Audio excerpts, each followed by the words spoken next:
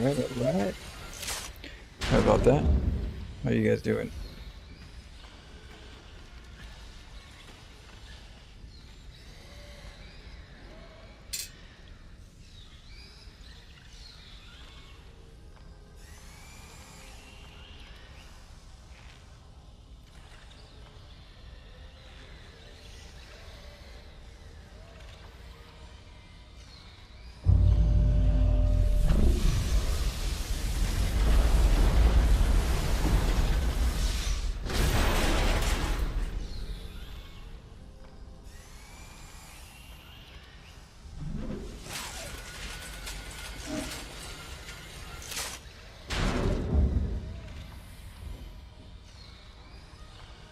Alright, let's look at the patch notes.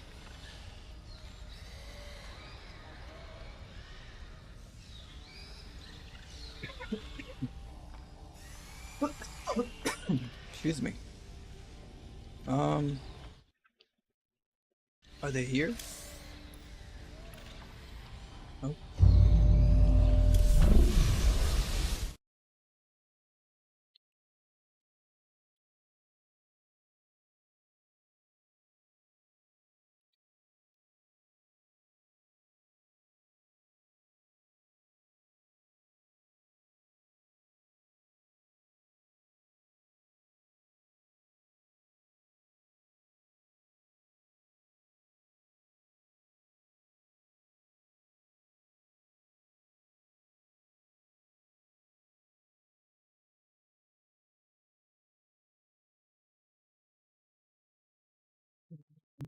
Move here.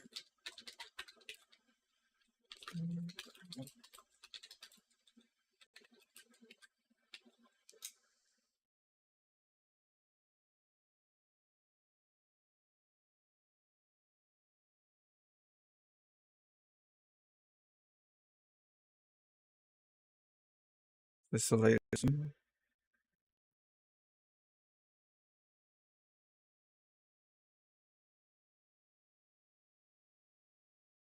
Alright. Let's see here. Let me put some music or something.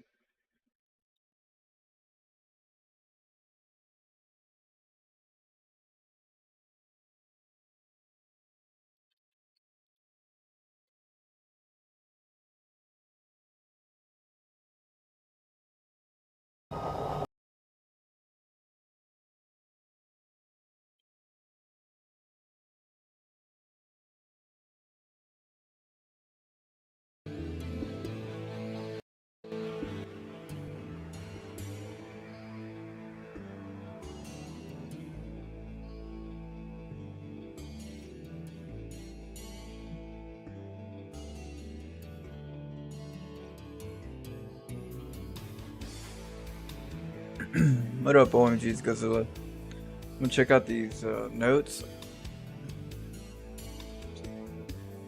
See what's up.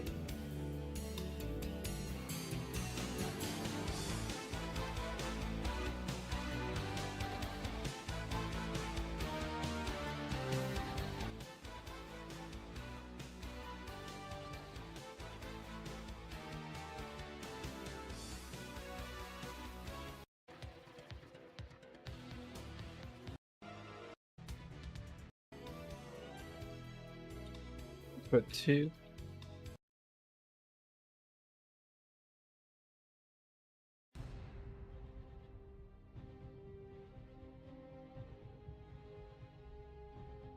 Alright, let's check out these patch notes.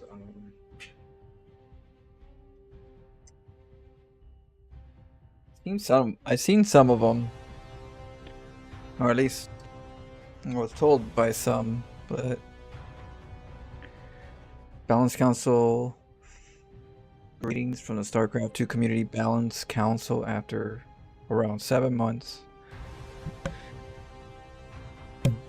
7 months since the last patch. We're happy to present the next major multiplayer balance update featuring changes for 14 units and 10 buildings, as well as 2 new abilities. Why not 3 new abilities, 1 for each race, right? Why is there only 2 new abilities?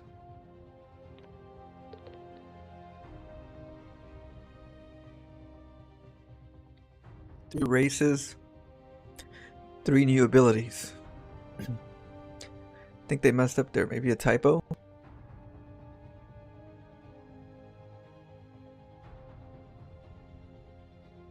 We feel that the previous patch was mostly achieved its goal. Did it? I don't know. We'll see. Fixing community pain points around Widow Mines and Cyclones. They really killed a lot of the Cyclone, definitely. And the Widow Mines too. They made them not as fun. And slightly helping Protoss players in early and mid game against Terran. How?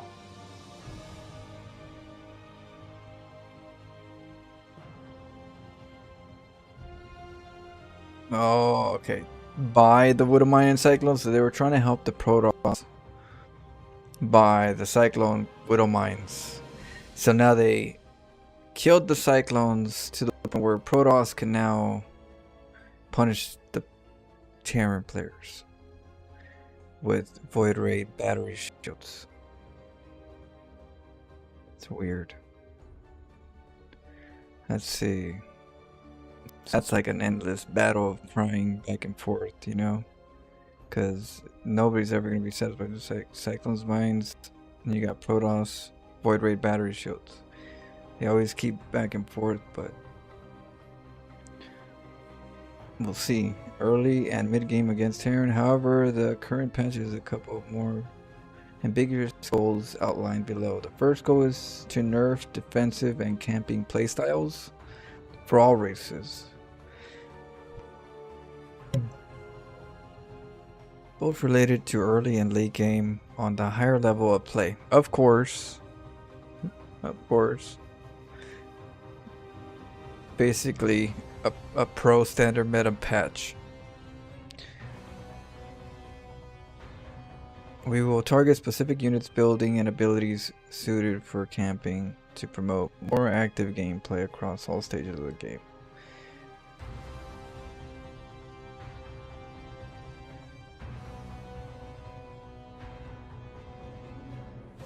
They're targeting camping.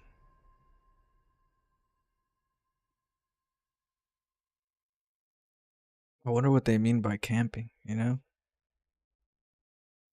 There's camping and there's trying to survive. And there's a thin line between both. But they're talking about at the highest level. I don't see... Not that... I don't know, we'll see. The second goal is to continue reshaping Protoss tools for high-level gameplay. High-level gameplay, again.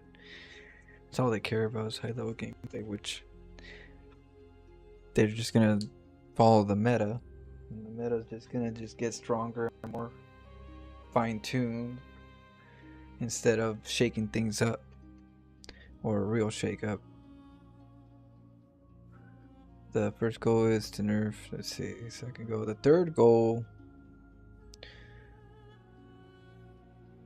current set of changes will aim to make Protoss race slightly more efficient with the strongest and smartest execution while helping Terran and Zerg players against Protoss on lower levels. What?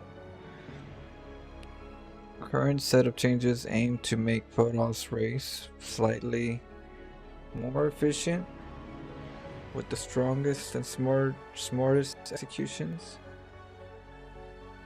while helping the Terrans and Zerg players against Protoss on the lower levels?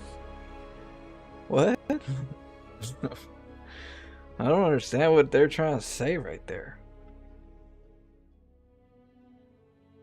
Terrans and Zergs against Protoss on the lower level versus high level. I don't know. They're kind of very vague, huh? What their overall objectives are. The third goal would be to provide strong playstyle alternatives for various matchups. Zergs might be now better equipped to use ground-based armies against mass air strategies, and some of the Terran mech until units are now more effective in harassments or certain straight up fight scenarios. What? Terran mech units are now more effective in harassment certain straight up fights? We'll have to see what they do with the Terran mech. Lastly, we would like to continue adding overall gameplay and quality of life improvements viable across all levels of play. It should be they should be thinking about all levels of play more than anything. Should be an overall, the majority should have fun with the game. More people have fun with it, more people play it. Less people have fun with it because it's fine-tuned to the higher levels, less people play it. Because it becomes more boring as time goes and more hyper efficient and standard meta, and then most people are like, I'm not good enough for it, I'm gonna move on. But instead of making it fun, you know, but that's my opinion. Hopefully they make it fun, but I don't know, they bore it out a bit. I'm not gonna lie, with the Widow Mines and the Cyclone changes, you know, gonna bore it out a little bit. What else, Spicy Mayo?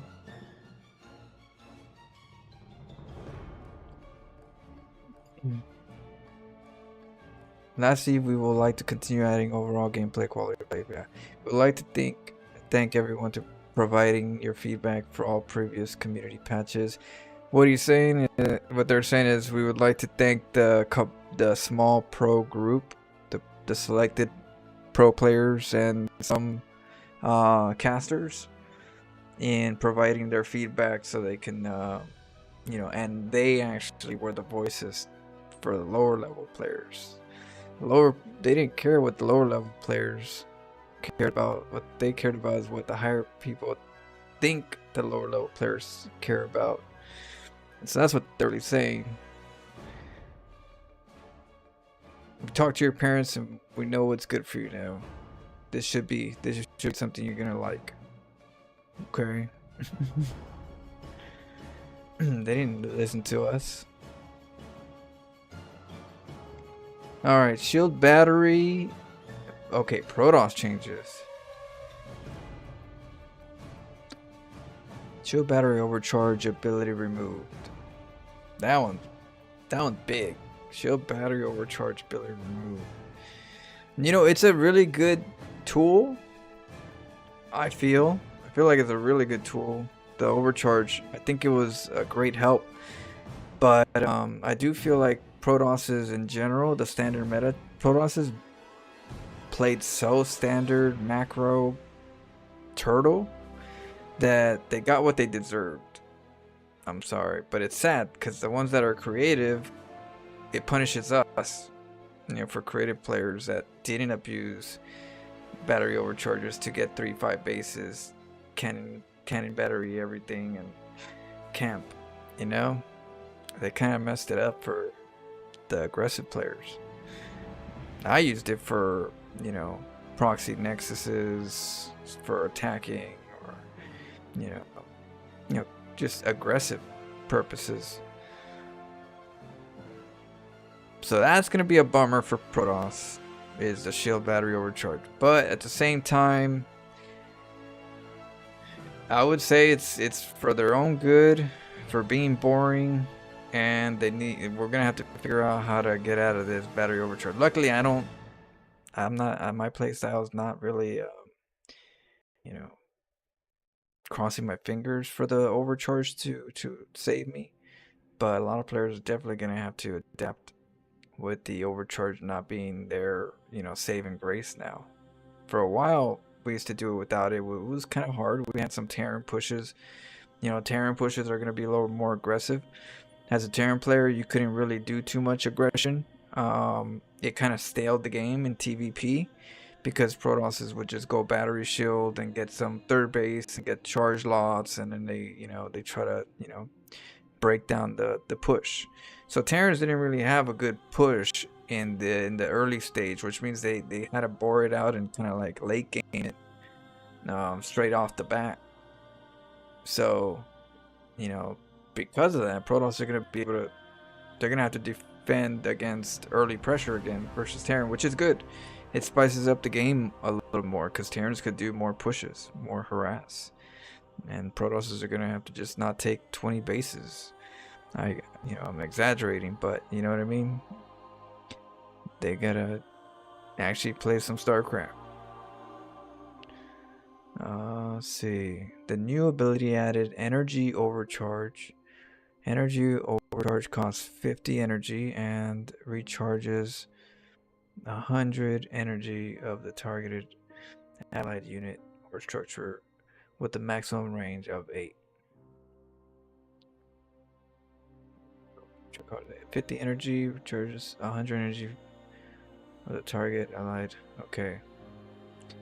The developer comment: while being one of the most important tools in Protoss' defense, Shield Battery Overcharge is also one of the most frustrating abilities to play against, and it's overall more effective at the lower levels of play, unlike other defensive techniques like Transfuse or Mass Repair. Instead of this ability, there is a new tool which can help empower Protoss. Ooh, I like that word, empower. We're empowered, guys.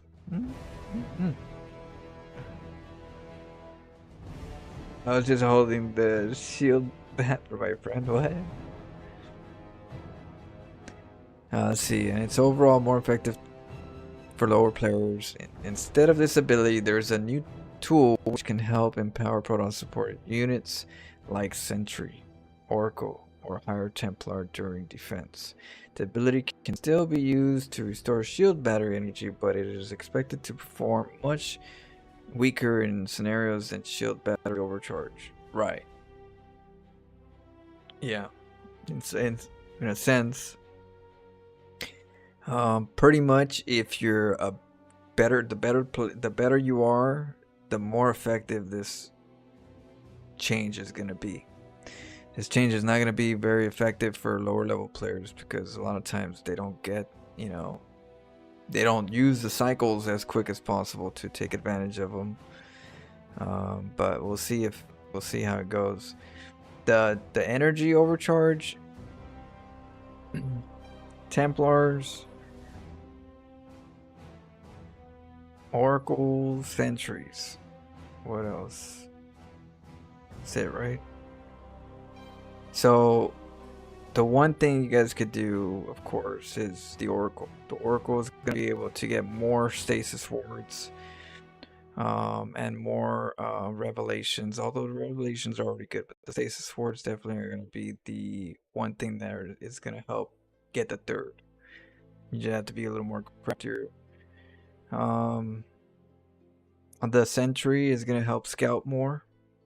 I could see it being used as a hallucination more. Get more scouting. Get, identify if it's going to be mutaplay from Zerg. Identify if it's BCs from Terran. Not going to have to worry about using some of that resource. So we'll have to see. They're kind of like, instead of the overcharge to hold the bases, they're trying to allow you to use sentries and oracles a little more, and of course Templars for like times where you need it. You need those storms. I'll let you get a couple, maybe one extra, or was it two more storms extra. So they want it to be more complicated to defend, but they're definitely giving some type of defense. The problem is that they're kind of like definitely dictating the path that you have to go towards, because it's going to be only spellcasters that really get the benefit. So being that they're kind of like saying you have to kind of use these to really take advantage of this patch, which they're okay. I don't know, we'll see. I think it'll be fine overall.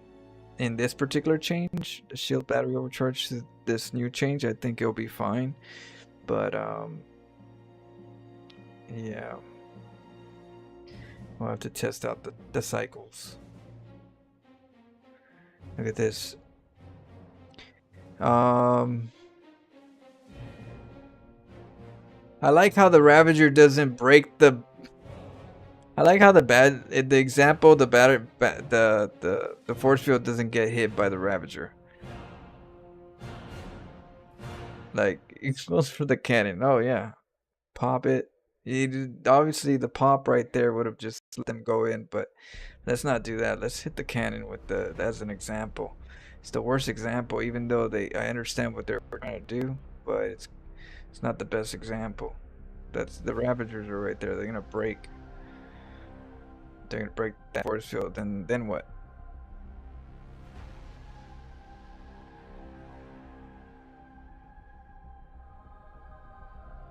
And there's mutas. Those mutas, yeah, I don't know.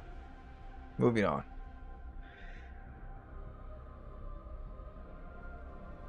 Shield battery. Shield and HP increases from 150 to 200 shield. Okay. So the shield is a little harder. Considering this ability swap might be a direct Protoss nerf into a lot of early and mid-game scenarios, that is very true. Very early game scenarios.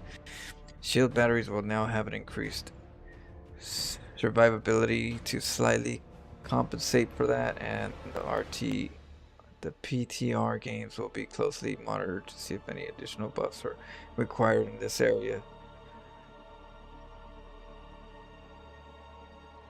They get sniped. They get sniped really quick, anyways. I don't understand what they're. I don't get. They're not that strong. I don't think that's gonna strengthen them anymore. That extra 50. That's like a Marine right there.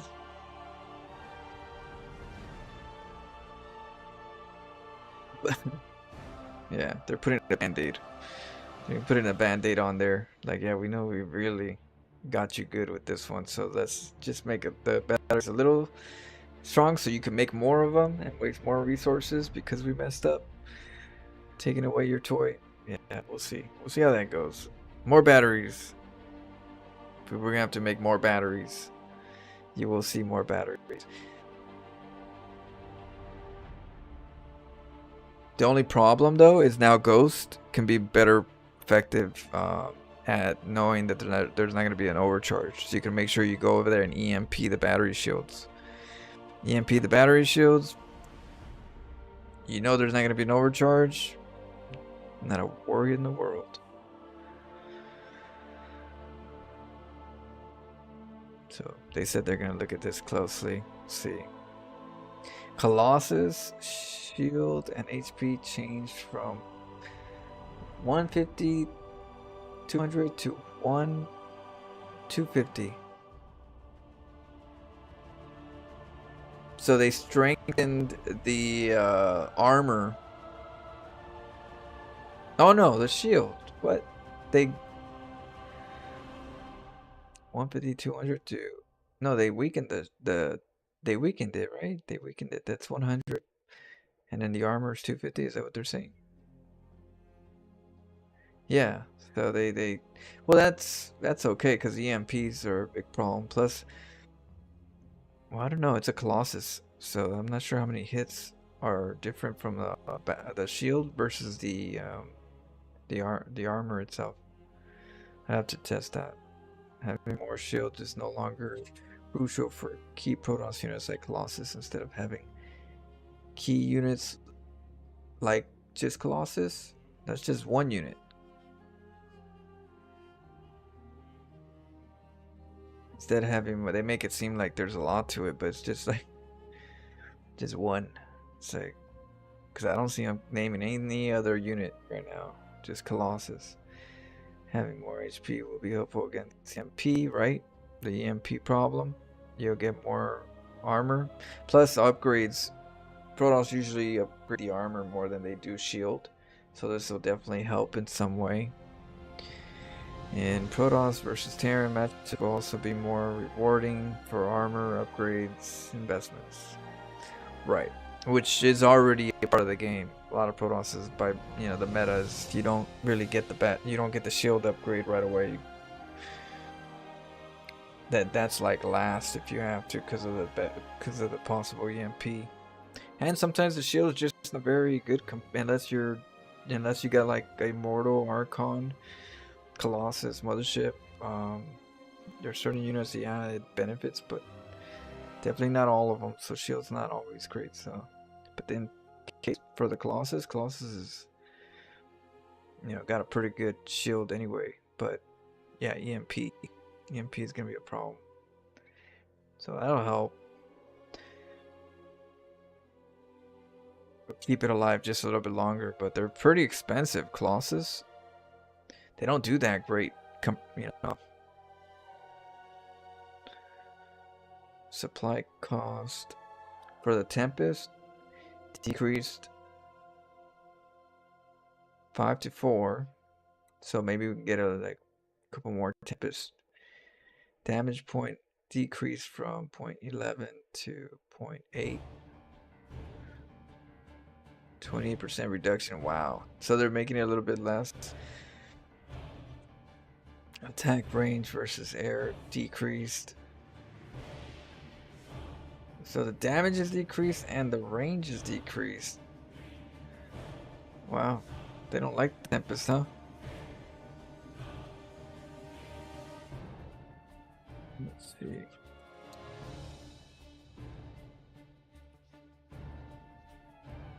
Tempests are a very important late game tool for Protoss players, but their high supply cost combined with an average damage output makes the ultimate Protoss army weaker in head-to-head fights. I mean, you don't go head-to-head with Tempest. Tempests have to be in the back. This set of changes will help high-level Protoss players, high-level players. Always about high-level players. Get a bit more power in their maxed armies and have more opportunities for micro while slightly decreasing units' maximum attack range to not strengthen mass Tempest armies.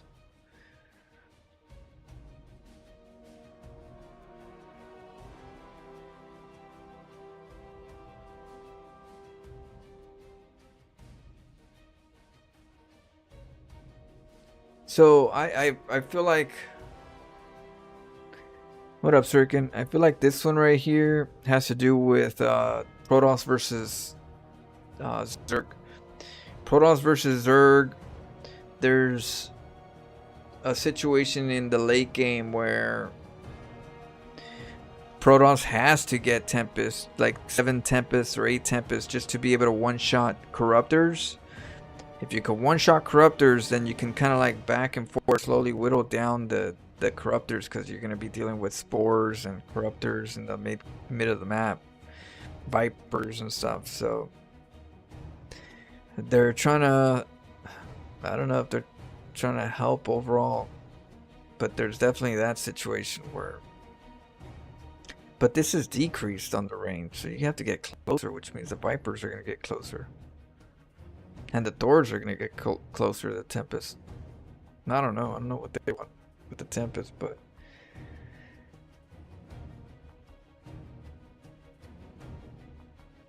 they definitely want it to be more for that kind of play. I don't see any other, I don't know. I don't see people making that many Tempests.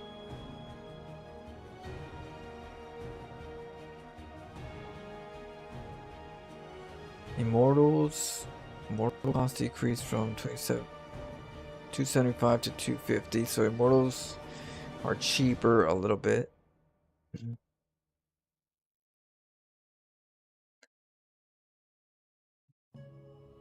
Weapon cooldown decreased from 104 to 114.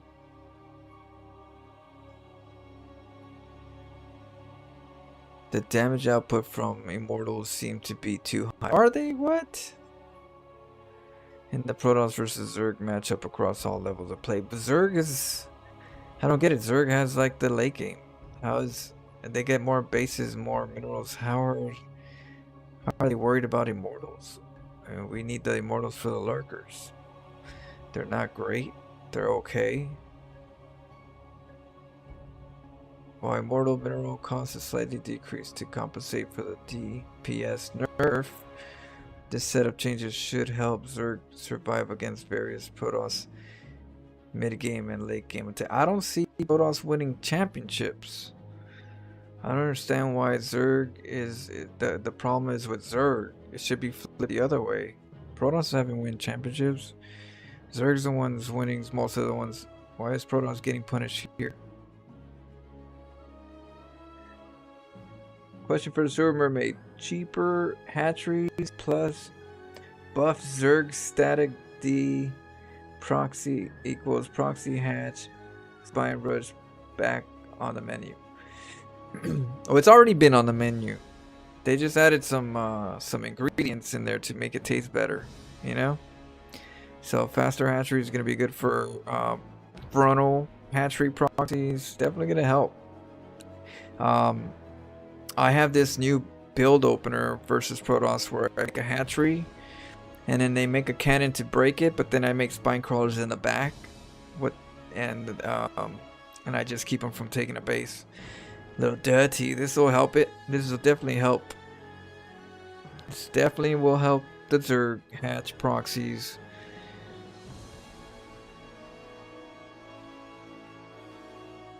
Yeah, Protoss is definitely a best of one matchup. I just don't understand. Zerg is really good. They got they win all the championships. Why are they worried about Zerg on the highest level in regards to an immortal? So they take away the strength of the immortal a little bit by slower attacks, but then they also decrease disruptors.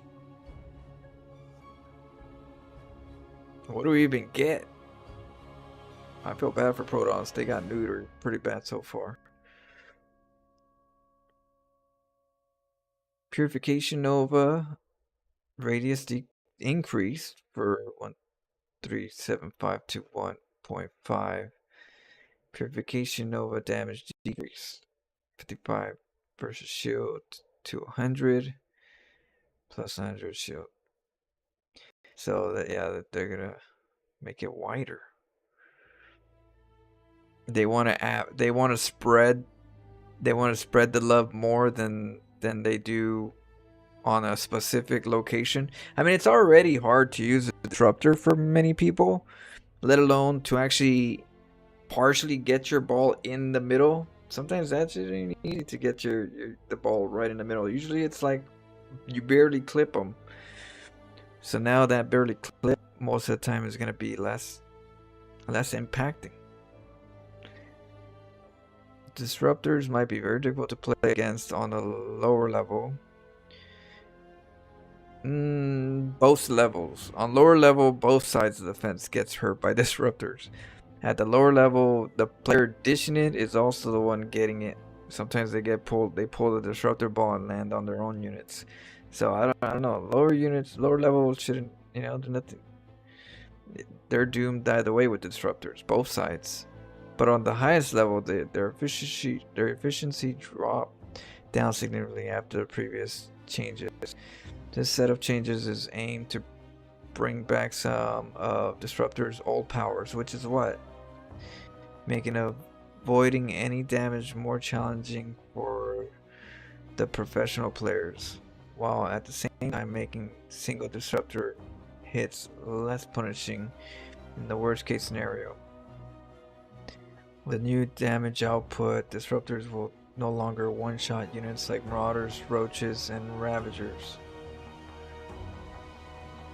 while being more efficient against units like Marines, Ghost, Bailings, Lings, of course, Hydras, as well as having more potential in certain PvP scenarios. Well, they didn't want to say it, but I believe Stalkers also get dished, and I think Zealots get dished on one hit, so they couldn't, and the Depths, so I'm sure they didn't want to say all of the Protoss units still get affected completely to the Disruptor shot. Like, who cares about Protoss, right?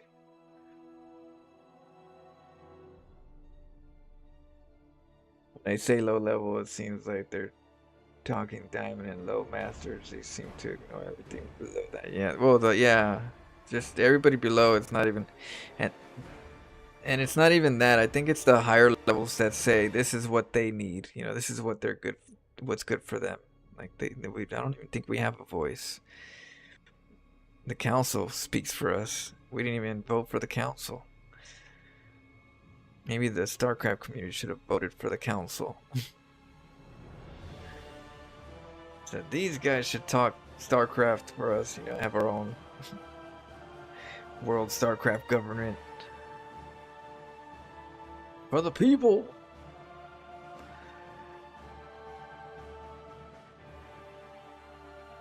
Because I know they don't look at the comments, read up all the comments that low-level players say. 'Cause I'm sure they just go, oh yeah, no, he's just low-level. That's why he's, you know, he don't know.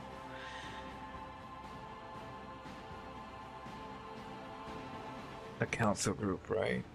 We need the chosen ones that are gonna fight for our, you know, younger, low-level players.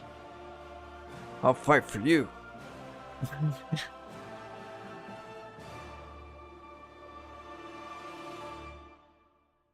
Let's see. Mothership. Mothership. Let me see. Oh, let me tie my shoe real quick.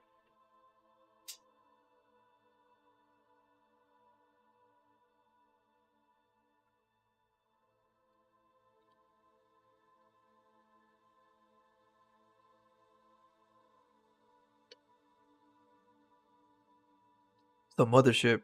This is probably like an interesting one. Mineral. Mothership. Mineral. Gas and supply costs increased from 300 to 400 with 8 supply instead of 6 supply. Damn, they made it. They made it just a little better, but they made us pay for it. It's like, here, we're gonna give Zerg and Terran some good stuff, but Protoss, for whatever we give you, we're gonna have to charge you a lot more. Nothing's free this world, Protoss. So yeah, okay, so we got it's 400, 408 supply. Shield and HP increased from 25, 250 to 350.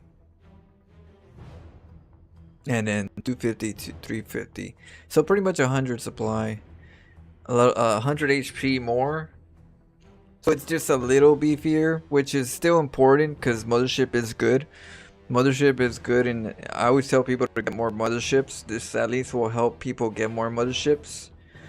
So I do like this in particular just for the sake that motherships in general are really good, but a lot of low-level players just don't get the mothership as much. And they're helpful. Even trading an army, the mothership takes so much HP from the army that it helps your other army kind of just, you know, sometimes win the tide.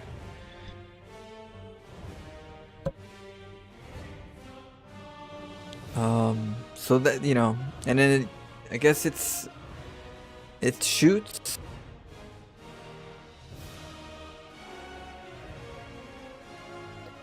Now we did have something like this back in the day. Motherships back in StarCraft Wings of Liberty, the very beginning, the mothership had this kind of like rain down kind of ability. It was like a special ability, and it would just rain down, and it would, wherever it moved, just right down, just straight lights down. And so I feel like this is kind of bringing that back. This is bringing back the good old school mothership with a little bit of extra like movements, being that it shoots outside of its range instead of just straight down underneath it.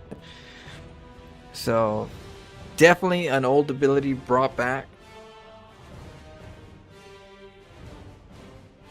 I gotta find out the strength of it overall, but we'll definitely be testing the mothership. Maximum damage increased from 6 damage, 6 beams to 6 damage, 4 beams, 4 maximum number of targets.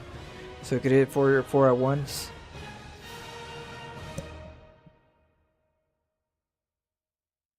Push amount now targeted up to 4 units at the same time.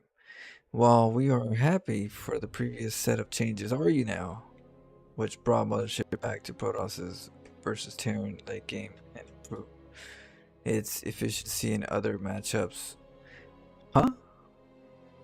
While we are happy with the previous set of changes, wait, what did they do last time? I don't think they did much to the mothership last time, outside the fact that they took, they just brought it down a little cheaper. But now it's back to 400, 400.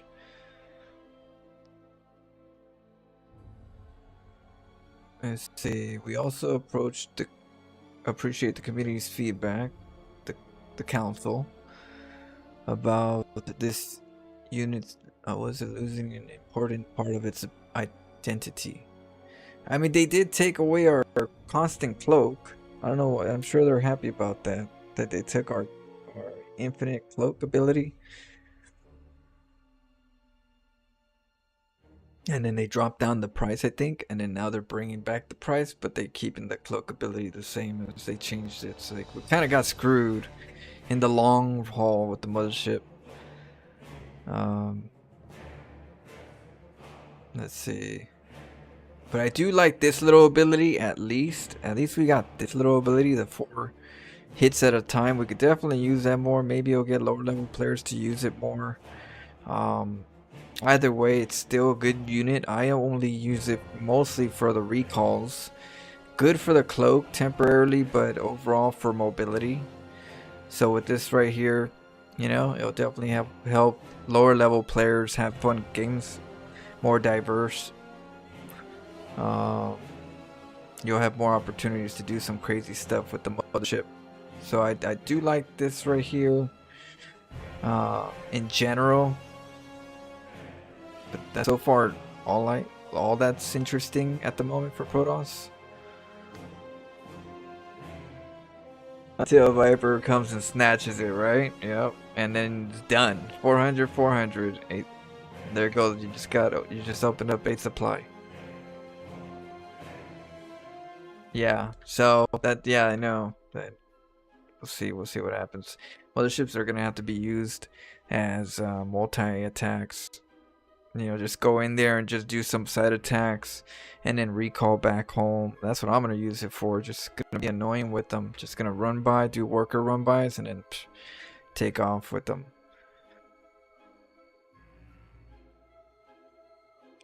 So, while we're happy with the previous, okay. This set of changes brings back full mothership power with its widely known 400, 400, widely known, yeah. Loco's widely known 400 400 meme, while also adding a unique ability to target 4 units at the same time.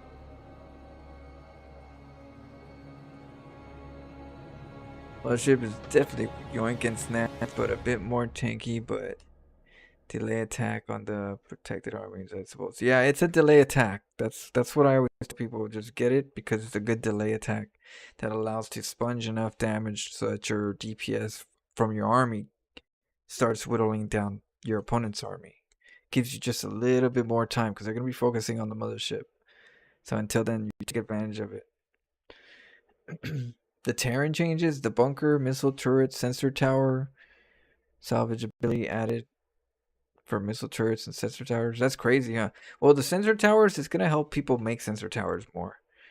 Yeah, I'm starting to make them more but it's kind of like creep tumors. As playing Zerg, making creep tumors as a newbie takes time to kind of get in the habit of it. Same thing with sensor towers. They're good, but then it's like you forget about them. You forget that they even exist. You're like, oh yeah, I forgot they. But now I'm starting to get more comfortable with Terra, where I'm like remembering that they exist more often, and it's cool that you could actually put them out there and get some good detection.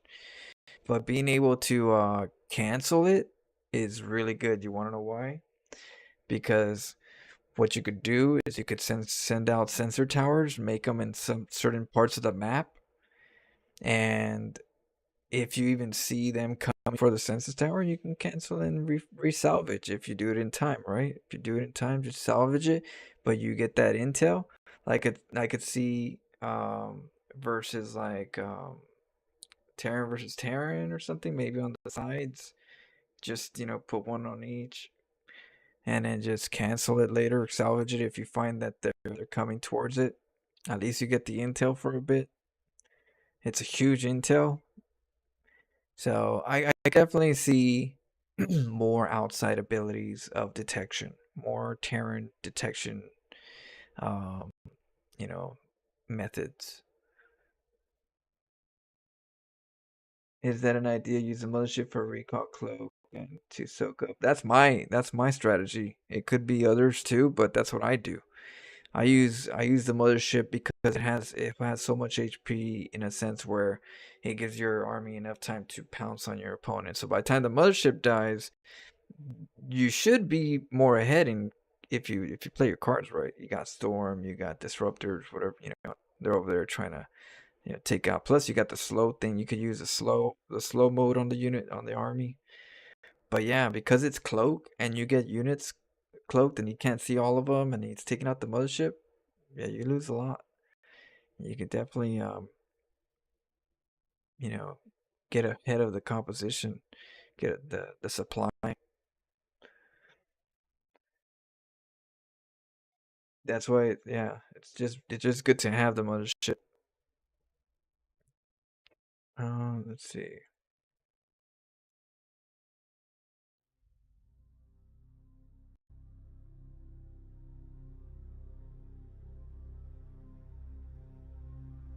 So that's cool. Sensor towers too, like turrets. You can see turrets being used more. Like if we make turrets in the beginning just in case for mutas or so, we could always go, okay, we don't need them anymore. Let's start canceling them. We don't need, and get our money back and transition.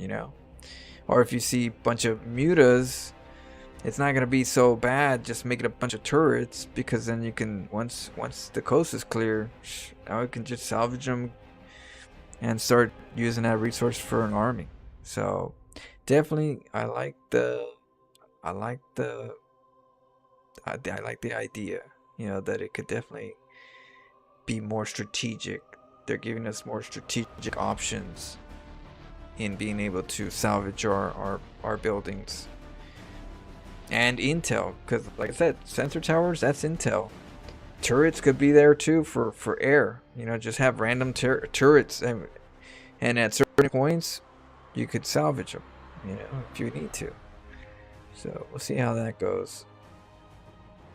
If you're getting, I think, like, say, if someone's going void raids, and they're hitting you from the edge, Terrans could decide to get more turrets because now they know once that's done, they can just salvage those turrets that are not needed, but they could, be more affordable because it's not gonna be that's it. I lose 100 resources.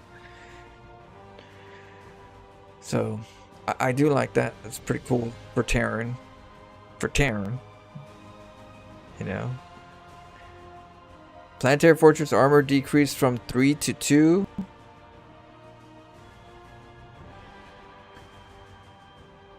Yeah, I don't know. They're making it weaker. Well, my Neo Steel armor is very important. If you're going PF, you better get Neo Steel armor in anyway. And Neo Steel armor is pretty good in general because most people don't get Neo Steel armor, and they usually keep their PFs reasonably a reasonably long time with the repairs. Neo Steel armor should be able to balance this really quick.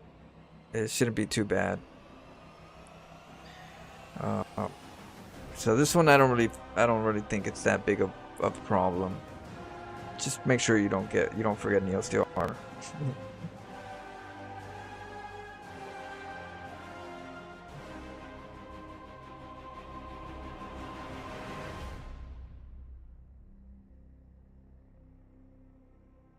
Sensor tower, but this is definitely gonna hurt with the Bailings. So this is more for the Bailings. Zergs tend to waste a lot more Bailings to get to the PF. So the planetary fortress, it's gonna allow the Zergs to be able to break it a lot quicker. Uh, Maybe less. If it's less Bailings, that means they have more for the rest of the fight. And that's gonna be helpful for the Zerg a lot, because it's good they use a lot of Bailings, because you know you want to drain the Zerg's bank a little bit. There's at least the gas bank. So it's gonna suck a little bit, but like I said, Neo Steel armor.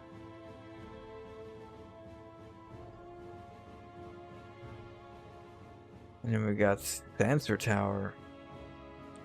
Mineral and gas cost decreased from 100 to 100. Really?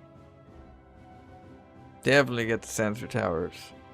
They're gonna be so good. So good. And you could at that price, why do you even want to salvage it on plane? But yeah, definitely really good. It's gonna allow more scout ability. The combination of planetary fortresses and sensor towers is a very powerful camping tool in various late game scenarios. This setup makes planetary fortresses slightly weaker against basic army units like Zerglings, Marines, Zealots, and making sensor towers much less efficient in covering the whole map. However, sensor towers might now be useful in early stages of the game, considering the major reduced cost in adding salvage ability. Yes, so they're pretty much saying, hey, in the early stage, when there's a lot of dead space, you don't know what is, sensor towers could be really useful. It's not that costly now, to the fact that you get to scout and identify some, what's going on. Versus Zerg, maybe not as much, but definitely for the cost, at least the basic ones. But versus Zerg, yeah, those lings are going to be a pest. But versus Protoss and versus your fellow Terran, huge. It's going to be very helpful, because they like to sneak up on you.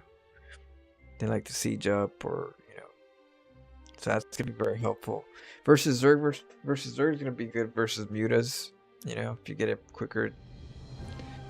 So, very cool. Too bad, where Protoss hasn't gotten cool stuff other than the mothership.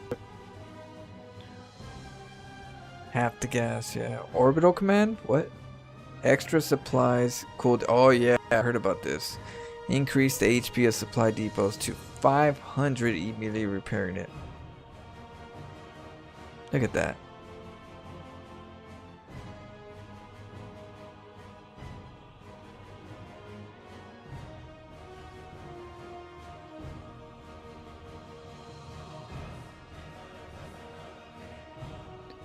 So at least the Bailings are probably gonna have to just, I don't know, maybe if it's a 500 supply, I don't know. If it's stronger, you will be possibly being able to like heal it before it dies with the Bailing bust. They're gonna need more Bailings. They're gonna need more Bailings to break into one of these. But I do like this in a sense, even versus like say Marines. You got the Marine versus you got the Forax Marines coming after you. You can heal a little bit. Or the Stalkers. You got Stalkers at your front door, and you're trying to like survive. You need to repair it, but then that gets tricky. You lose SCVs a lot of times. So I do see this as a very helpful tool for Terran in the early stages, and that's when it really matters. Even if you're doing, like, if I'm doing crazy weird builds, I'm not always home, and so this helps. So I do like this this feature right here.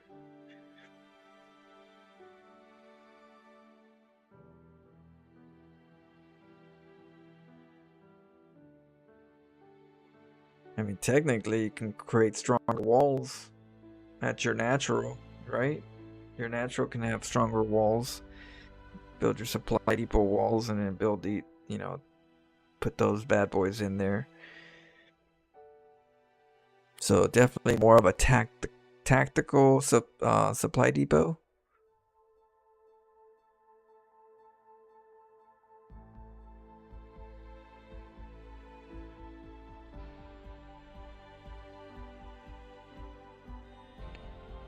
Blue Flame Hellion upgrade bonus damage versus light increased from 5 to 9. As the Blue Flame upgrade is rarely utilized. Shit, I've been using it a lot now. I've been using it recently for a good minute. But I guess a lot of people don't. But yeah, it's very useful. Especially versus Zerg. They're all biological. As a harassment tool, this changes is added to allow Hellions with Blue Flame Hellions to two-shot workers of all races. Oh! Yeah, but it's Blue Flame though. You know, might as well have done it with the regular flame.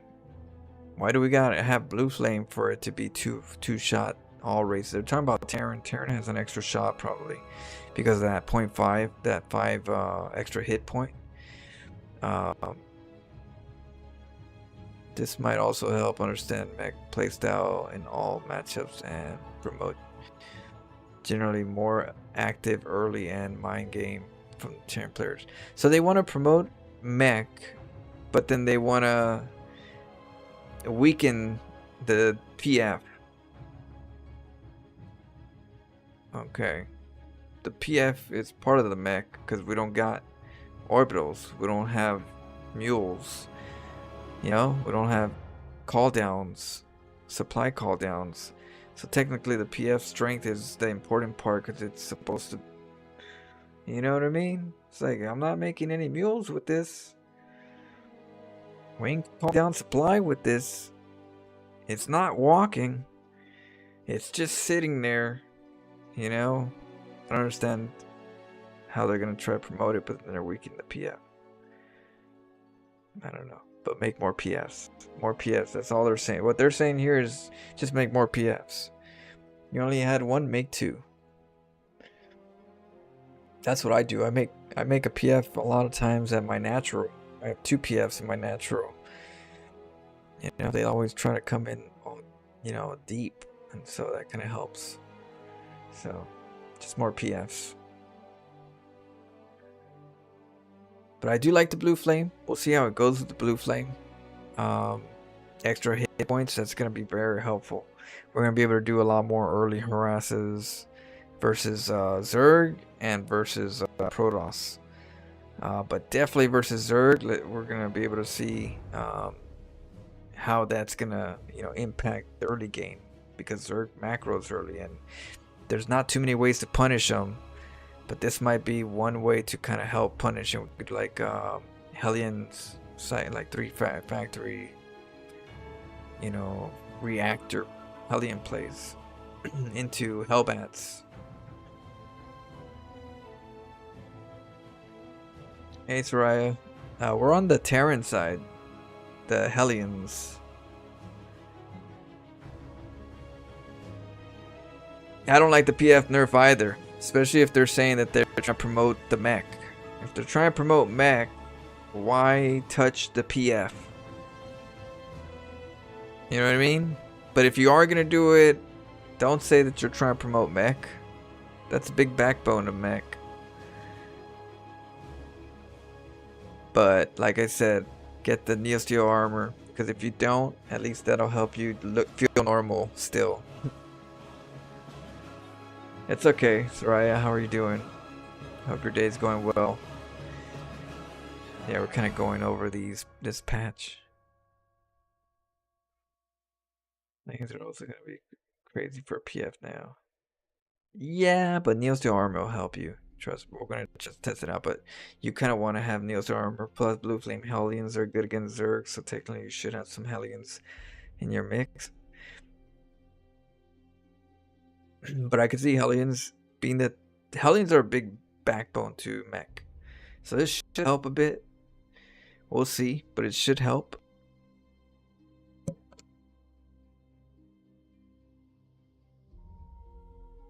I know, it is a hot mess.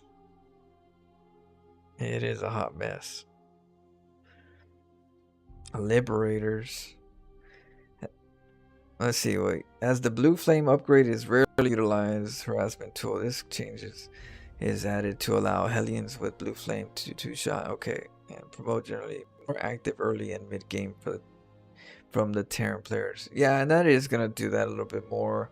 It'll open up a little pathway to more a mech style because Terran bio doesn't usually use that many Hellions in their bio play.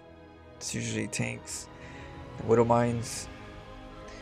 So this definitely is more of a mech side of Terran.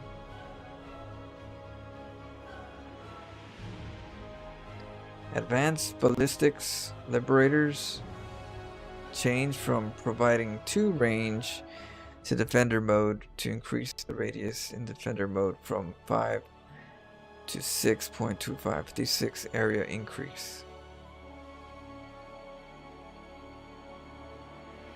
Wow, it's 56% area increase. That's pretty good. That's pretty big for liberators. It all depends on the map. The map makers are gonna have to make new maps, and they're gonna have to accommodate for these liberator changes. That's what I'm seeing right here. Liberator changes mean that the maps right now are not calibrated to this particular scenario. Liberator is disgusting if the map is not calibrated.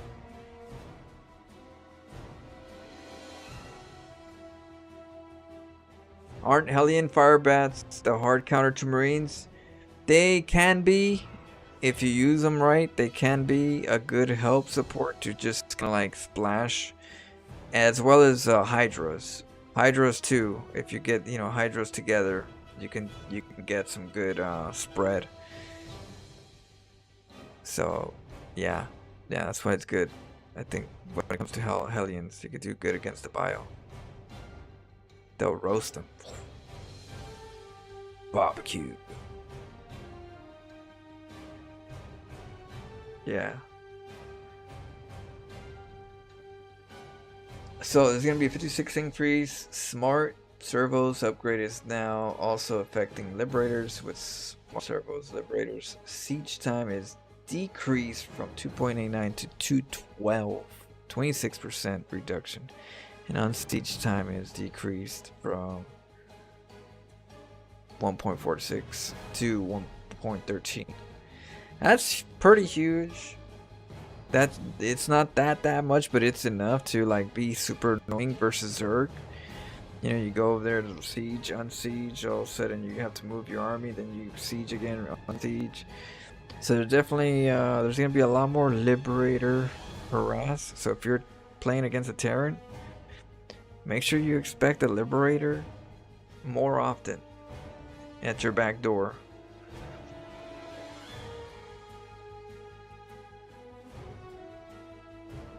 Terran's getting a bunch of new tricks, so the shenanigans are gonna amp up hard. Oh yeah, we're definitely gonna be having some fun with these changes. We'll acclimate to these changes. Let's see. So that's gonna be annoying for people. The unsiege, siege, unsiege, siege. That's gonna be pretty quick. That's gonna help for like times where when the bios become a problem. You can unsiege quick enough to get out, possibly, so you don't just lose your liberators. Which means that way you can actually have liberators because you don't make them that much because they're just gonna get picked off. So that could be good. Some good micro. Wait. Despite the previous advanced ballistics, let's see. Units further decreases maximum range.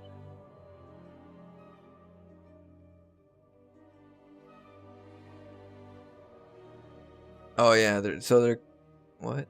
They're shortening the range, but enlarging the radius. I don't know. We'll have to test it out. And I wonder if it's just by default.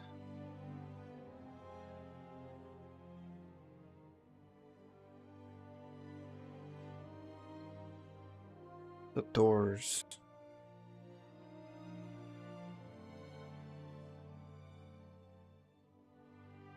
Oh, I'll check it out later.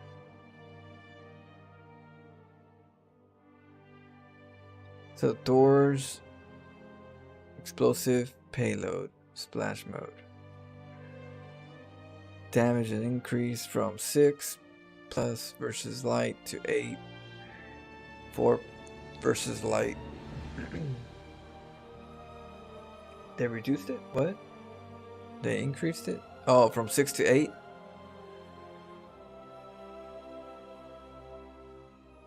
Explosive payload splash radius is increased.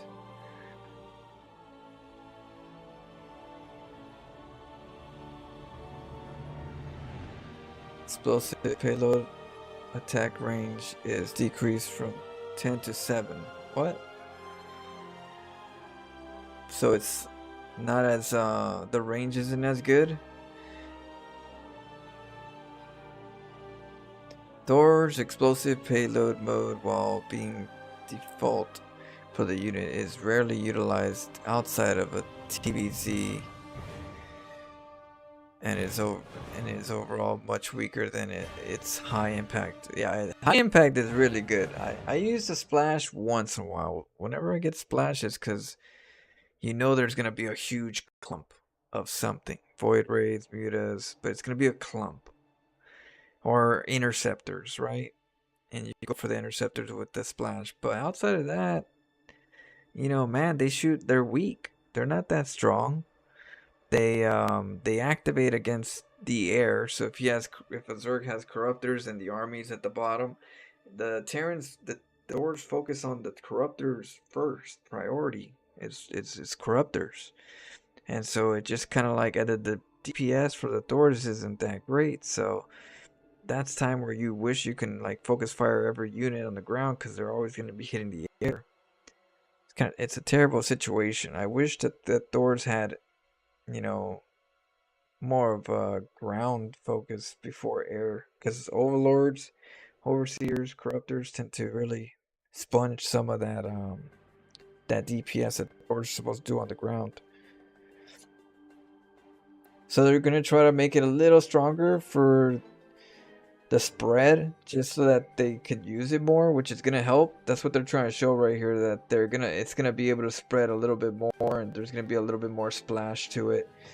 So that's gonna be good for doors versus like corruptors versus void raids versus carry, you know, anything air. That is gonna help. I mean, there's some units like say versus Tempest that you're not gonna use this. You rather use a high impact. But this at least helps this phase of the doors. So there's one way they're kind of helping the mech as well. Because they are focused. It's like they're focusing on mech, but they're trying to find out how to make it somewhat not too exploitive, I guess, on the PFs. But they're definitely trying to help the mech side with the Hellions, with the turrets being able to be salvaged, with the sensor towers. It's all mech overall. It's that uses these more than anything is mech. So yeah, they're definitely, Terran's patch seems to be more of a mech patch. For what I'm overall seeing here, it's a mech patch, which is good. Mech is fun. I like mech. Maybe you'll get people from the bio players, you know, more into mech. You gotta use medics to get close with the doors, I think. Oh, okay.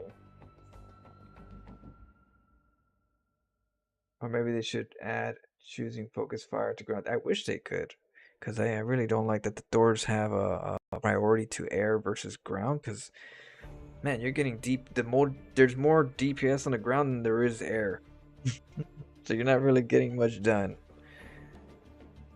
And if corruptors don't shoot ground, why would I want to shoot the corruptors if I have ground? I'd rather keep the ground. Yeah, it's weird. Getting rid of battery overcharge. It is. Well, what's tough is that they got rid of overcharge and they didn't really give us a very overall satisfied change. The change we got was it's kind of iffy. You know, it's very iffy. Our change is kind of dictating how we're gonna have to, survive. They're still not sure. I think they don't know what to do with Protons right now. It looks like it. It looks like they even said it in the beginning, something about they know that they have more room for Protons because they know that what they did is not enough. That's what I'm hearing right here, and that's what I'm seeing right here. They know that this isn't enough for Protons. They know they have to do a little bit more, but for now they're cool with this. So we're gonna have to take a little punishment until they decide they know what's best to help us. But I like the Terran. It's a mech focus, and we definitely need some more mech. It's fun. It's dull because of the us there. Did you? Well, are you Terran or Zerg? Because Terran definitely has some fun toys. Definitely gonna be fun. If you're playing StarCraft, random is probably the best overall down the road because you can have fun with all of them, and if one gets really shat on, then you can play the other one. Sadly, though, I wish all of them had fun toys this round. The mothership, Protons better start making more motherships these days because that's probably the best tool we got in this round.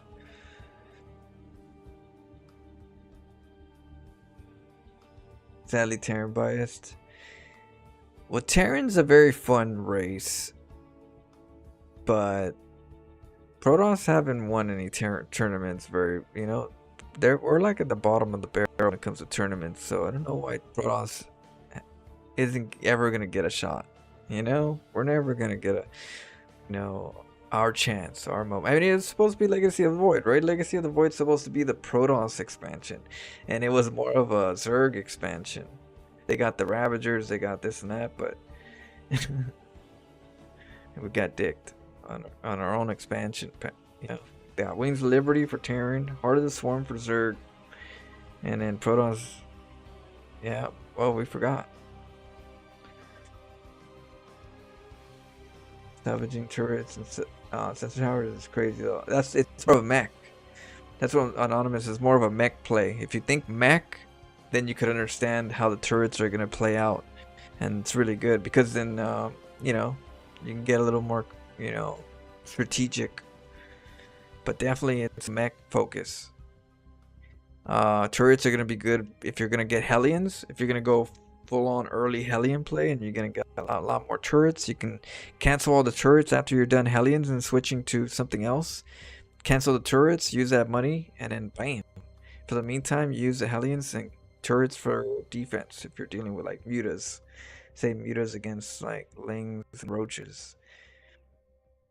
So I could definitely see some stuff with that turrets, but I definitely think they're thinking mech.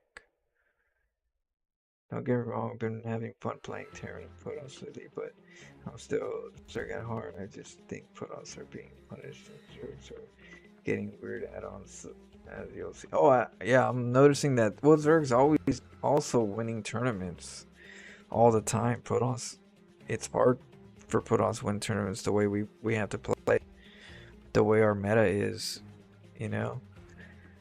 Oh, we're at Zerg. So we got the Queen. Mineral cost decreased from 150 to 175. Oh, okay, increased.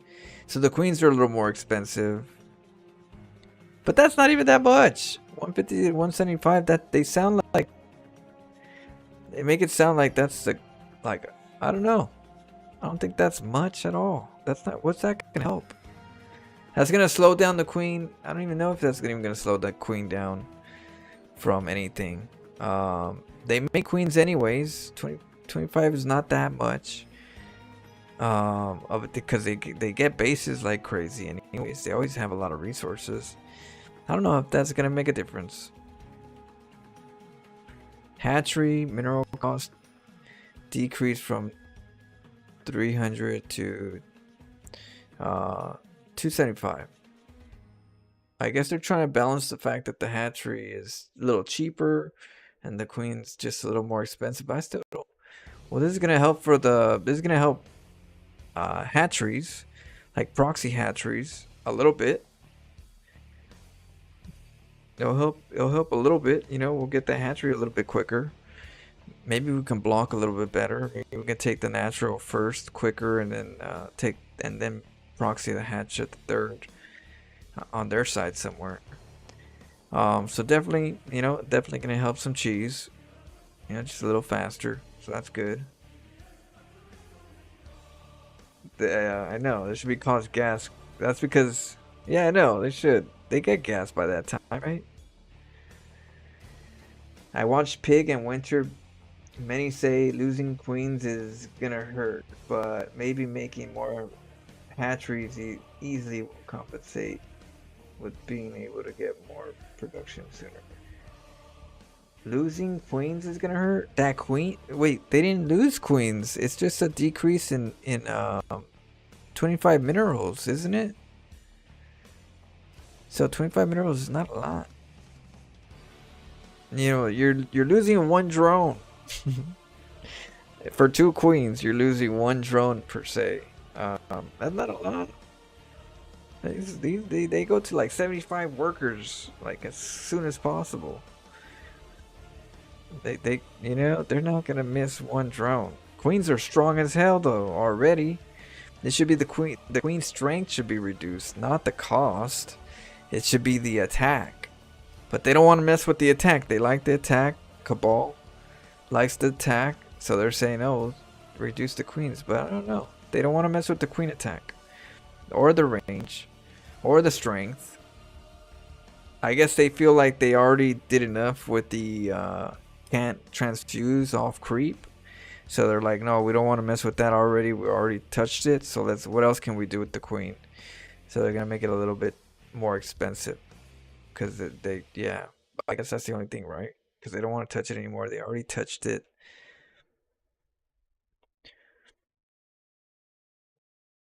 Let's see. I guess trying to not really mass queen as much. Well, they're going to get mass queens a lot. 25 minerals is not going to stop them from making 12 queens. Queens are that good that we have to. Our stuff is more expensive too. But queens are very helpful. They got them, transfuse, the creep spread. It's not gonna phase them. Hey Tiare, make the hatches less expensive, but make the queens more expensive.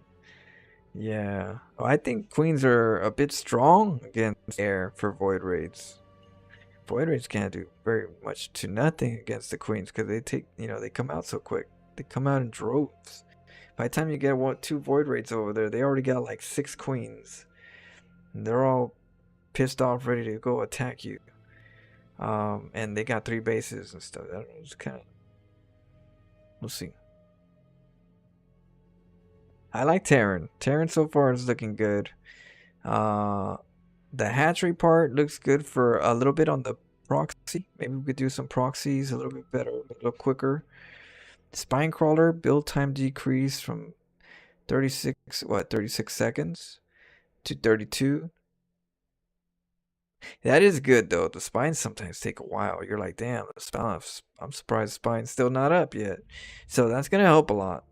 It's not a lot, but for cheese, for like spine cheese and stuff, definitely gonna help us do some proxy spine crawler rushes a little bit better. Even I think this is gonna help as well versus the roach ZVZ. In ZVZ, sometimes you got the Overlord on their side of the map, and you see them coming with a bunch of roaches like running to your base. You're like, oh shit, let me make spine crawlers right now. So this is gonna help kind of save your butt as a Zerg player from getting just diddled from the roach speed or a bunch of link speeds. You got the wall, and you're like, I need more spines. So I could definitely see that too. Or even just all-ins. If Protoss is gonna all-in you or something like that, you're attacking, you're like, oh shoot, I'm gonna have to, make a bunch of spine crawlers. There's plenty of times where I wish the spine crawlers were almost done and they take forever, and you're like, damn, if only they were done right now. So that's gonna really help. I do like the spine crawlers in a defensive way and as well as an aggressive way. It's not a lot, but man, in StarCraft, seconds are huge.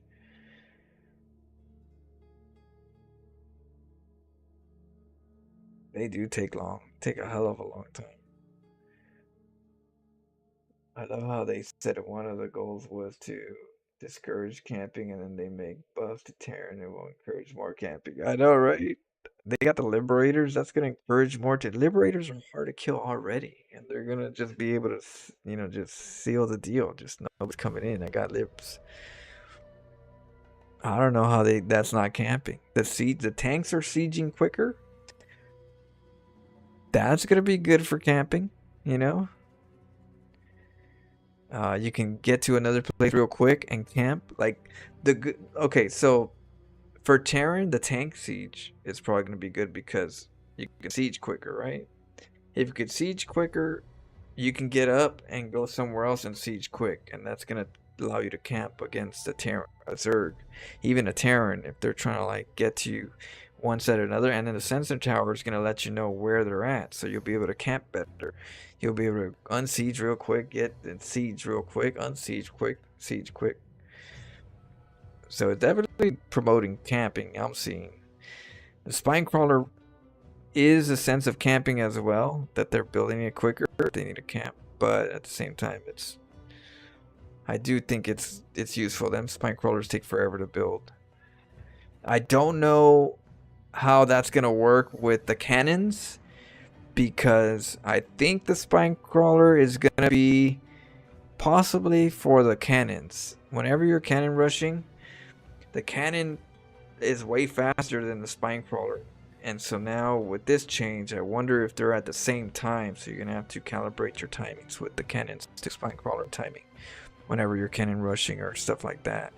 Or if you're dealing with, like, say, a spine crawler rush, a hatchery at your third as a Protoss, and you have your natural, and they just start coming at your door with spines, they can make more spines quicker. That means that they're going to be able to break your walls quicker. So you better watch it with that stuff. Watch out for Zergs getting proxies and going queen spine crawler rushes. That's gonna come back, especially with Protosses not having battery overcharges. Ooh, maybe I feel sorry for Protoss right now. No battery overcharge and proxy spine crawler rushes with faster spines. Dirty, dirty, dirty. Do you like the sensor tower? Do you think it's too powerful? I think it's promoting mech. And I think I have to allow them to promote mech, because mech needs a lot of help, because it's a direction that is fun, but we don't really have much to play with as mech. Like, it's hard. Sadly, they took away the PF strength. If they're promoting mech, I don't know why they took away the PF strength. I don't know why. They say that they're trying to promote not camping, but they already some of the things are what you would do to camp. The battery overcharge change, that's a camping tool. With the Oracle, can get revelation energy every whatever the cycle is. That's more revelation. You make stasis wards everywhere in your base with that cycle, and that's gonna be camping, So I don't know why the PF was punished if they're trying to make it happen, but I don't know. That's on them. I don't know. Just gonna try to adapt, but just kind of like, there's some contradictions in some of their choices. I think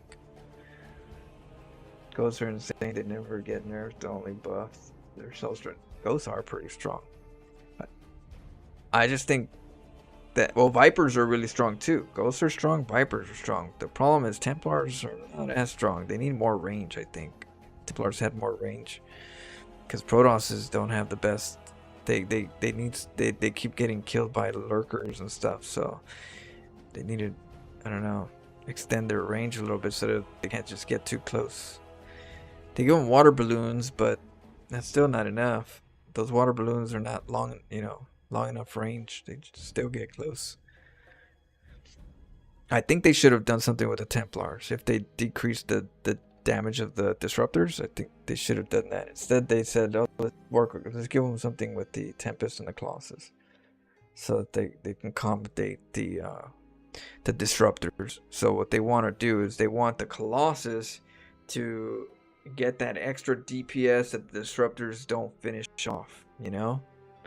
It's okay. The disruptors can't kill the rest, but the Colossus should be able to compensate and collab to make a difference and splash that. I'm assuming that's what they're thinking. Spine Crawler. If you think about battery overcharge, wall defense, it's almost the same thing as the insta heal depot that the Terrans got. So dumb. And what's annoying Protoss nerf? Yeah, Protoss. I think they should have given him something else. I think they really screwed Protoss. I mean, I could like the other changes, but when you put those changes in contrast to Protoss, we got the short end of the stick by far. We got the short. Well, we always do, right? Sadly, we always do. And the times that we get something good, they take it away right away. They go, never mind, it was too strong. It was a good try, but take it away. That was like the Tempest speed. We got the Tempest speed for just a little bit, and then they took it away. Terrans were getting too upset at the Tempest being so fast. And then they brought him back again. They brought the Tempest back again, the speed.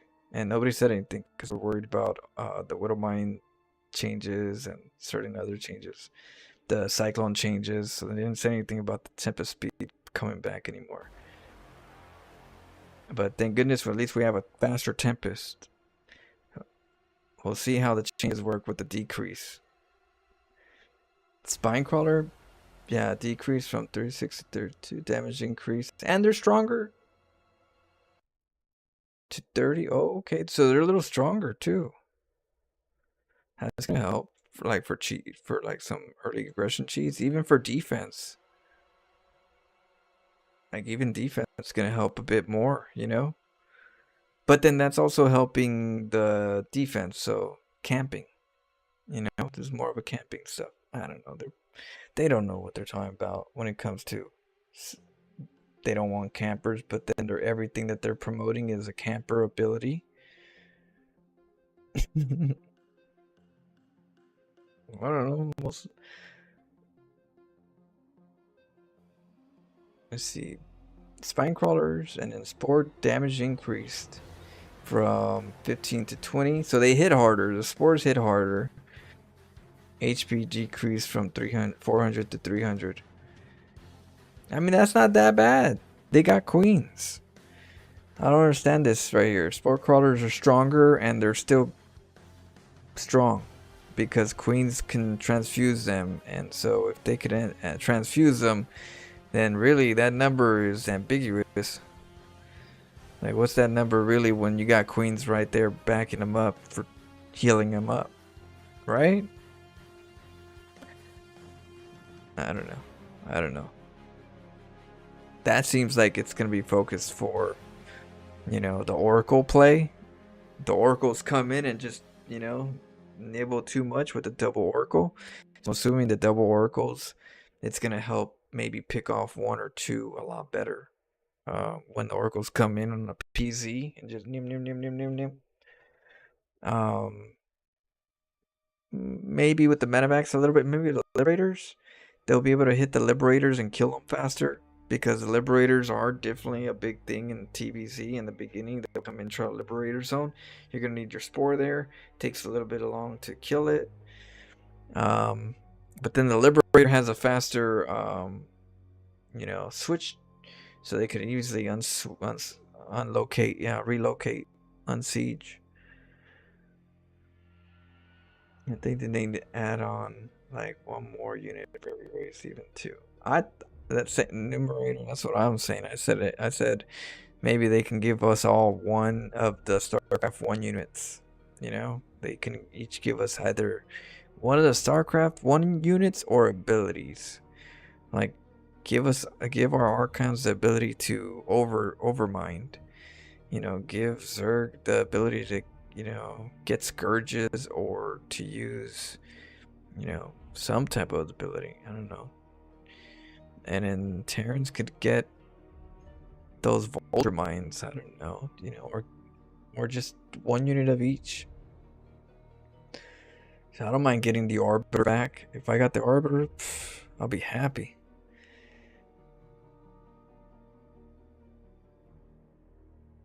Spore is easier killed by ground units, so air can get in faster. Yeah, that is true. But if you get spores versus the ground, that's already trouble. You're already in trouble if you have, you know. But I think they're trying to think of the early game, but they're also thinking about the late game too. You got to think about it. With Zerg in late game, they tend to get all their creep all over the map. Then they like to split the map with spores.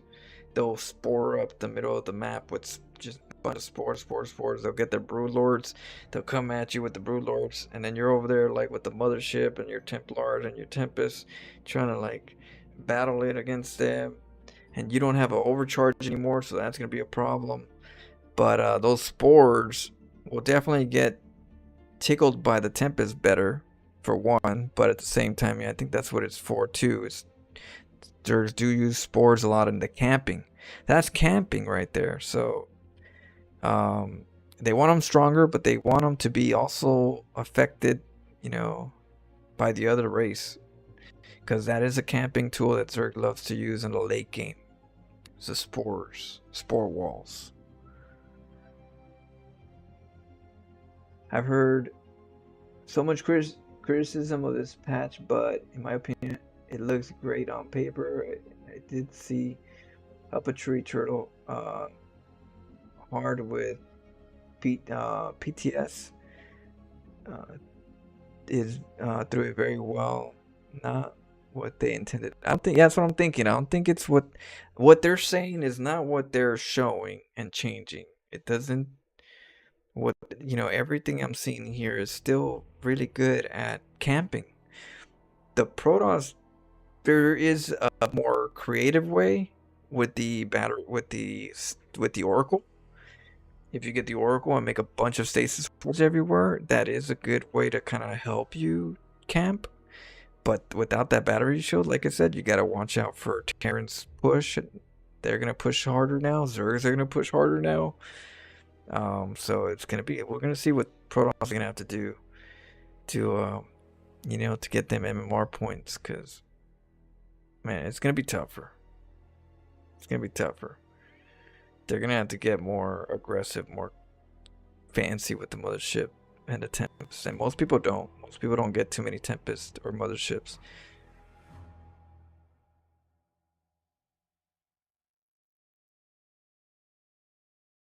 Compared to everything else, the energy buff for Protoss seems super OP. I'm such a noob, so I'm listening intently. Oh, I'm gonna be doing all that stuff. Definitely gonna be doing all the weird stuff. I'm gonna be playing with this patch instead of the regular ladder, just to kind of provide, some games and see what we can come up with, or all that good stuff. So definitely test these things out. That's why I'm kind of looking at it with the Divine Comb, because I gotta remember what is changed. Because if I play and I forget what's even changed, I'm not gonna take advantage of some of these changes enough. But if I look at this, I'm like, oh yeah, this has changed. Oh yeah, this has changed. So Hydralisk, I've seen the Hydralisk boost speed on creep with muscular augments upgrade decreased. Okay, so the Hydras on creep is going to be a little slower. That's actually good, because man, they can chase you down really quick, like the Void Raids. Void Raids are fast, but the Hydras they're pretty fast, so they can kind of cut you off. And same thing with the Prism. You can get chased really quick. So this is going to help it's going to help Terran and Protoss a little bit with this Hydras. The Medivacs too, but don't they have dash? Oh, that's why they're doing it. Okay, they're not faster, but they're faster when they have to be. That's what they're saying. New ability added dash. Dash is researched in Hydras then requires Hive. That's good that it's in the Hive side. I do like that it's in the Hive. Even though it would be a great tool in the early stage, I think. I definitely think it would be a really cool early stage. Maybe make the Hydras a little more expensive, but definitely a better unit in overall in the early game. Kind of like what they did with the Disruptors. Or not with the Disruptors, what they did with the Cyclones. The Cyclones got neutered pretty bad.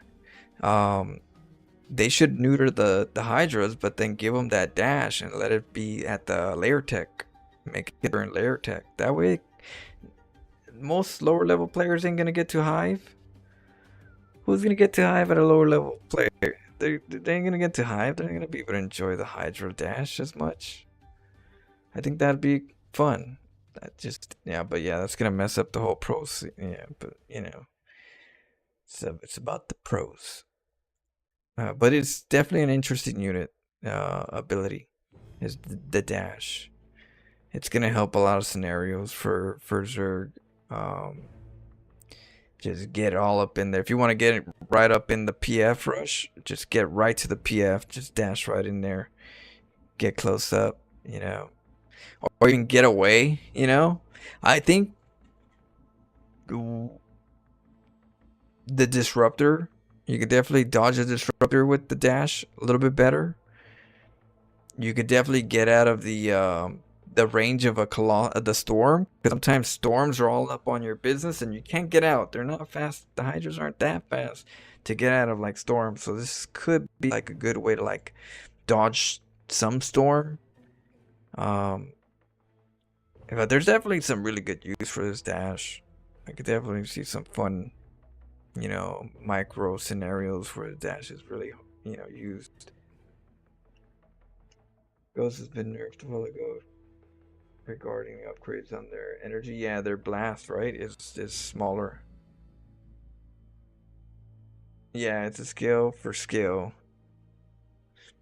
But when yeah, but I definitely but I still think the lower level players should be able to use that. That's why it kind of sucks that it's gonna be more of a high level player. Lower level players don't get to high tech that much. Most games end at layer tech. It's only when you start getting to masters and above where high tech starts kicking in more often. You know, way more frequently. You know that hydroblink. That's gonna be cool. I like it. You know, but I like it. But damn, when every time I like something, I'm like thinking about what about Protoss? I'm like, oh, I like this from Terran. This is so cool. I'm like, but Protoss.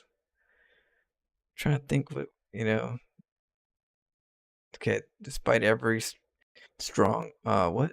Very, despite being very strong on paper, Microbial Shroud is not widely used in Zerg versus Protoss late game. Oh, the investors. Microbial Shroud is now sticking on units, providing them with the effect for 3.6 seconds while off the shroud. Yeah, I think that's huge. I think that's like it's a cool it's a cool it's a cool trick, you know. It's like the spell is I like it. But we don't have our disruptors as strong as before. Now they do know, like they didn't do anything. The disruptor still one shots hydras, from what I'm getting at, I guess, and so that's why this is good for Zerg. But then at the same time, it's vulnerable because the disruptors are still good against them. But they should have just let the disruptors. I don't know why they changed the disruptors. I don't know why they changed the PF. There's some things I'm confused about why they changed it. Like there's, you know, like what they're saying doesn't add up to me. But for roaches, yeah, exactly. Damn, roaches are what? There's roaches are supposed to live to their reputation. Roaches just don't die, not even to a nuclear bomb, right? They say. Shoot, not even radiation could take down the roaches. I guess in StarCraft that same, you know, the same theory exists. Or same. Um, that's pretty cool. I think it's pretty cool for Zerg to get this ability as a Zerg player. It'll probably promote more crazier early games. The only problem is I don't know how Protoss is gonna survive. You know, with all these cool tools from Zerg, because there's some good aggressive Zerg tools with spine crawlers, earlier hatcheries. You got the the hydros. You have to wait until the layer tech. So it's definitely another direction that you could choose other than just brood lords and lurk. Well, they get lurkers if they get hydras. But you know what I mean? Maybe just a slight different direction sometimes, a slight different pathing. They definitely wanted hydras to be used more back the last patch. The last patch they were saying, "Oh, we need to work on the Hydra because the Hydras aren't being used as much. The Queens are going to be used too much." But then the Queens are being used anyways. The Queens are being used. They never stopped the Queens in the strength outside the fact that they didn't like the Queen taxi. The Queen taxi, was it the German taxi? What do they call it? They stopped the Queens from the healings because of that. But it didn't really stop them because you got Nidus worms and you got Overlord poop. You can quickly go over there and poop a bit and get back some healing momentum, and you don't have the battery overcharge for the Protoss now. So that's gonna really unbalance the change that they did last time. They're gonna unwind some things from last time. Because yeah, the Queen was supposed to be a little bit weaker. So don't do that, but then yeah. They could still do it now even better with the battery shield gone. I don't know. We're gonna see. I'm curious to see how these matchups go versus Protoss. How Protoss is gonna have to deal with all this stuff. 1 gas extra per minute, starting from 0. Wait until it makes sense in context with pretty much fundamental unit. What I find mind blowing is that they changed the cost of hatchery. It's not anything up to like changing Marines, but it was still a surprise. Yeah, that has to be I think that has to do with the pro thing. That's a pro thing right there with the faster hatchery. I don't know if it has to do with catching, being there before the probe, so that they don't get blocked. I don't know but then the map could be balanced to that. So I don't know if that's the reason. I don't know why else you would do that. Yeah, I'm kind of not sure why they would change that in general, outside the fact that they changed the Queen cost a little bit and they're trying to like put the money somewhere in one of them. That trade cost I think was to offset Queen changes.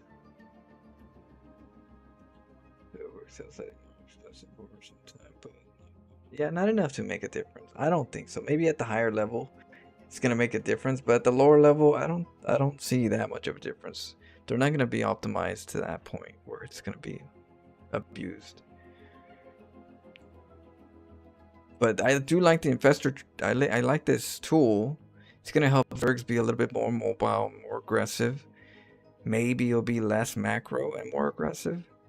We'll get some crazier games maybe, instead of just boring late game only. We'll see. We'll see how the matches go. Without gas cons, Zerg players just mostly prioritize mining minerals instead of gas and like Protoss. I know. That's why the Queens are so good and they'll always make the Queens. Otherwise, it's not going to make too much of a difference. Not much. They're going to make the drones. They're going to prioritize drones. They're just going to get the Hydras way later and then they're going to be really strong. Yeah, we'll see. But yeah, hopefully, I'm hoping people will get, I'm hoping some will be more aggressive, and not just go towards the macro right off the bat. I was a Brood War fan in my late teens. Oh, you too? Yeah, me too. That was my favorite. StarCraft 1. Shoot. What is it? Got the what I got right here.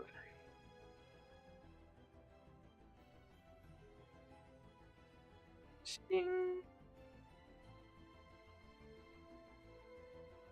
Yeah, Brood War, baby, Brood War. Right. Yeah, exactly. I'm always gonna have Brood War to be able to install no matter what. Even if the aliens come and, you know, take our internet. Oh, do you?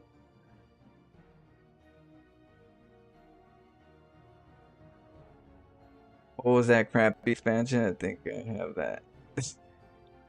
It took me a while to get to Brood War. I was playing more of the StarCraft original.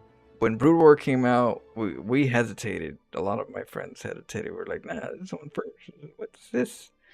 And it took a while. But, yeah. Like, what is this? Lurkers? And, these other units. Coursers. What the hell is a Corsair?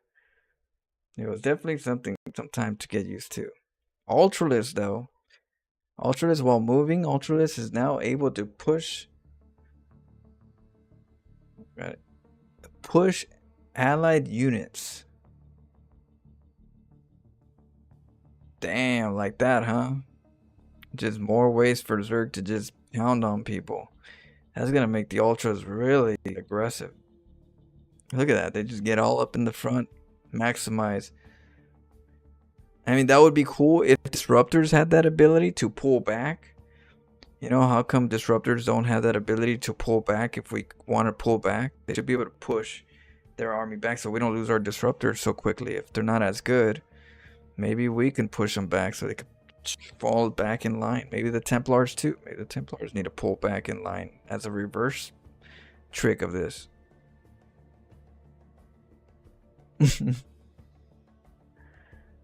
Yeah. But yeah, it'd be cool, right? If the Immortals don't get just disruptors, they can just back off, pull back into the line.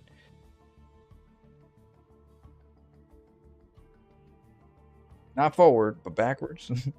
No, I can see people run right forward with the disruptors and losing them. But if you're good with them, you can pull them back. Very useful, because then they get stuck, and you're like, shoot, they're being blocked, and then they get killed. So Ultras, that's gonna be interesting. We're gonna have to watch out for the Ultras. Big Daddies. Big Daddies are gonna get you.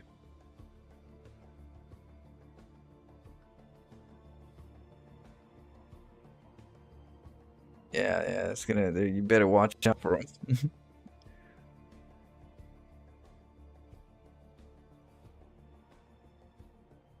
Brood Lords HP is increased from 20 to 30. They're stronger. They're so strong already with the Vipers and the Lurkers. And the fact that they just wipe out every air possibility usually before they get to Brood Lords with the Corruptors. They're just gonna make it even more stronger for people that have no choice but to go with ground, stick with ground, and they're taking the overcharge. So they're taking your overcharge for Protoss, and then they're increasing the Broodlord, HP, makes them stronger. Yep.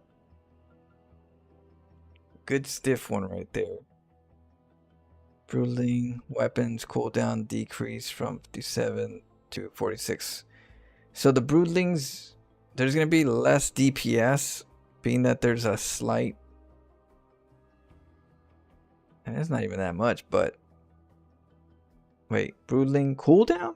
Wait, that's worse. The cooldown's decreased, so that means more splatter. They're gonna spit more. They do. That's why Zergs tend to not just do it right off the bat. They have to make sure they got the environments right, and then all of a sudden then they get the Brood Lords and do the switch. You usually don't go Hail Mary when you can't afford it in most cases. you prepare for the switch. It's all about the Haktua. You gotta give them the Haktua. Yeah. So they do a lot more Haktuas, huh? And they're stronger. They did decrease the Haktuas, so the Haktuas not that. They don't shoot that far. They don't go that far. They don't have a lifespan as like before. So we'll see. Fix the bug which prevents broodlords from dealing full damage while shooting from the maximum distance. Oh, I didn't even know that. Developer comments: broodlords seem to lose too much power in a head-to-head fight after the previous set of changes. Well, that's a head-to-head fight. What do you mean head-to-head fight though? I don't know I wish they had sources so we can understand what environment this head-to-head fight is in, because in a lot of my head-to-head fights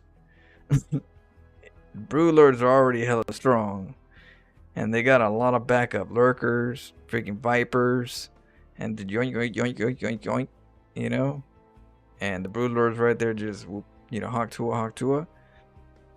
I don't understand this. I wish they gave us sources of which kind of play are they talking about with why the broodlords should be a little stronger. Because for one, you shouldn't have your broodlords exposed. You shouldn't have them exposed. Tempests aren't that strong. They're not as good as broodlords, and they get exposed. They get knocked out quick too. So I don't know. We'll see, but I don't know. I mean, it'd be great, but Protons didn't really get much. But more Haktuas in general. Orbital command scanner suite visuals now use team colors, sensor tower, radar. Oh, these are all visuals and stuff. Oh, okay. Damn.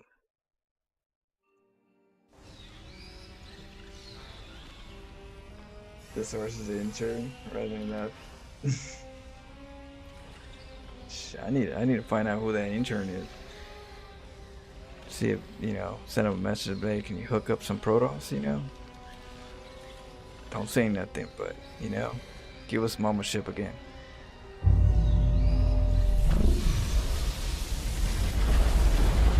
Give it to. What a jumping Zerg would be awesome. If there's a jumping Zerg, I would say the Ling would be a jumping Zerg. You know, jumping. The Ling would be the only unit I would think that they would be able to jump. They got the wings, you know.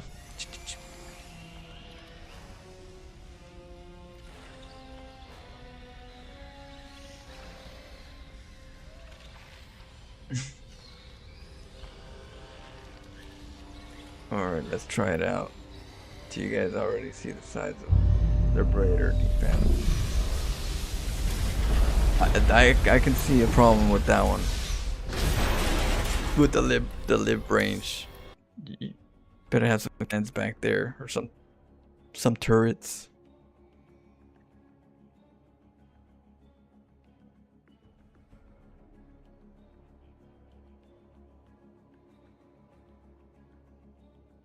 Alright, let's go into the public test.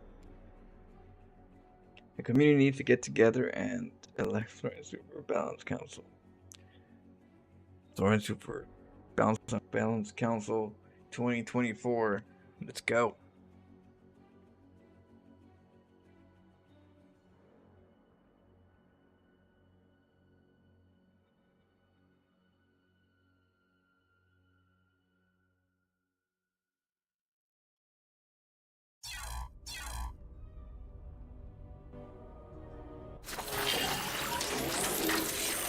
I know, they're gonna camp more. They're gonna camp more for sure. And they're gonna rush more. I guarantee you. Protoss is gonna, Terran's gonna rush more. I know I am. I'm gonna rush Protoss more.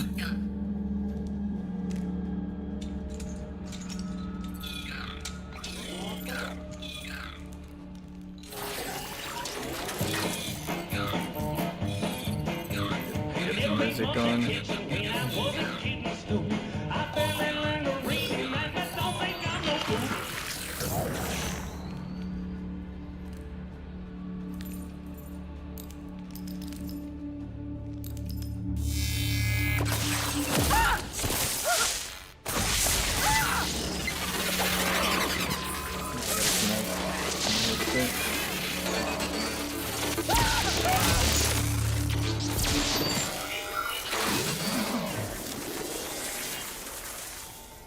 My hair? No, it's just water. My hair? My hair is just water.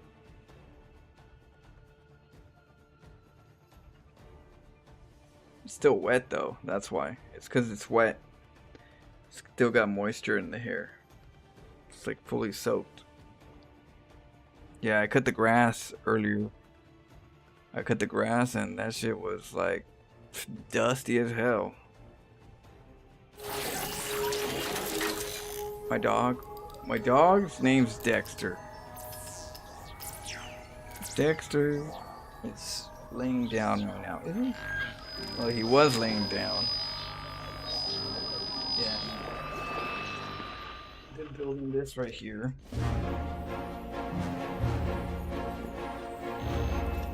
Still building.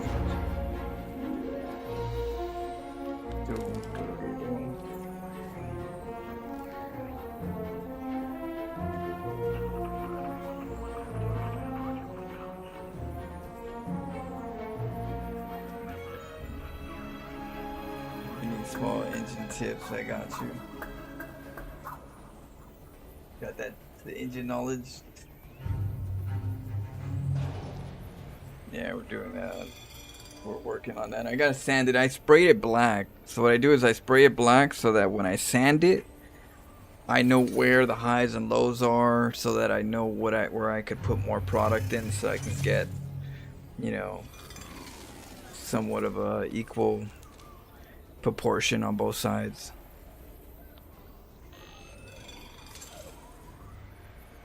Yeah, Dexter is also a boxer pit bull. He's like he's a pit boxer.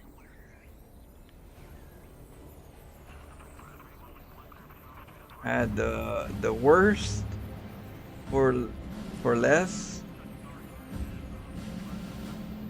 I just fearing nutrition cost. Because poor Flo thought I was talking about him, not the game. Oh. Yeah, I'm chill. I'm a chill dude.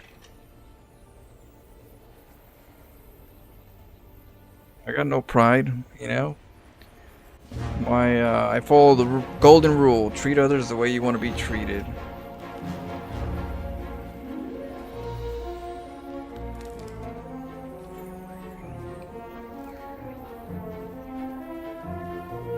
I always hear people out, you know.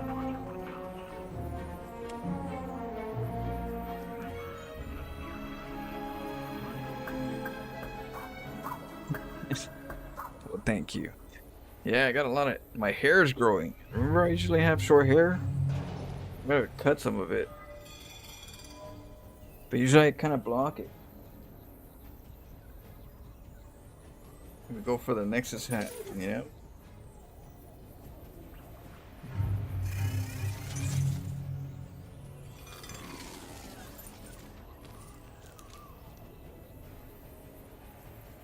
Grow it out. Yeah, so yeah, it's a classic.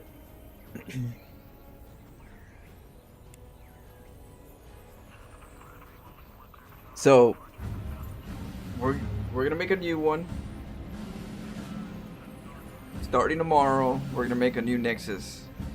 It's gonna be the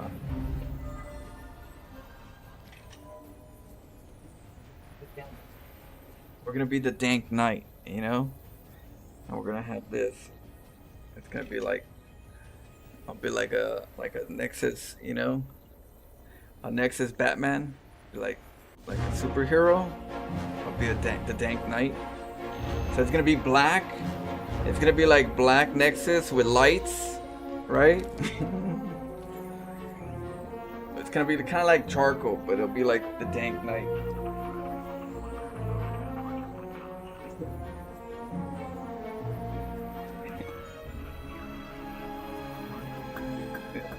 We got now this one we're also gonna do, because I'm gonna buy the lights later on tonight. I'm gonna buy it at Amazon, and so this one's gonna be also, these right here, I'm gonna cut a hole in here. I'm gonna rewire them. They're gonna light up.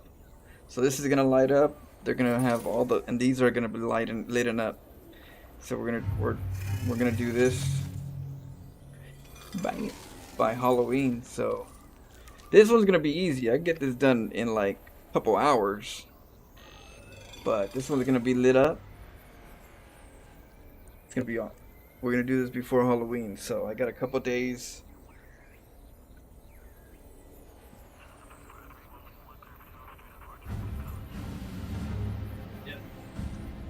Yeah, but if there's anybody that comes to the house, have the Michael Myers.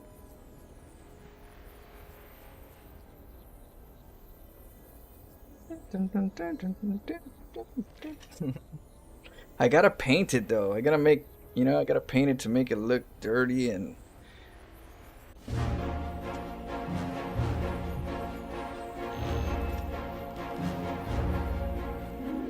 Captain Kirk. Once you wear that hero costume and go beat up the Thanos Council. The Dark Knight is here. Have no fear. Yeah. I don't know. We're gonna be playing the patch, so I think I don't know what kind of MMR. I don't think we don't have a MMR right now with this patch. I don't know how that works. So it's.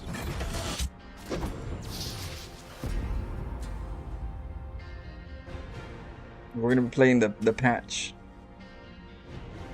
The Dark Mermaid. Has it been done?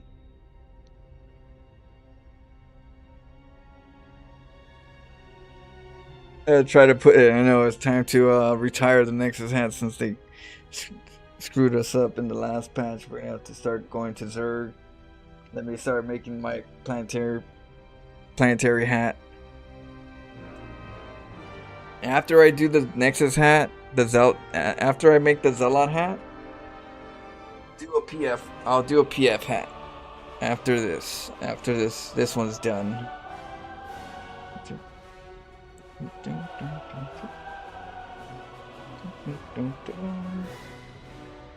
We gotta sand this bad boy, shape it out, but you could already tell,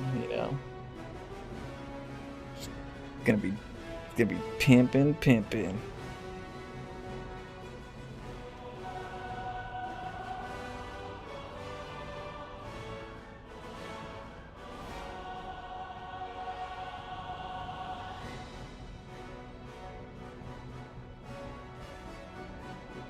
I think you guys could play me. What we could do is tomorrow you can. Is the face of the captain from Star Trek painted white. The people who made the movie used it last minute. Really? Which mask? The Michael Myers mask?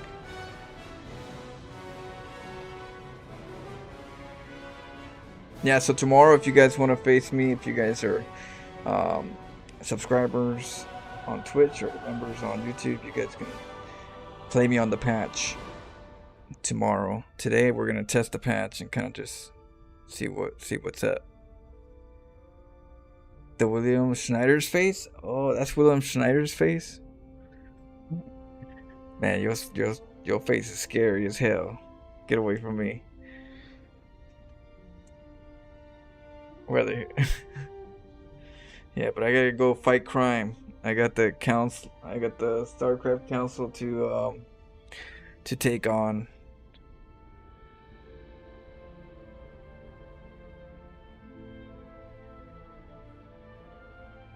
Oh, is that the guy with the white face that's supposed to be like a robot or something like that? Is that supposed to be him? He's like the alien or something like that. Oh, he looks weird. Oh, that's Michael Myers.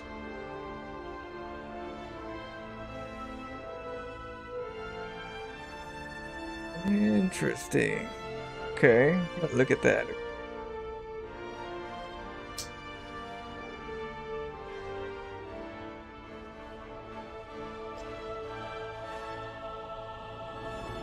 Let's go.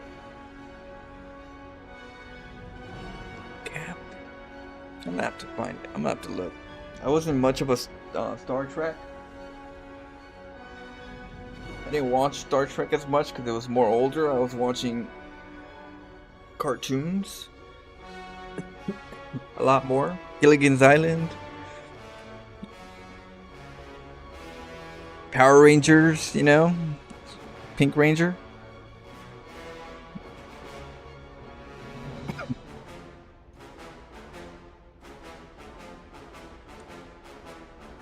That's a pick. Oh, they just painted it white? Is that what they did? They just painted it white? It looks like the Terminator almost, like a bootleg Terminator. Got down. They just opened the eyes more and painted it white. Ah, I see. I see. I could see it. Yeah. They just opened the eyes more. Yeah.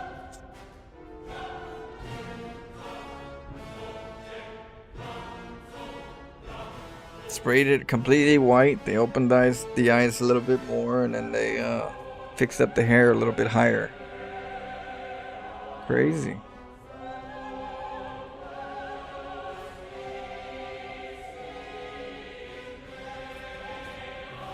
Yeah, Dexter is really chill. I like Dexter. He's so awesome. So.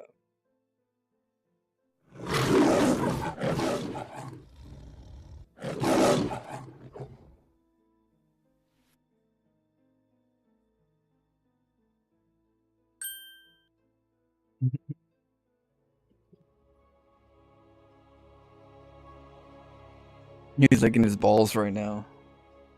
Yeah. I can hear him.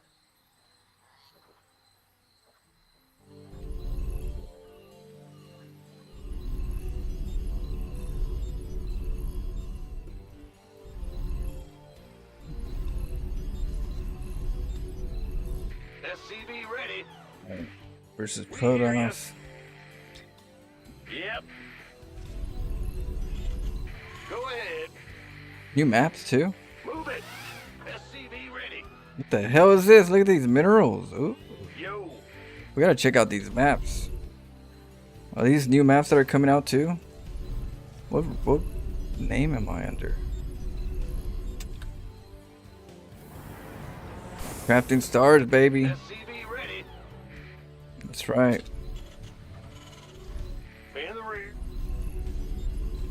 Big. Definitely a new map right now. You scared me. SCV ready. This is PTR patch, yeah, it should be. Woo! Overtime. Yeah, it's PTR patch. What's going on? Yeah. Got SCV ready. Huh? Gotta get warmed up. Yeah, this is a new patch. We're trying to test out the patch. So I'm gonna be playing the patch, just kind of see what's cracking, you know? I don't need to get to anywhere technically in rank. I'm not like in any rush. My enjoyment is learning and getting better. So if these are new changes, let's play with some toys. You know, let's test some things out. I'm always about adapt. Being able to adapt and, you know, craft stars.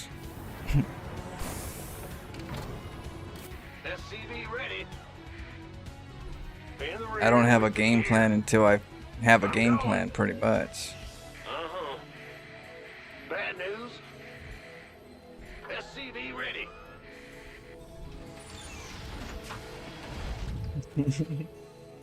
Build rules are made up and the MMR points don't matter. Yep.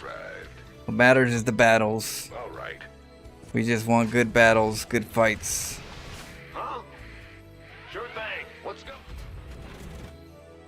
What's it worth? Command center upgrade complete. You're the Reaper, man. What the hell are you trying to grab? I'm going out. Gangway. Coming through. That's all. Get from above. Hit and run! Go ahead.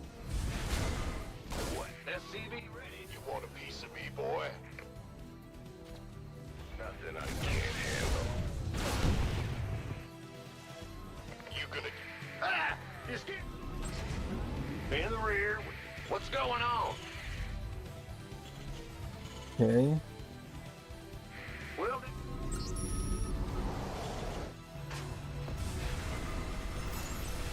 huh? Go ahead. Add-on complete.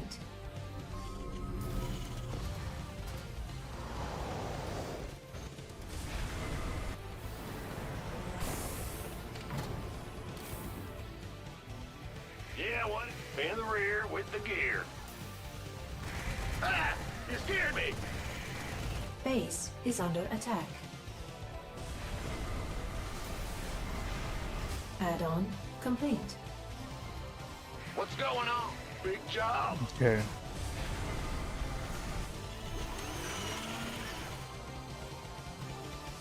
Oh, it's almost done. So SCV ready.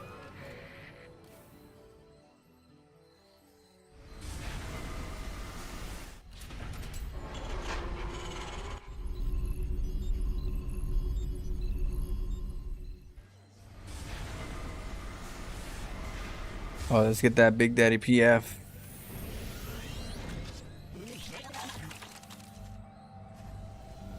Test it out.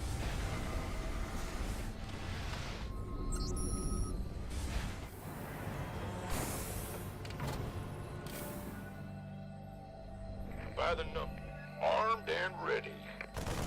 Sure thing.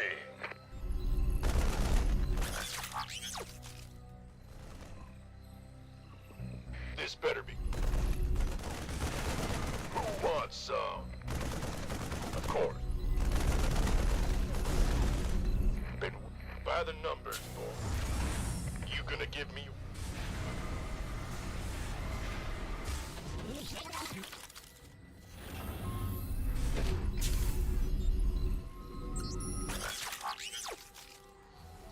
Bad news?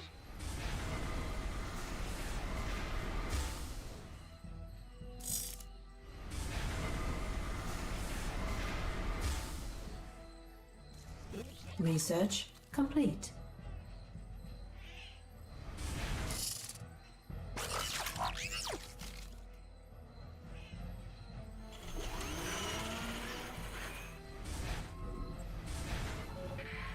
Huh? Command center upgrade complete. We're gonna just see what we could do. Huh?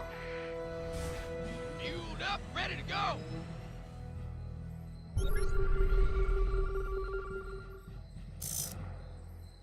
What's that?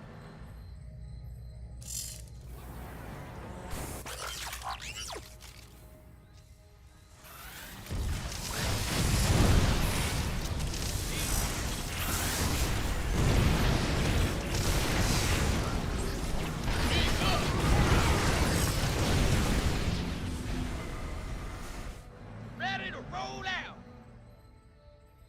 Your forces are under attack. Got no. Oh man. Ah! Give us your best shot.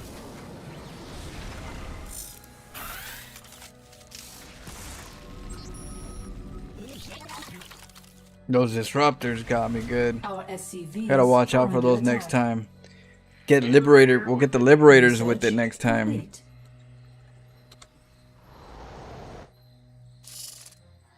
Going. Fueled up, ready to go. SCV ready. What's that? What's up? Lay it on me. What's that?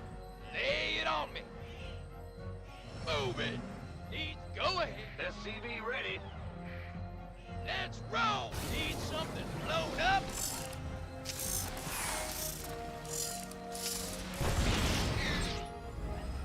SCV ready.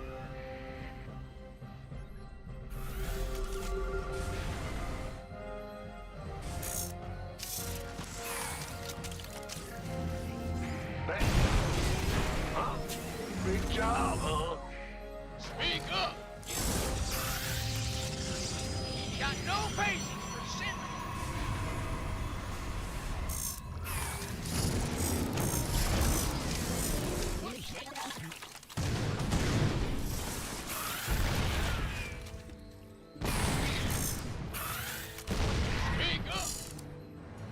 to roll out. Base is under attack.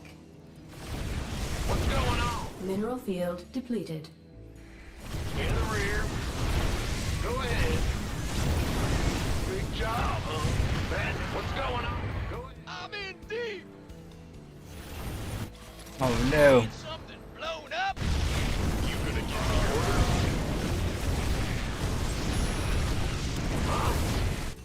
What's our target? What's that? Fueled up, ready to go.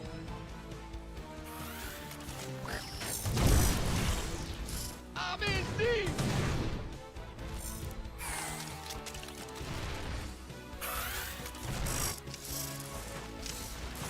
Base is under attack. Go ahead. Mineral field depleted. Your forces are under attack. Base is under attack. Let's go. In the rear. Go. Big job. What's that?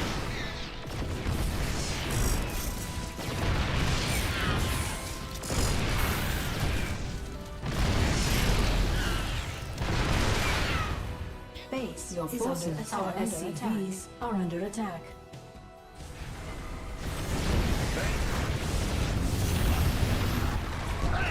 You scared me. What's our target? Uh-oh. Let's see if I can salvage this. I don't know if I could though. Bandit.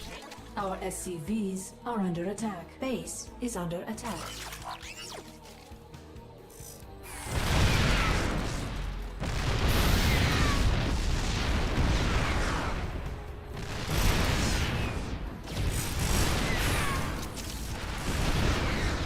What's that? Give us your best.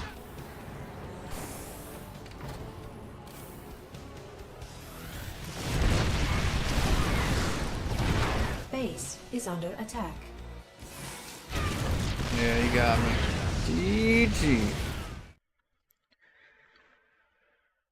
Yeah, we gotta just get it. Probably, definitely gotta get Neo Steel armor. 100%. But that, and more tanks. Definitely more tanks.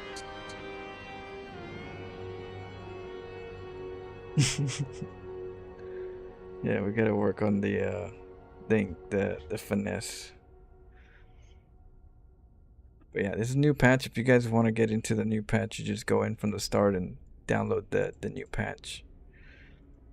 And it comes with these maps. Let's see. That was like one new one, right?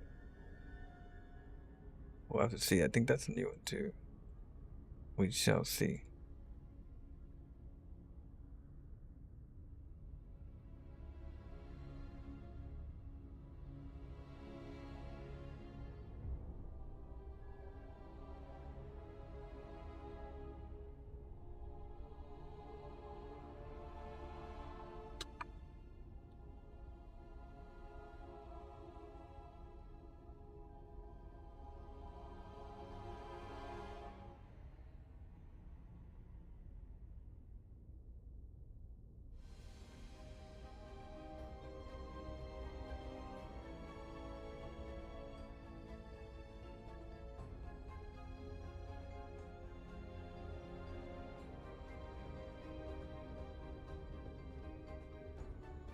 Looks like auto rally to mineral works.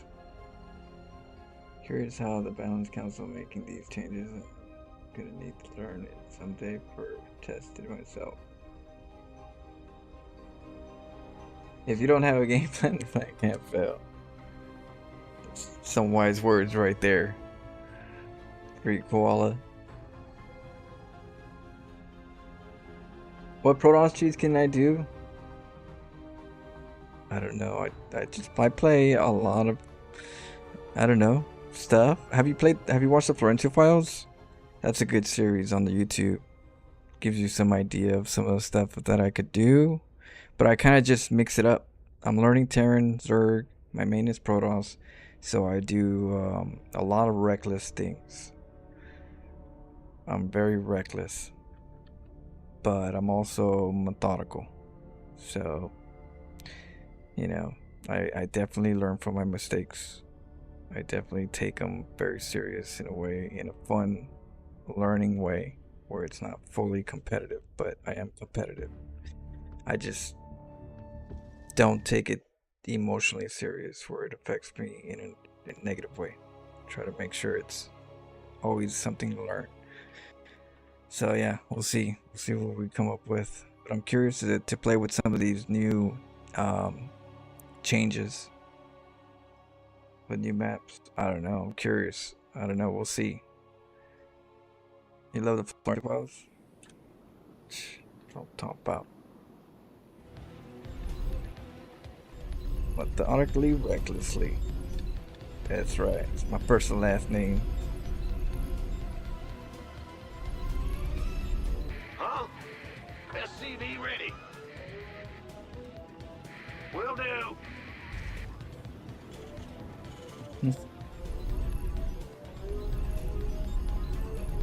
SCV ready. Those two words summons me perfectly.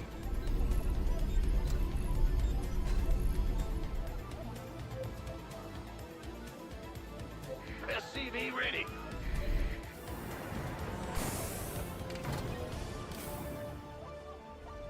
Go ahead.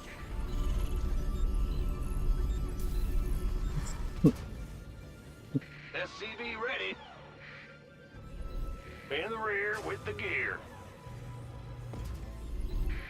We'll see where we're. So it's a TVT. You gotta watch out with SCV ready. tanks.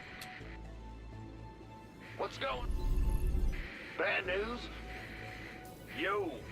It's not. Let's go scout them anyways. In the rear with the SCV ready. Get an orbital. So with Terran, it's Liberators that they changed. What else? The turrets, the salvage.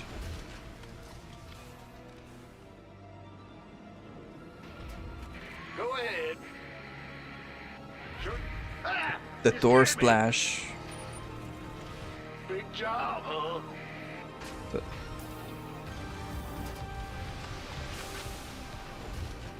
yeah, What's it's a going Zerg.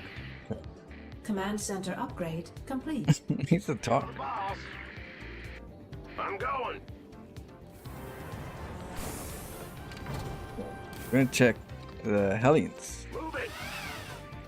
In the rear with the bad news. Huh? Yep. SCV Okay, ready. Blue Flames. Blue Flame is new. Let's test them out. Go ahead. Ah, you scared We're gonna me. need a second base. Well, butter my biscuit. We'll let the Hellions harass a bit. Ready. We'll get the second base. Yep.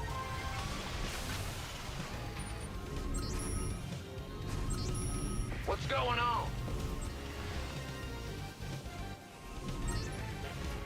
Big job, huh? Get some Cyclones first. SCV ready.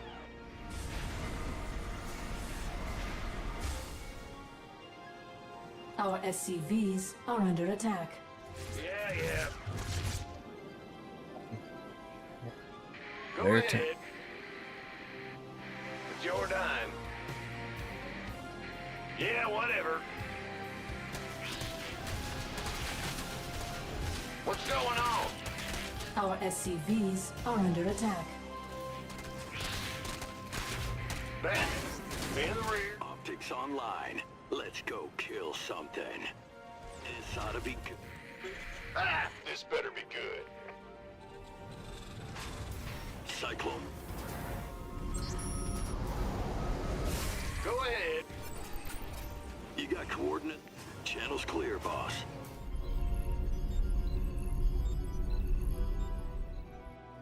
Add-on complete.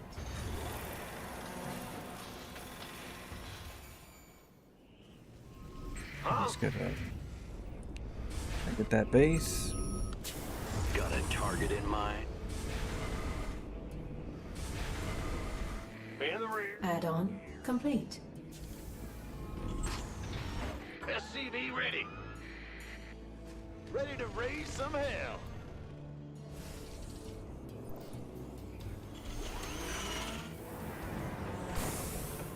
Get that blue flame. SCV ready. Huh?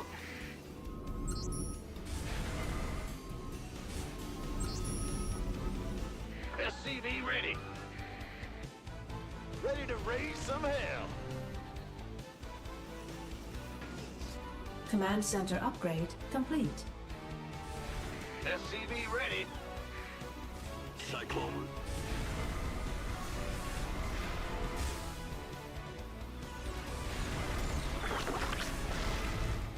SCV ready.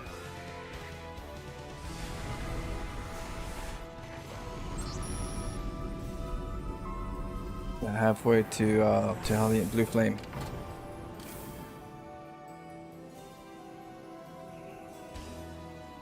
SCV ready. Huh? Ready to raise. SCV ready. Add-on complete. Who wants? Ready to raise some hell. Research. SCV ready. Go Ready to raise harass. some hell. SCV ready. Let's go. SCV ready. Ready to raise some hell. Waiting on this better be good. SCV ready. SCV ready to raise some hell. I'm going in. All day long. Wait. Here's the hot action. Got a target. Show me who you channels clear, boss. Comms open. Cyclone, you got coordinate channels clear, boss. You got coordinates or what? Got a target in mind? I'm waiting. Cyclone, show me who you wanted. In the rear with...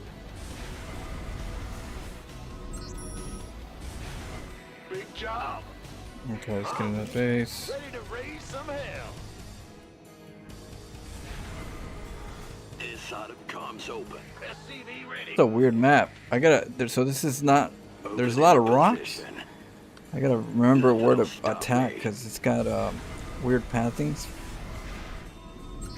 Let's get the Neo Steel armor. Ready to raise some hell. Ready to raise some hell. You got coordinates or what? SCV ready.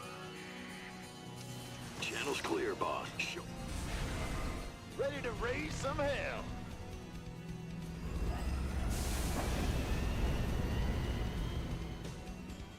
Got a target in mind? What's going on? In the rear. Ready to raise some SCV ready. Ready to raise some hell. You got channels clear, boss. Moving into position. SCV ready. Is that it? Ready to raise some hell. Add-on complete. I get you. Inside of me, show me who you want to die. Cyclone, you got coordinates or what? Got a target. Channels clear, boss. Inside of me, good. Show me who you want to die. Cyclone, channels clear, boss. You got Mineral field depleted. a target. Are you?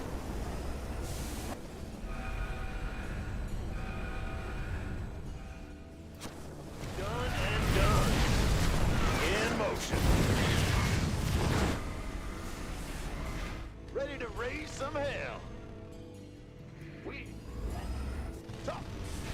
Light it. Go ahead. Take another base. Upgrade complete. Bad news. Add-on complete. Ready to raise some hell. Absolutely.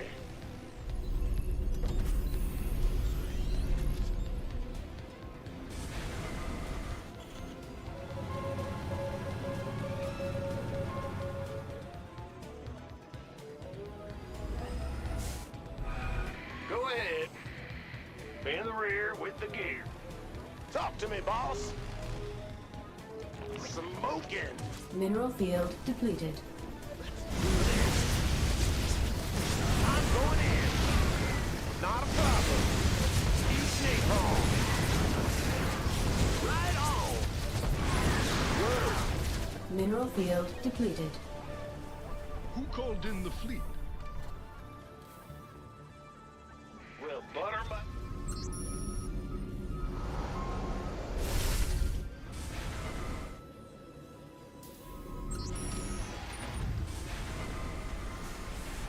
Yes, Commander.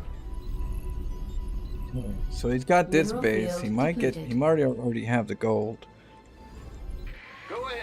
Ah.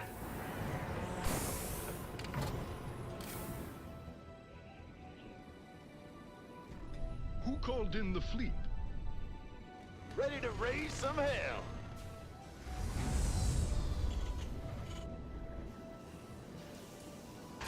Command center upgrade complete. What's going on?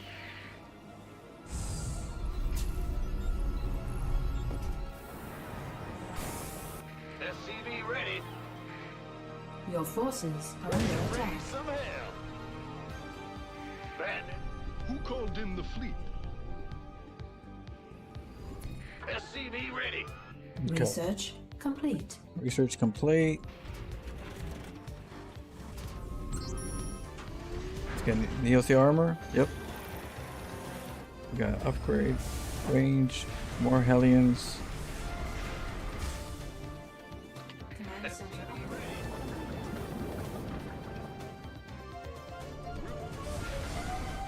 Be in the rear. Who called in the fleet? SCV ready. Okay. Ready to raise some hell. Ready to raise some SCV ready. SCV ready.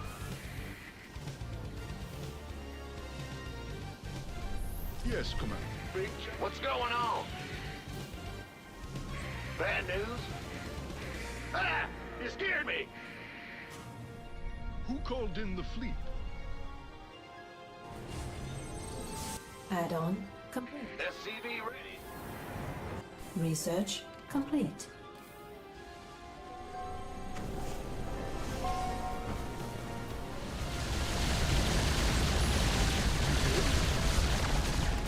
Whatever.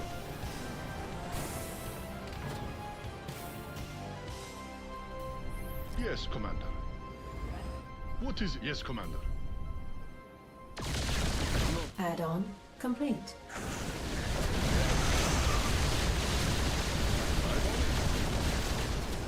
Base is under attack.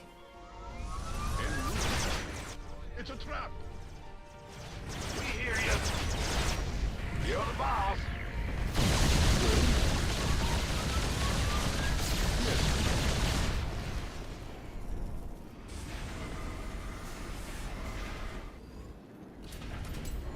Be in the rear with the gear. Huh? Okay. Get a little bit of Daylight's help. burning. Whatever that. SCV ready.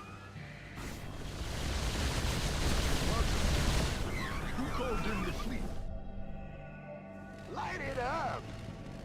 Absolutely. Hell yeah. All day long. Daylight's burning. Ghost reporting. Thor is here. Turning up the... Mineral field depleted. Base is under attack. In the rear with the gear. Go. Huh? Yes, sir. Well, Base I'm in a is heap under of trouble. attack. it's a trap. Oh, I didn't repair that one. Mineral field depleted. Squadron. Yes, Commander. Thor is here.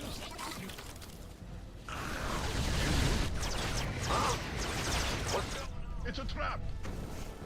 Oh no, his army's right there. Depleted.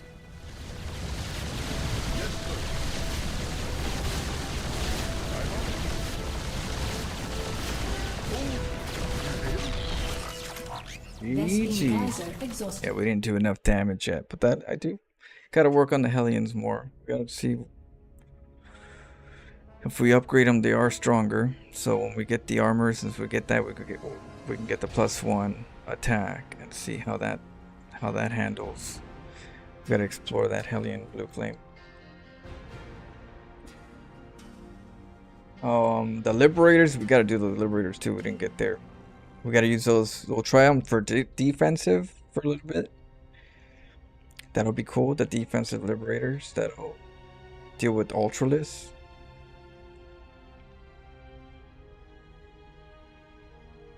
But then that's more defense, though. You know. I don't know. It's still. We'll see.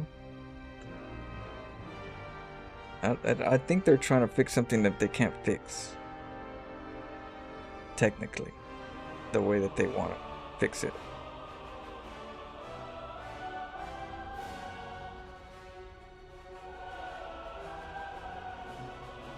You got pizza and you got vegetables, and they'll put vegetables right there. He'll eat some. I'm sure he'll eat some. They're on the table. Never eat them. Good for the good stuff.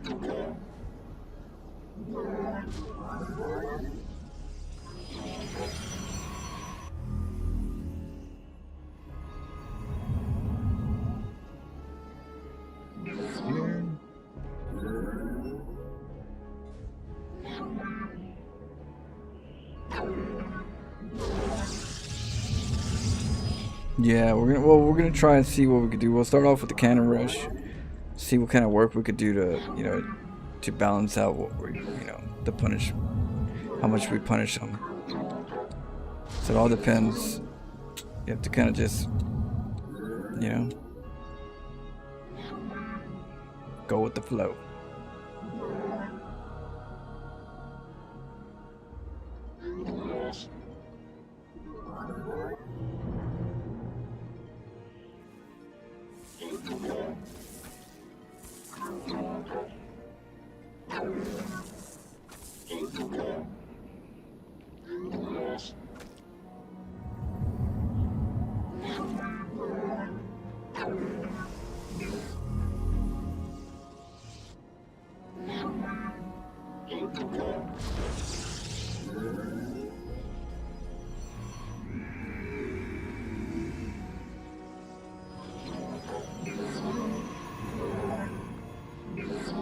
Your probes are under attack.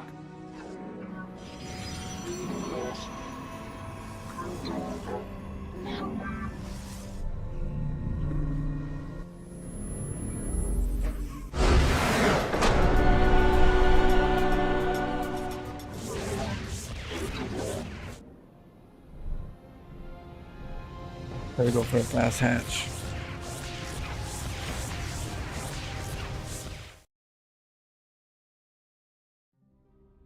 That map you have to pylon at the left side. It's kind of interesting.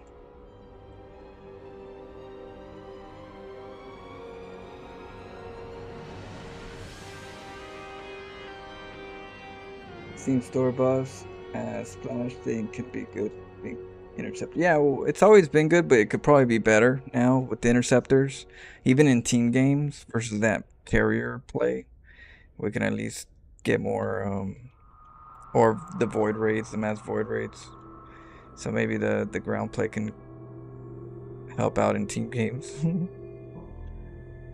Like, Yeah, you never know. How is it gonna work in team games? That's gonna be interesting, right? Team games are gonna get things cooking.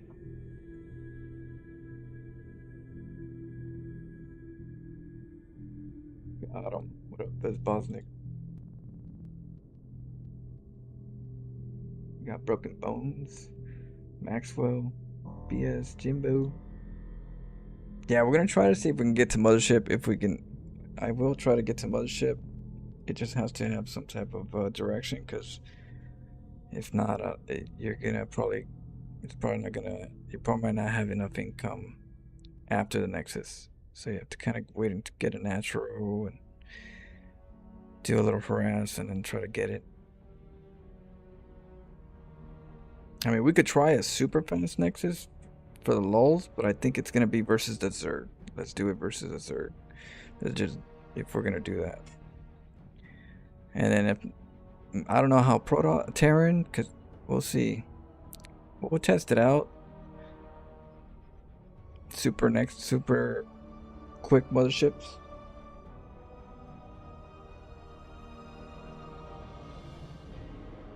Alright, let's see. Try that. We'll try it.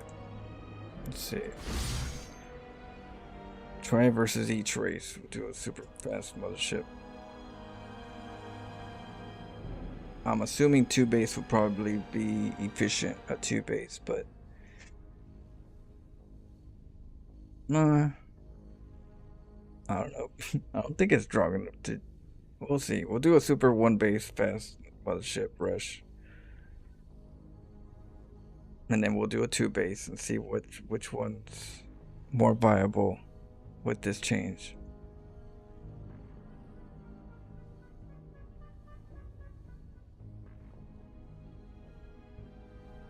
Yeah, definitely you gotta finesse your way through that, get that mothership where you have the units to do something. But if we're gonna do any kind of rush mothership, it's gotta go really early. So that's why we'll try it early, just really early, like straight early, early.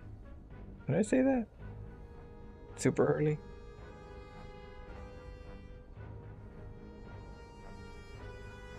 Super duper early.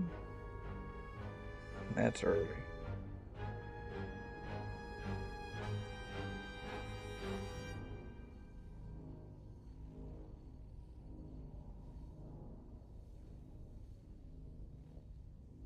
That looks like your plan, Freak Koala. Which one?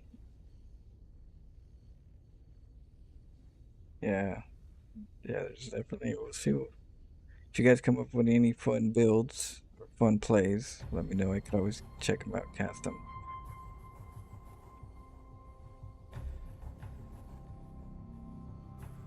See what kind of madness you guys are dealing with in the ladder.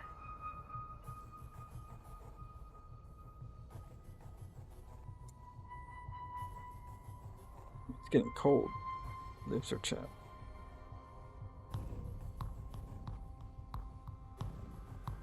Dry as hell.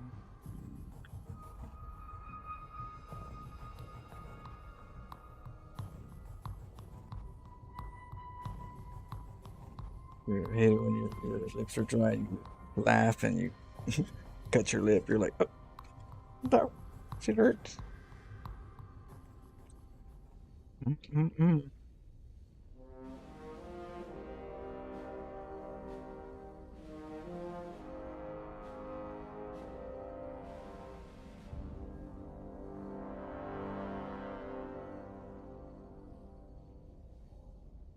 Wow, it's taking a little bit.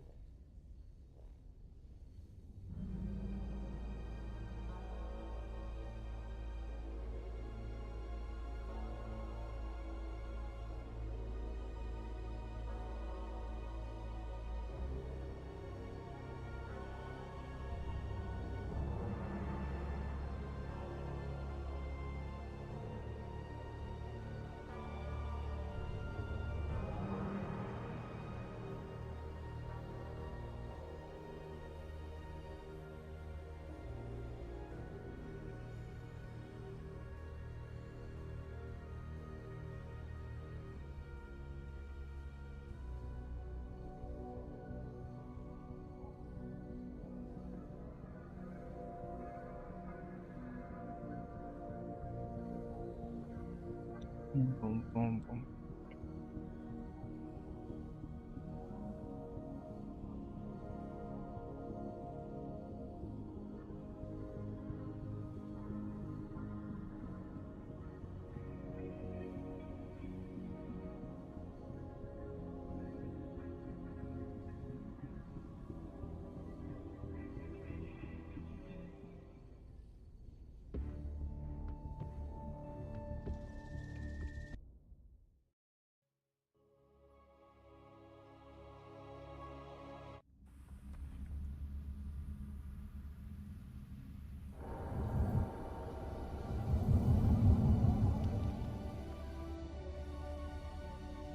Super duper fast mothership. Let's see. Let's go steal gas or something from them.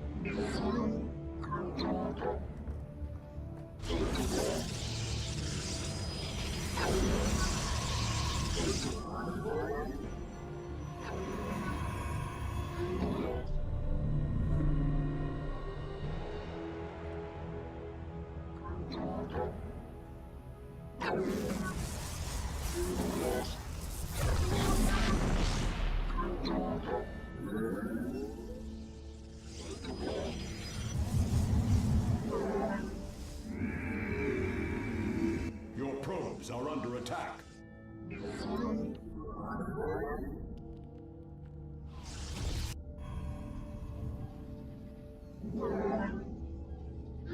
Your probes are under attack.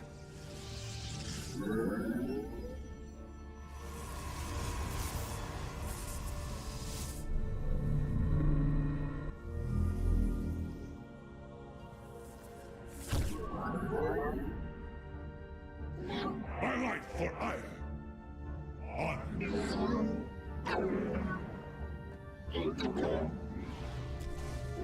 Command me.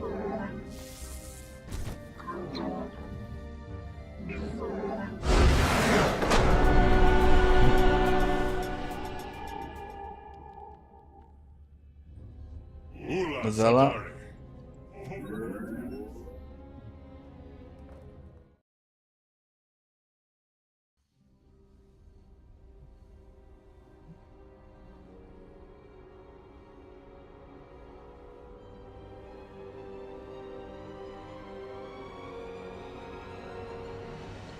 Live and wait.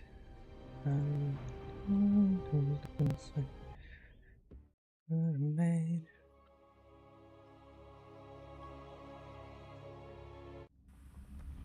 You gotta, yeah, let's see.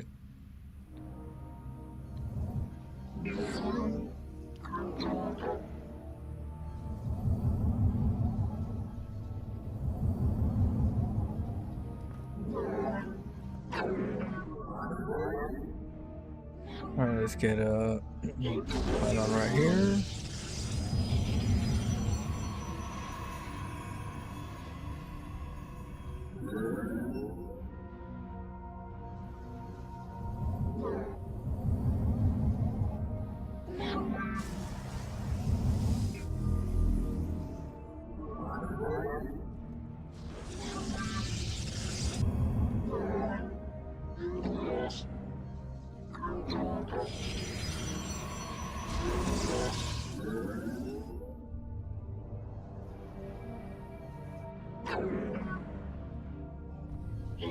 Your probes are under attack.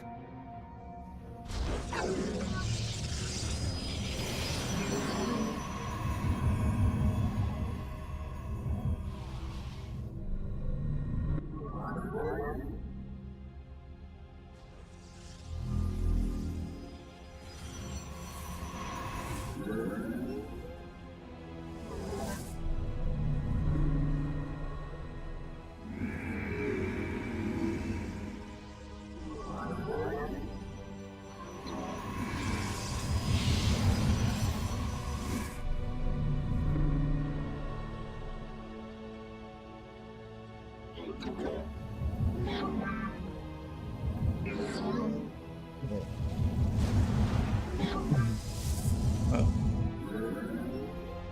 We'll send a zealot right away over to.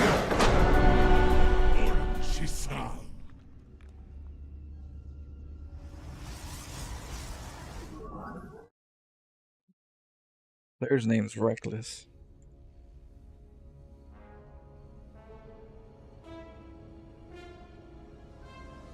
Yeah. He didn't like what was going on, I guess. I can't even get close. He's like, you stole my gas and I can't take an expo because you pylon blocked me. And I pylon blocked you, but you don't want it.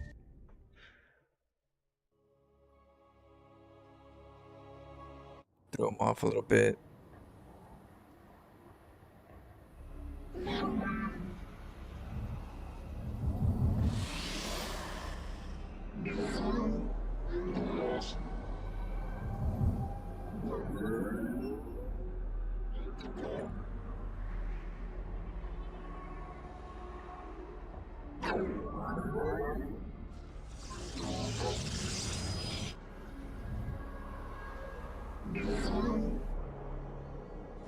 Yeah, I'm trying to work with Hellions with Zerg when I'm in TVZ, but right now I'm trying to do a fast mothership, but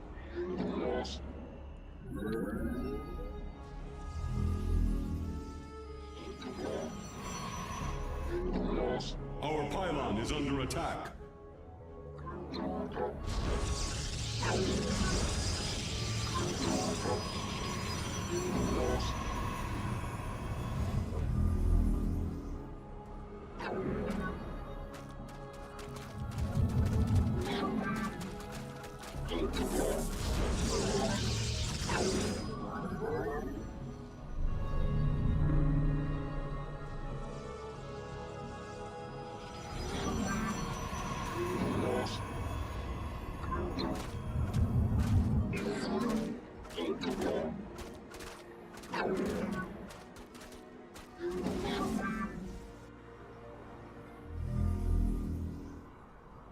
Your probes are under attack.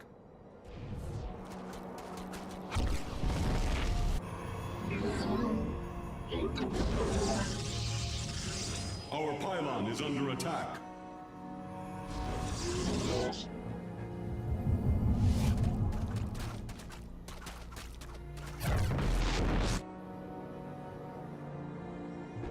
a lot of mining loss.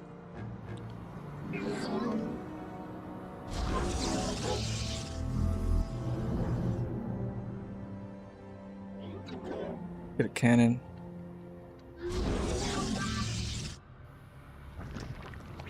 Oh, goodness.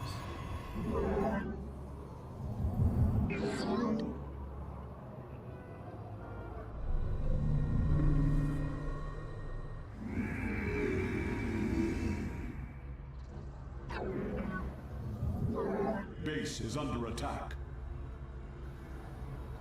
Probably gonna do hatchery.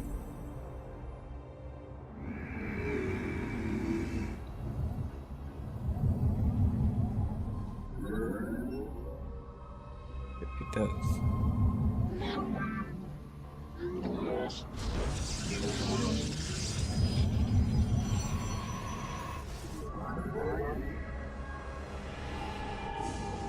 My life for Ire. Intara Tassaga. We stand as one.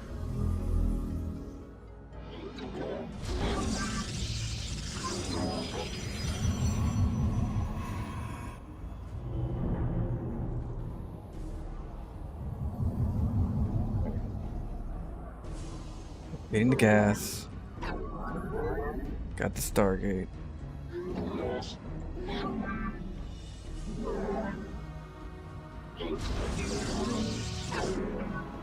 More gas is always good. Base is under attack. Na Adan Atu. Honor guides me. Going. By your will.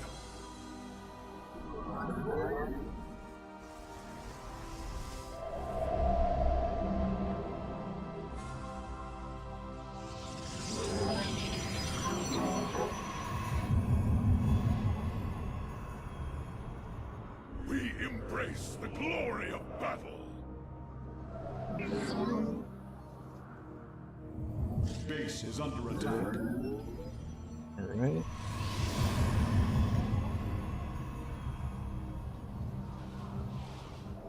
Use the rest of the chrono energy for the for Mama.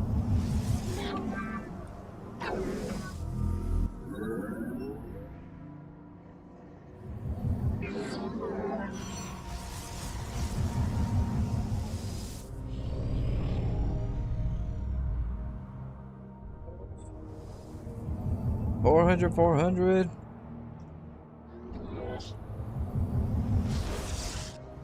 Chrono boosted bad boy.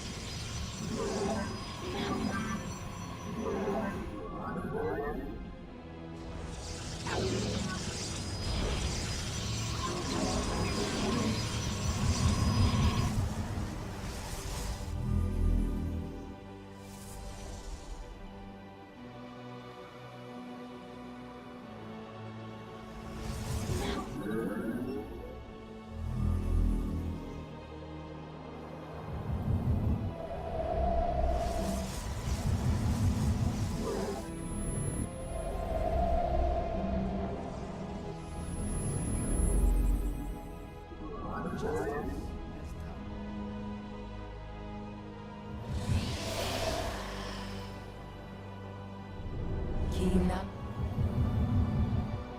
Mineral field depleted. Genetic matrix active.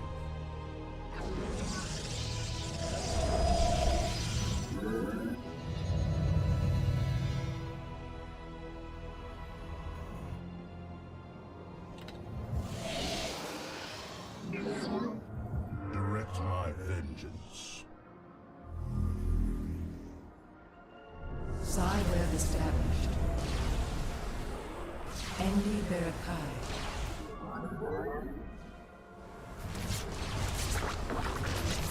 We agree. Guide us. As all are one. Genetic matrix active. Direct us. We enforcing silence. Guide us. As all are one. Enforcing silence. Silence. Inala Atum. By the heart. As all. Direct my vengeance. Silence is dead. Direct us. Genetic matrix active. We meet the enemy in glorious battle. Mineral field depleted. With purpose. We await. Directive confirmed. Downloading orders. We agree. We proceed. Let's see. Does it go for the drones here? Does it go? Direct my vengeance. You don't have to attack, so that's good.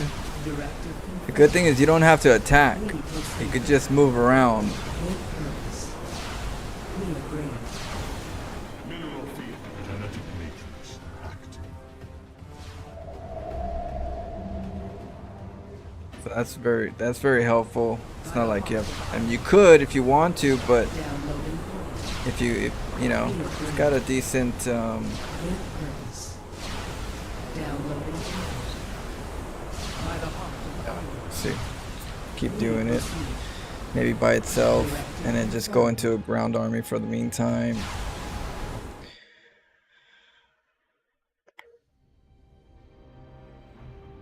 What else Scrappy does? Yeah, we were looking at the balance patch earlier, so we're kind of just testing it out. These 3 shots a drone. Yeah. We just gotta, sadly, just gotta work with what we got and just be good, do good at it. Just whatever's gonna happen is gonna happen. We just gotta get good at whatever they're gonna change until they change it again. It's better to like be adaptive, because if you have a build and they sometimes you have a build and they mess it up completely. You're like, damn it, they killed my build. Or several builds.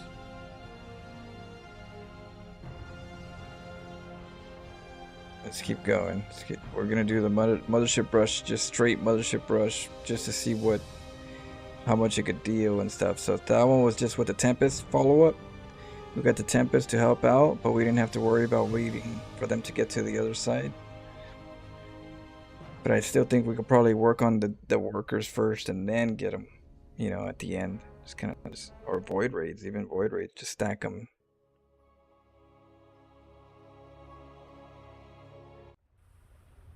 Does the mothership still make a friendly unit disappear without?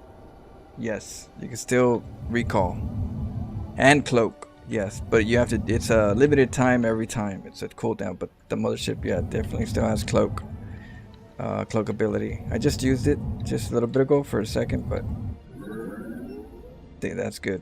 We still have it. It's just not infinite.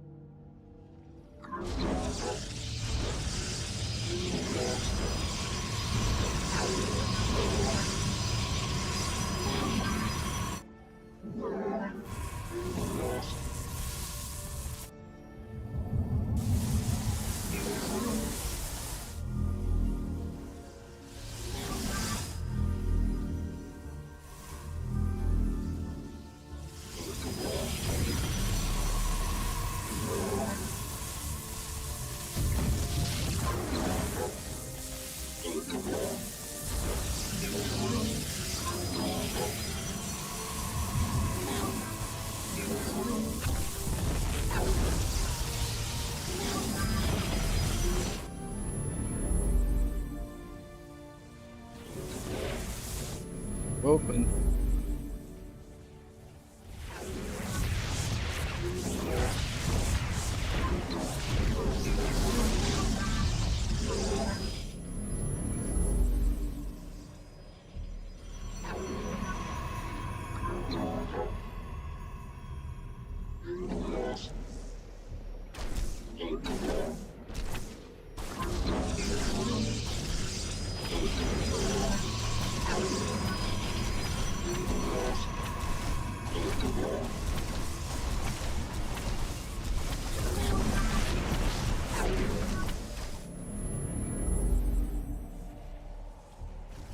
Oh no.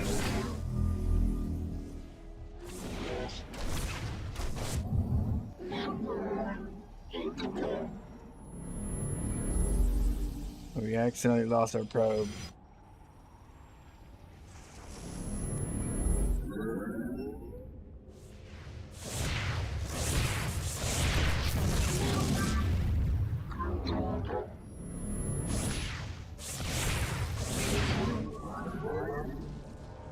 No.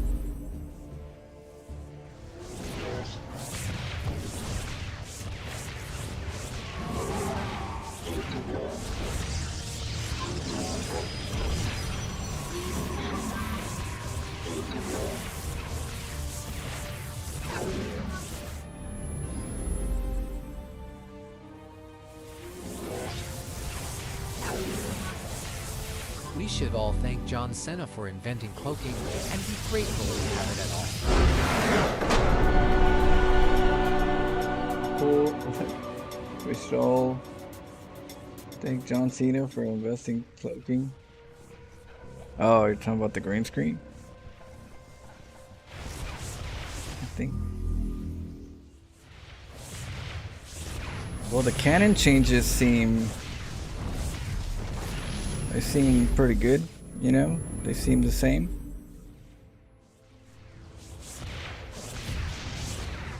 They work. Look at that. That's what we want right there. Oh, the ship.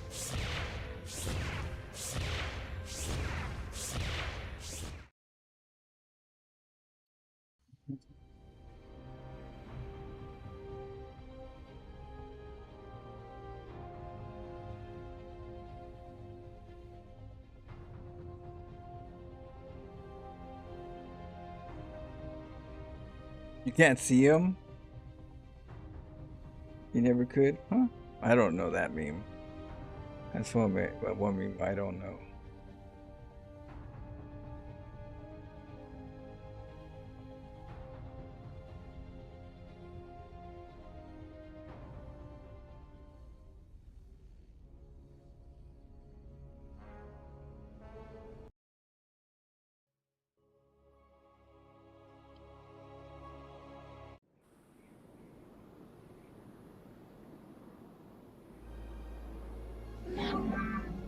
Mothership Rush.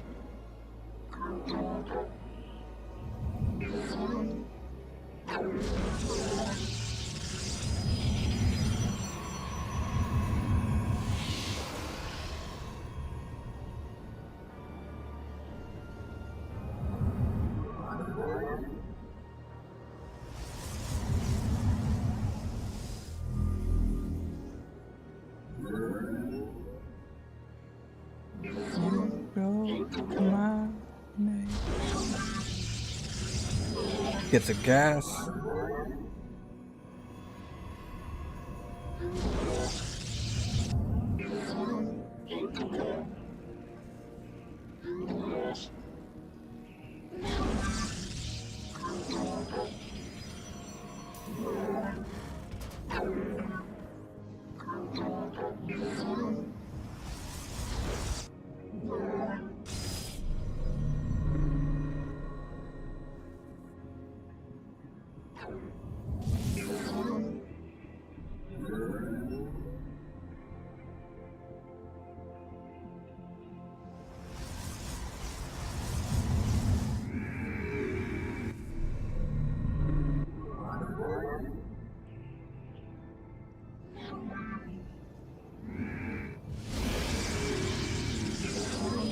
Alright, so you got a pylon in the back for a battery.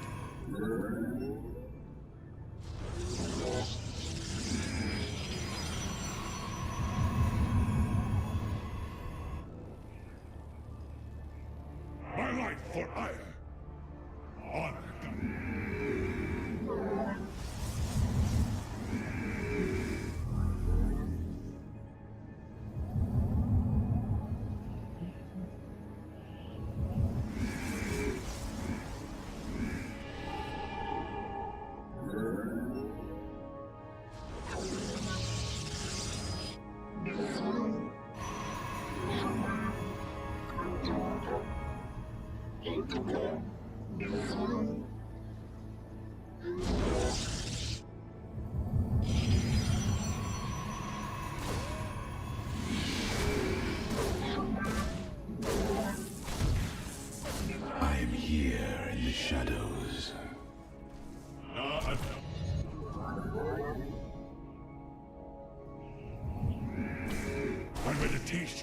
is over.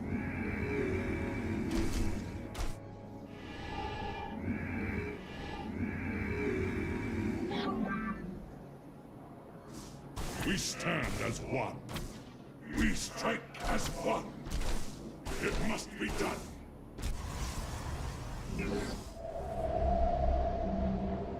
We embrace the glory of battle. Our fury is boundless. It shall be as you say. I serve for now. Very wise. For Shakuras. For the reckoning. We move unseen. Forever sleep. Intriguing. You require my skills. Veraku.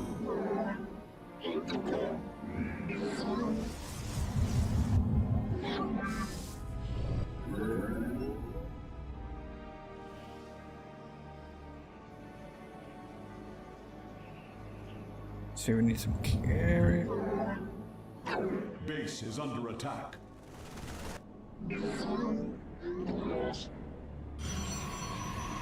I am the fool. I am.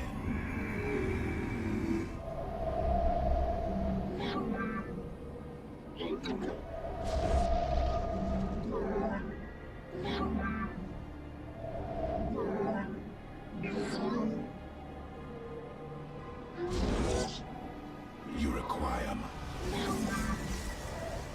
Our pylon is under attack. Are under attack. We...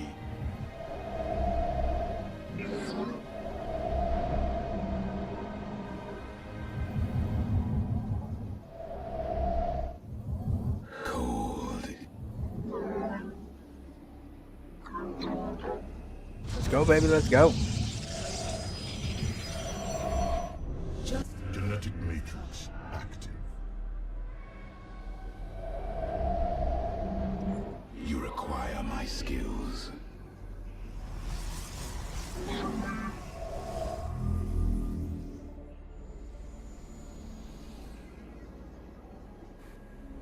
As all are one.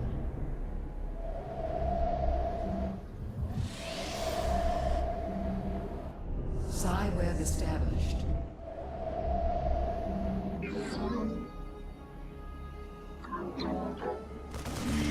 Direct my vengeance. Let our enemy know our fury. Oh, shit. By the heart of Your probes are under attack. defense systems failing.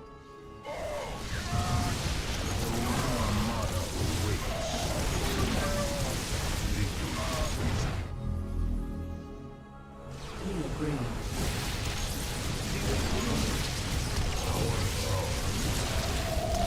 We await.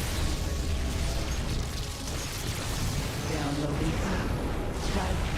Guide.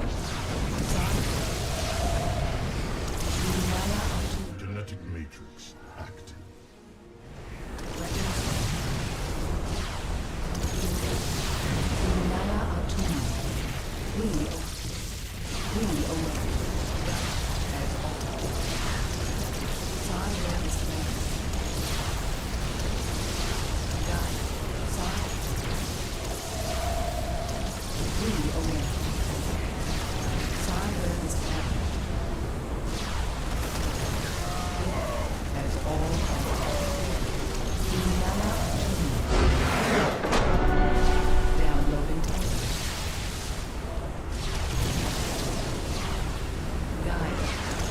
Got him.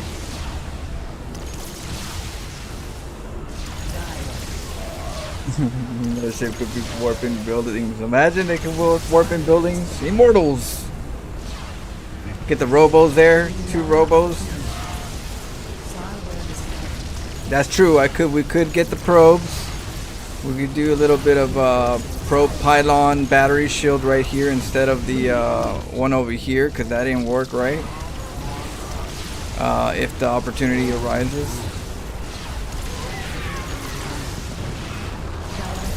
The cool thing is that the mothership is quick. The mothership is just as quick as the Tempest. Very nice, because they can both kind of like, By the heart of iron. you know, maneuver. So that's very important that both of them are like they meet up with each other somewhere in, a little bit slower. But look at the speed of the mothership. At least we can micro the Marines and the Hydras so that they don't just like kill it. So there's definitely some harass, some movability. Takes a little bit of resources to get there, but overall, definitely a harassing earlier unit. Nibbles a little bit, but we'll want to definitely annoying.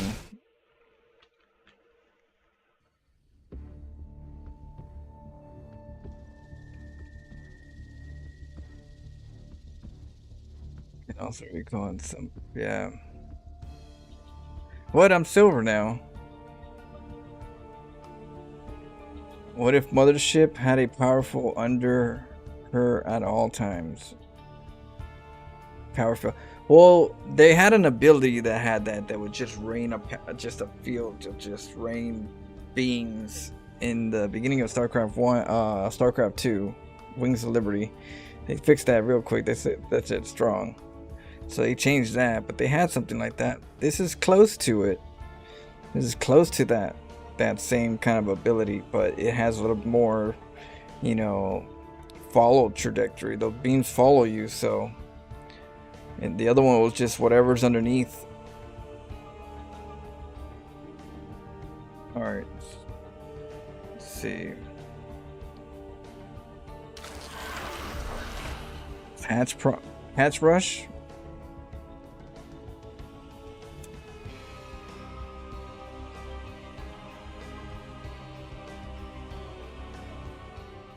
The hatch rate is a little quicker. The spines build a little quicker. Wonder what that means though. Wonder if that means that the HP is quicker. The HP is stronger. You know?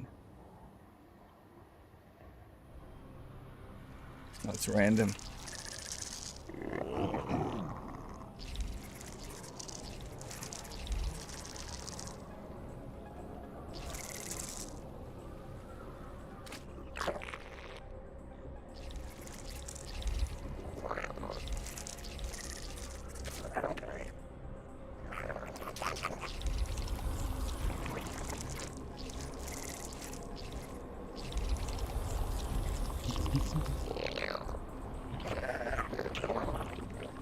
Let's go.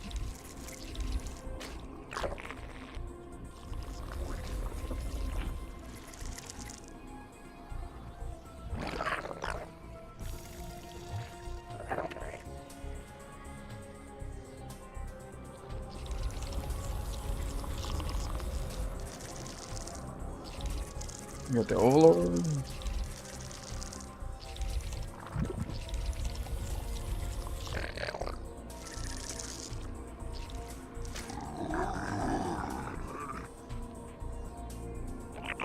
So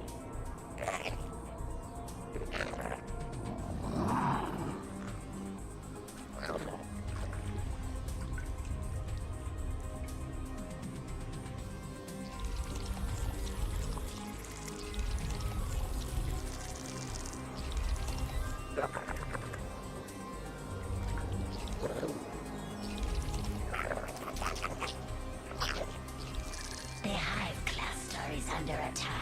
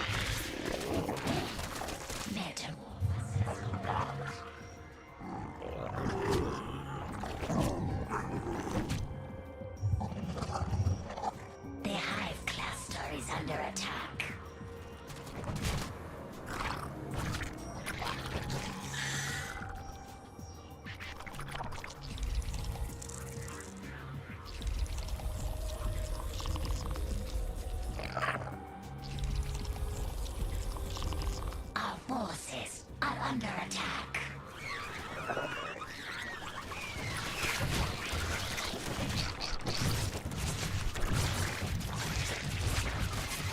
The hive cluster is under attack.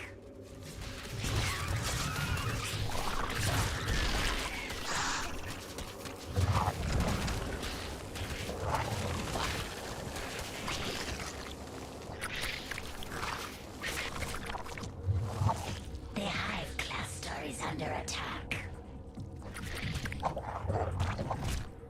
Unacceptable command.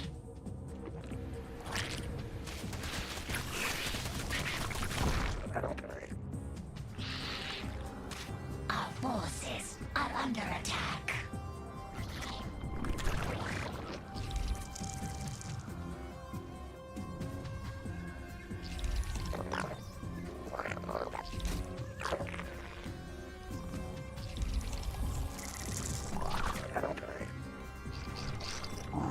Start looking at the map. Get some eyes everywhere.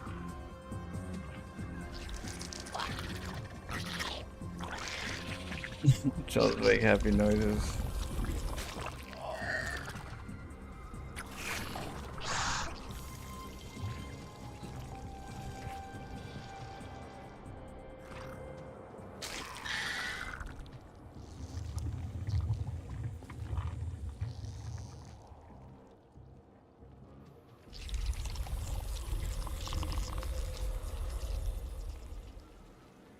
The queen.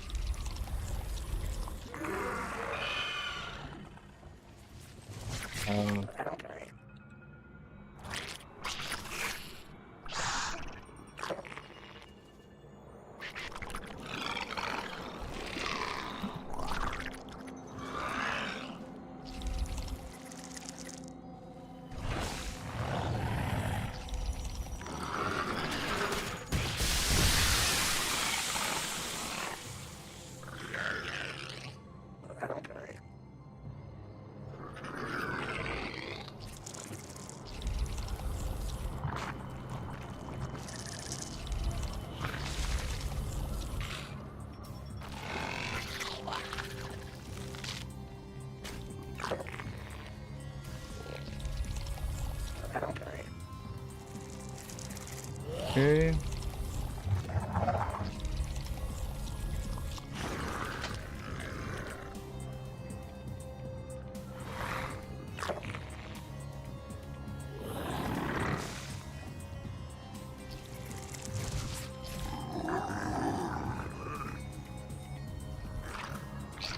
Metamorphosis complete.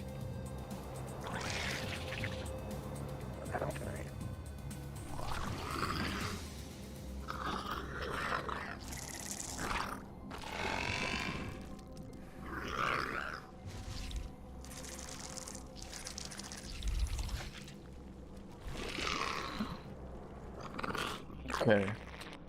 Let's keep milking this base right here. Blocks his natural, his third and fourth, so that gives me a little bit of time so that it doesn't just over macro.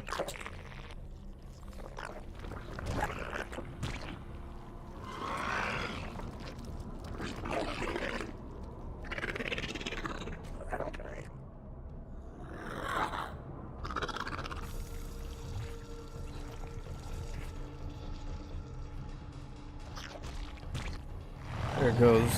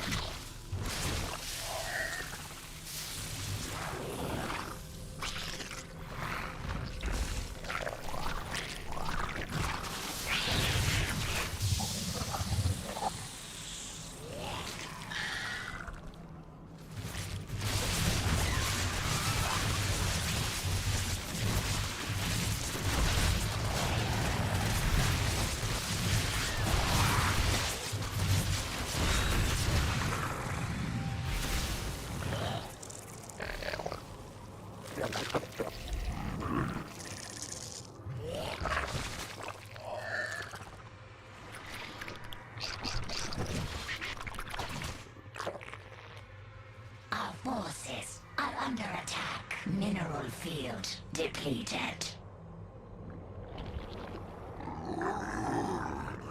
Our forces are under attack.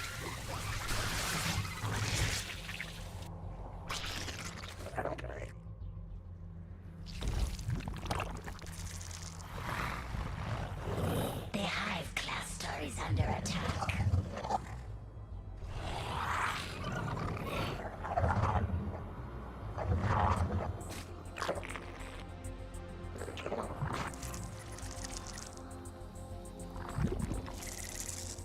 They're trying to make a drone right there.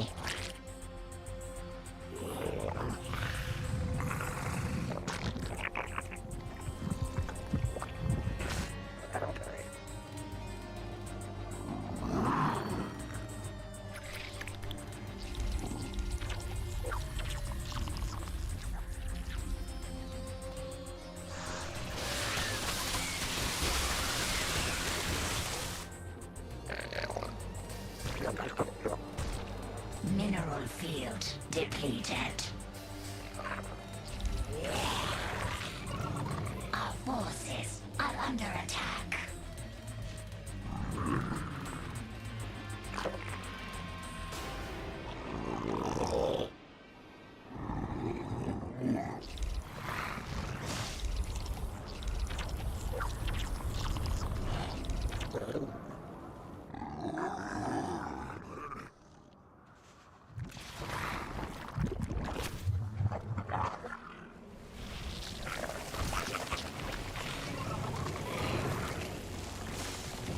Our forces are under attack.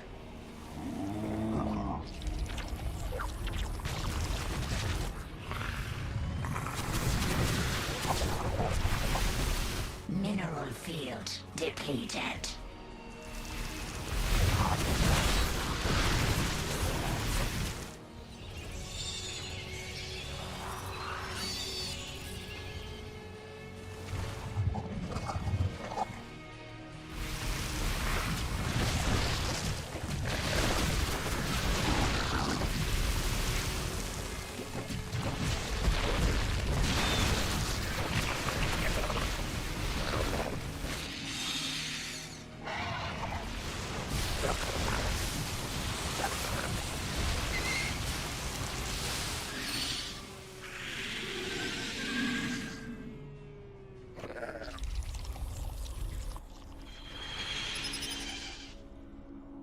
Mineral field depleted.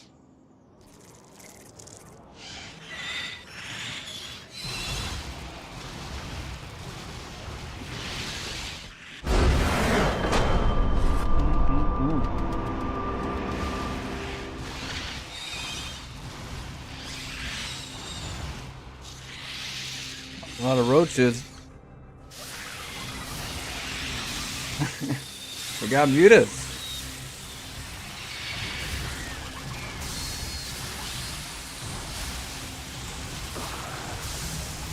Funny part though, what I like to do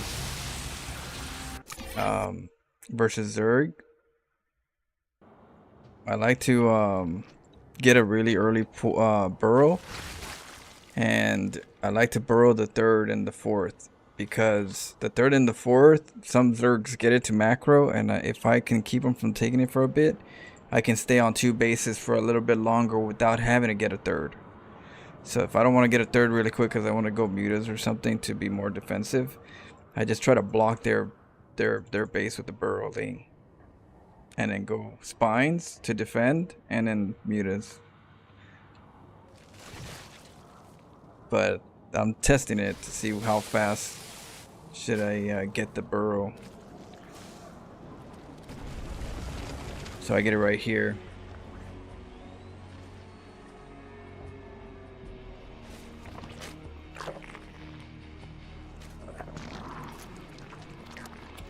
Design that. There it goes. There it goes. 8 minutes and 9 seconds. Sends it out. Oh. He made an Evo chamber instead. But he wanted that hatch.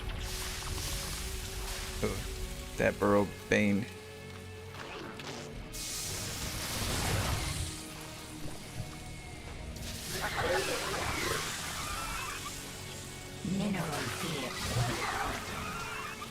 Yeah, right. This is reasonable. I was able to get the lean speed up. I just need to probably leave a drone in there for mining so that I get the extra additional 100, because I used the first 100 for the lean speed. So maybe I just gotta keep one in there, keep mining, get the 100, and then that'll be a reasonable time. Mineral field depleted.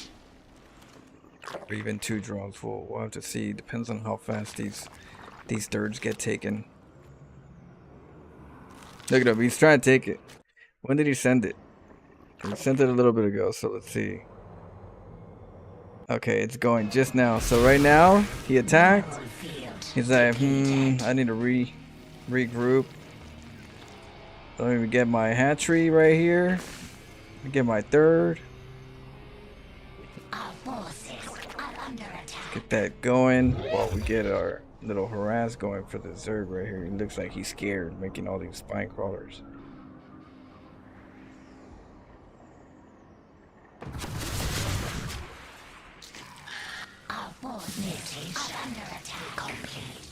So he's still like, okay, should have a third coming up soon, you know? Mineral field depleted. I know, and the place I know it's supposed to nerf, but it feels like it's not. But I don't think it's ever gonna go to their vision.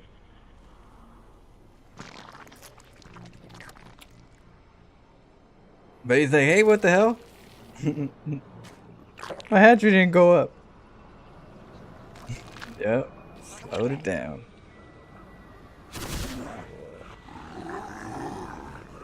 Yep. See, I like to slow them down, even if it's like a minute, 30 seconds, it's still slow down. Keep them from getting that base long enough. So that's what I like to do. Go in there, get a little burn. And the other one, yeah, they killed it already. GG, and then the mutas.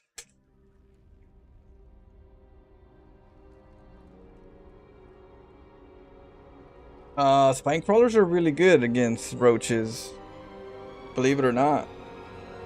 The Ravager, but he did have a lot of roaches. I think he got them afterwards. I think he got them after he traded. Cause yeah, that many roaches, that was a lot of roaches. You just send everything. It just happens to be, I think those were late roaches, which would have been good if they were earlier, because they would have hit hard. My spines were. I forgot the layer tech, so my layer tech timing was late. My spine crawler, my mutas were late, so I was like, oh shit. I was on a crunch time too. What up, Christian? How you doing? Welcome. Yeah.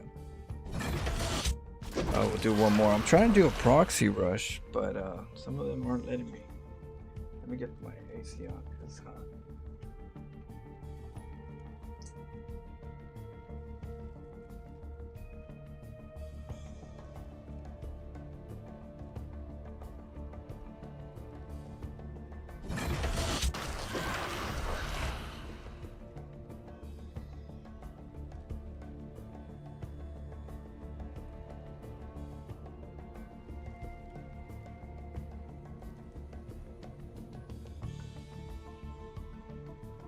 Before your mutas, he needed that critical damage before. Yeah, exactly. He needed to hit early. I think you have to kind of just see what's the earliest mutas usually come by, and then just always try to hit before that time, like 5 minutes or something like that. If you don't see a third, you know, that's like a big sign.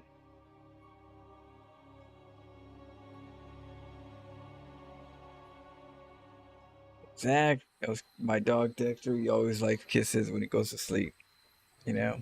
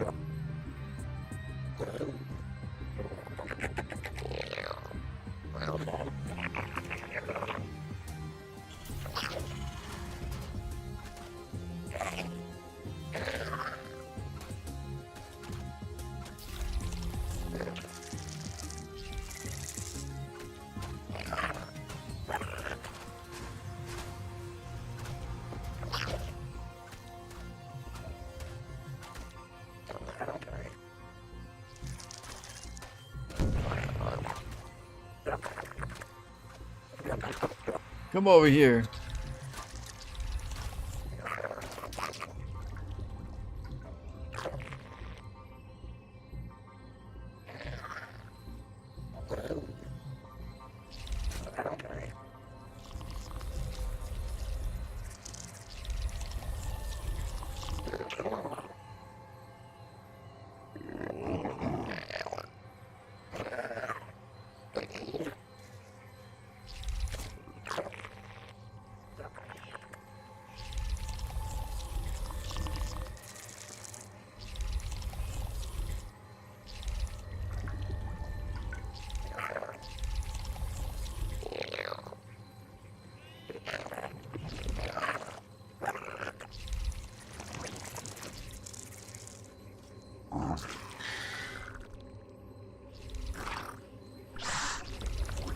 What?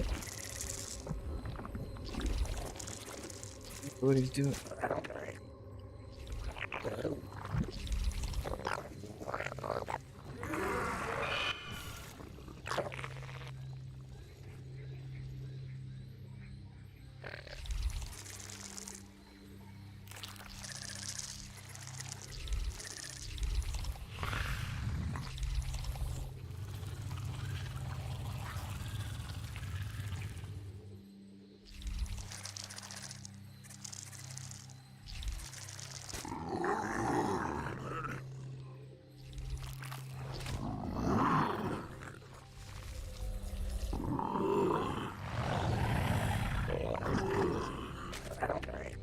Okay. Let's get some roaches in a bit.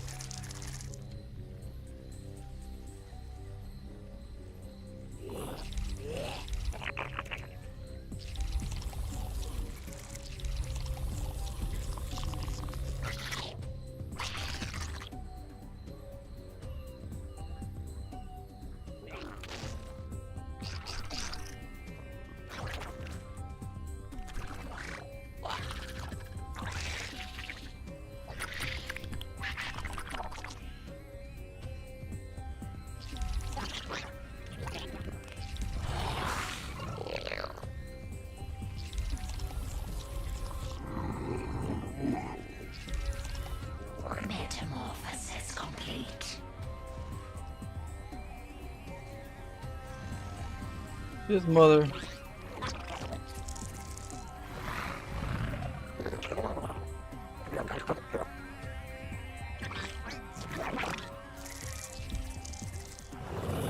Our forces are under attack.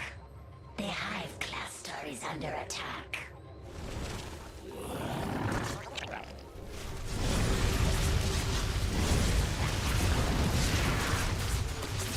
Our forces are under attack.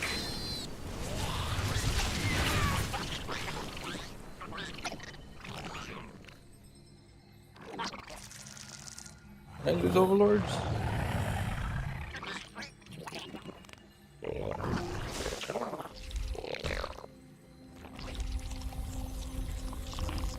I must have lost an overlord, yeah.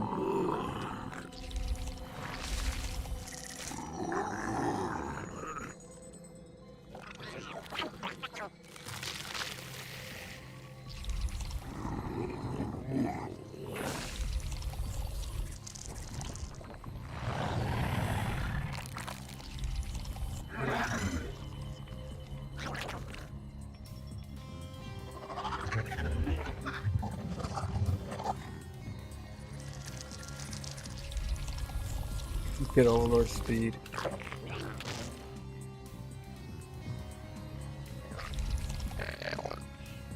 Get a spore.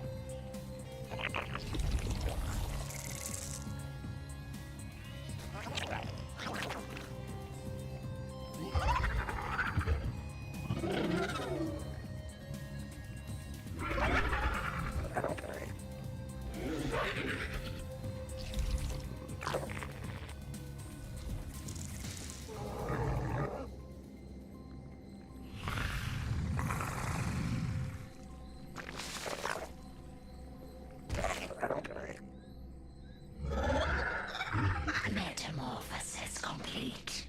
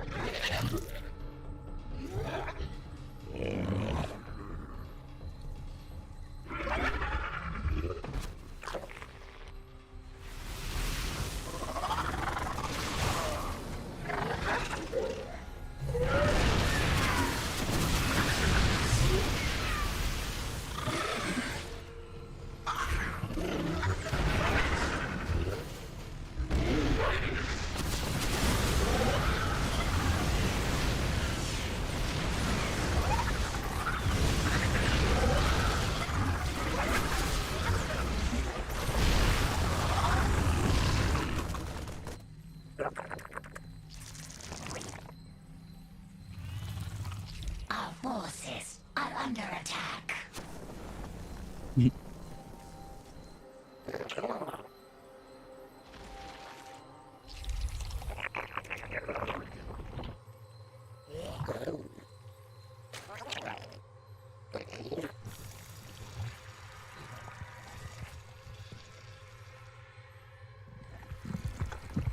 Get some drones.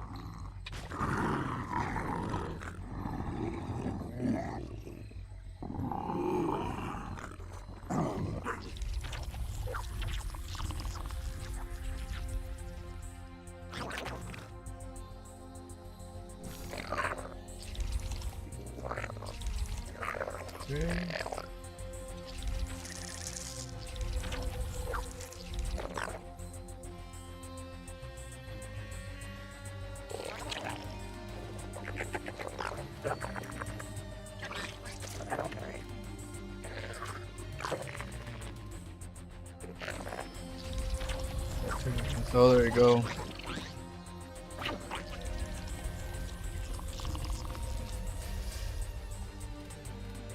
The hive cluster mineral field depleted.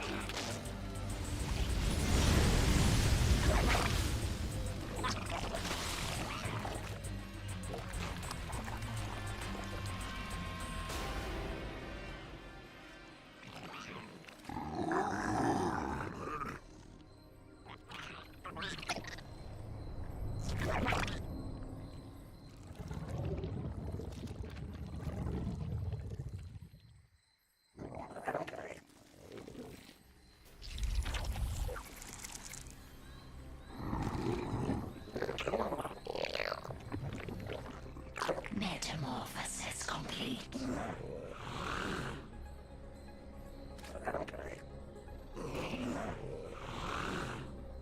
There we got that base.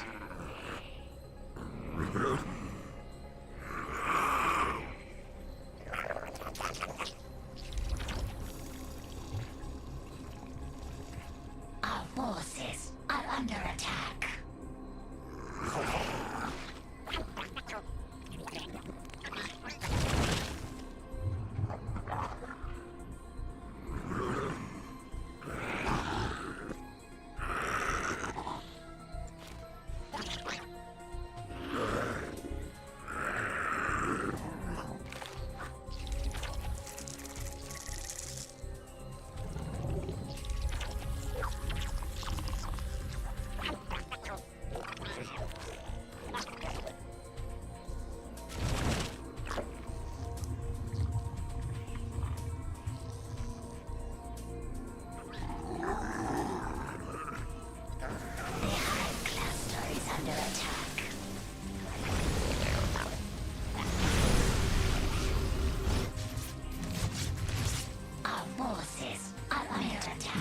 field depleted.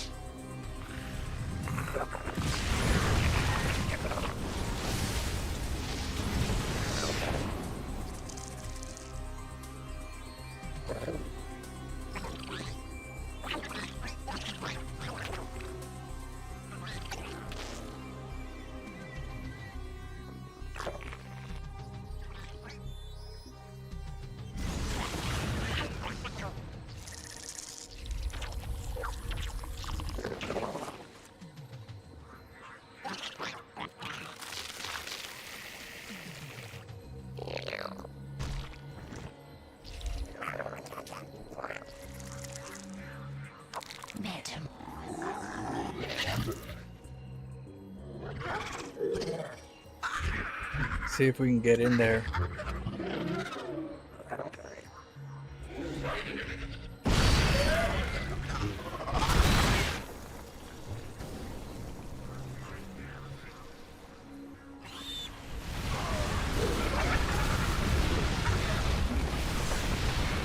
No. GG. Not enough resources.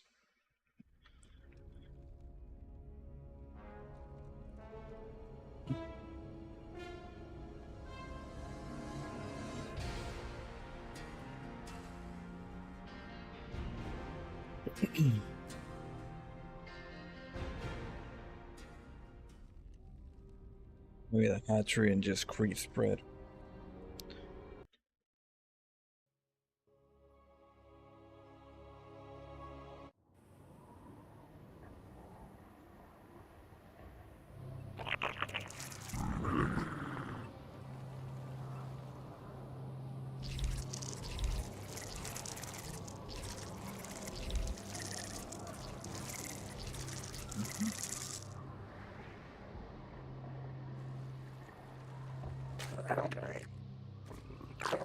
The third? Yeah. I didn't macro. That was more of a early rush. But then it was kind of delayed. I'm gonna do an early rush again.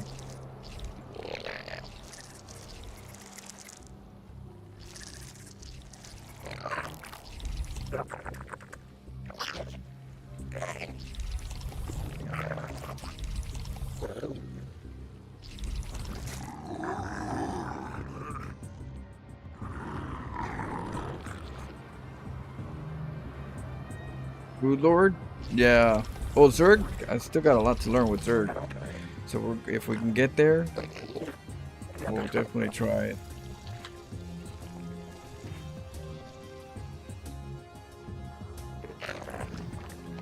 The hive cluster is under attack.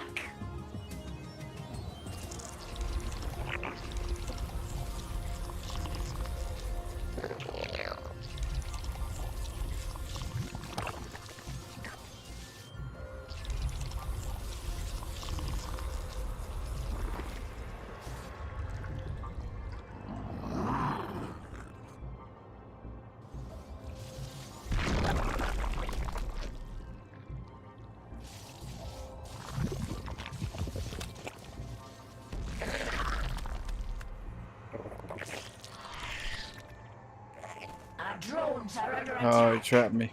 Good one.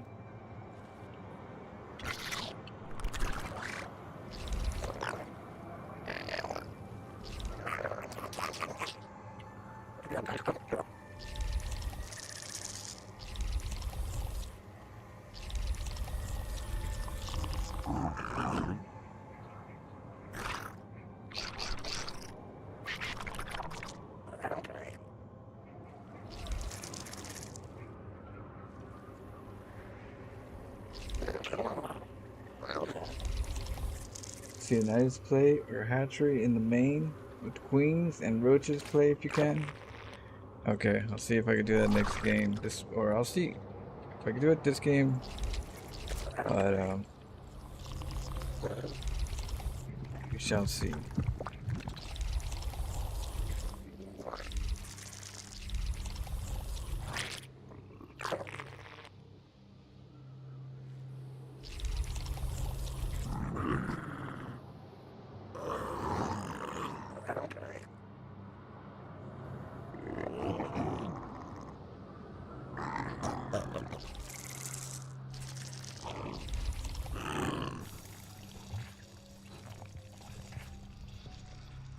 Hellions? Our forces are under attack.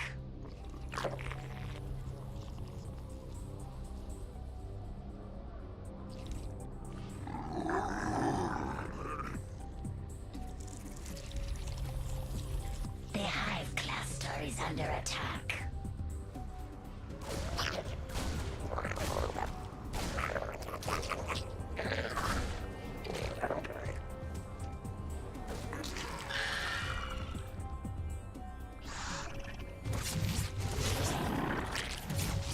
Our forces are under attack. Where are you going?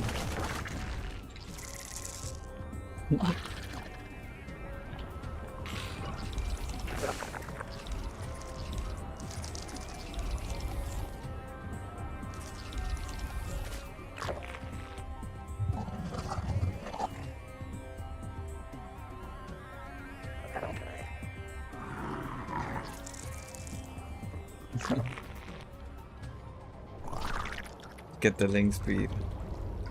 Let's get nice. If we're gonna get nice, we gotta get layer tech.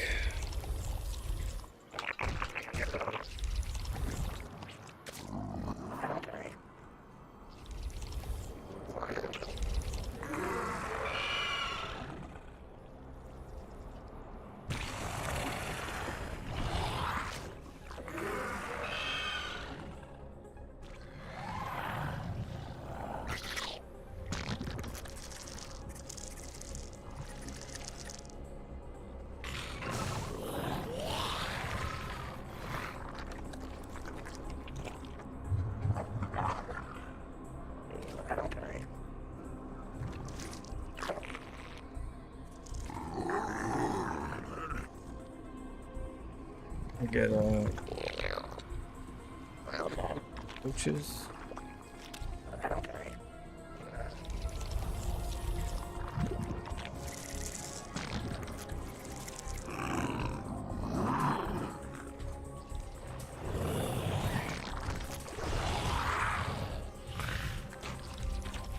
Our forces are under attack.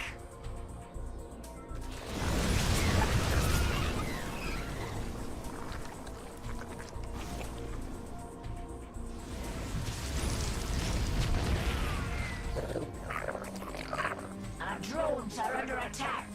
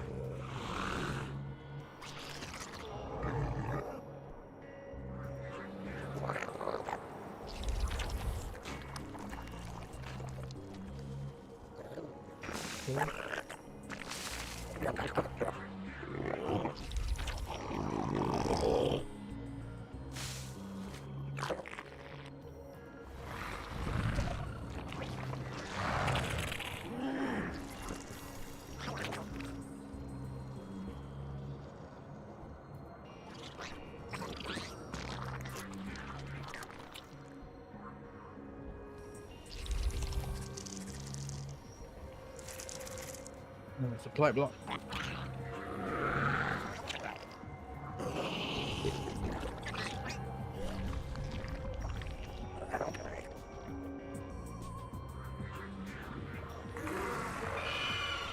Metamorphosis.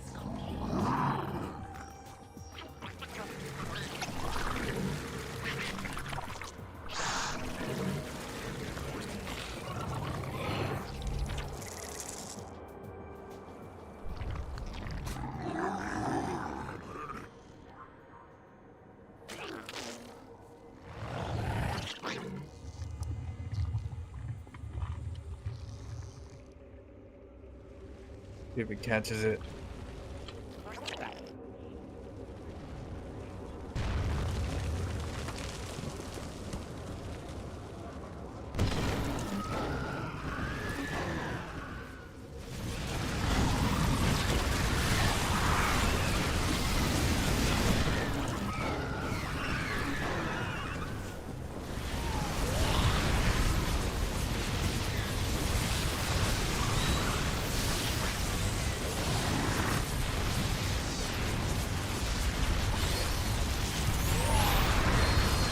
Mineral field depleted. Maybe with some Ravagers. Our forces are under attack. Mineral field depleted.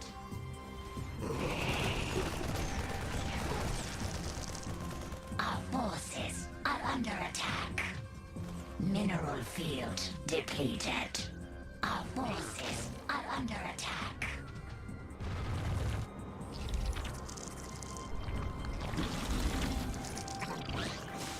No, I don't even have gas. I don't even have gas. Yeah, too deep. I was gonna go Bailings, but I don't even have gas for it. Yeah, that's Sim City.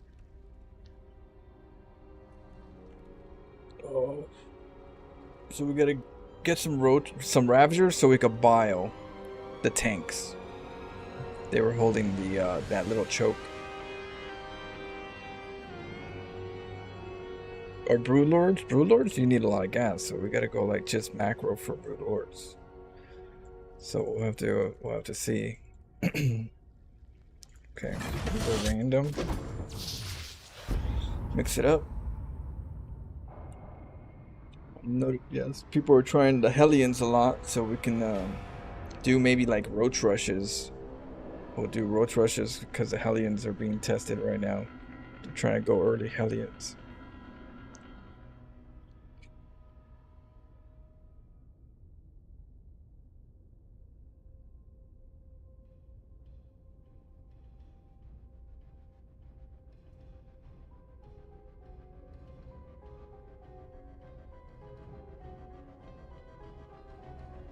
I gotta eat in a little bit.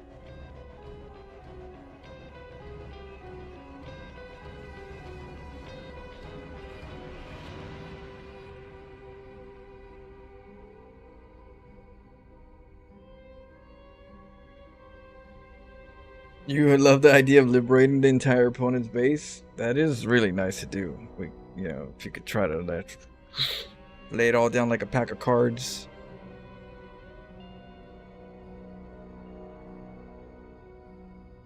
That's cool that we got new maps.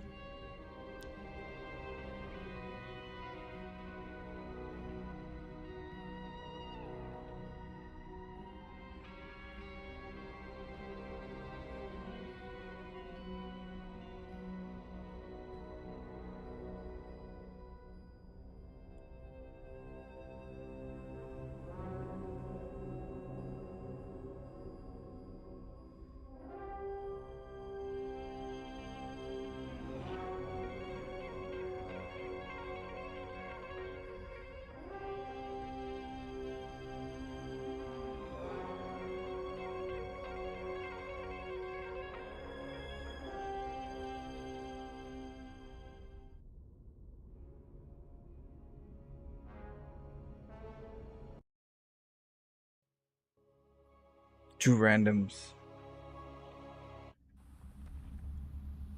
Let's go Tempest. Try out our Tempest.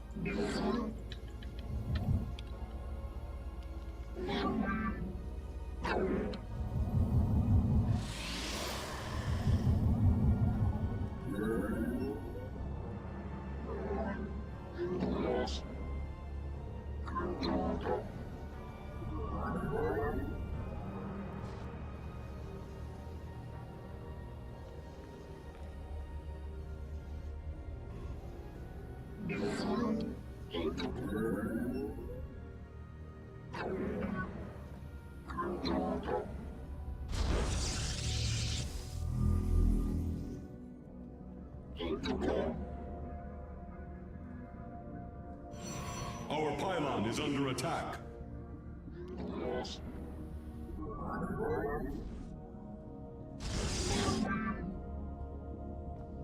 Base is under attack.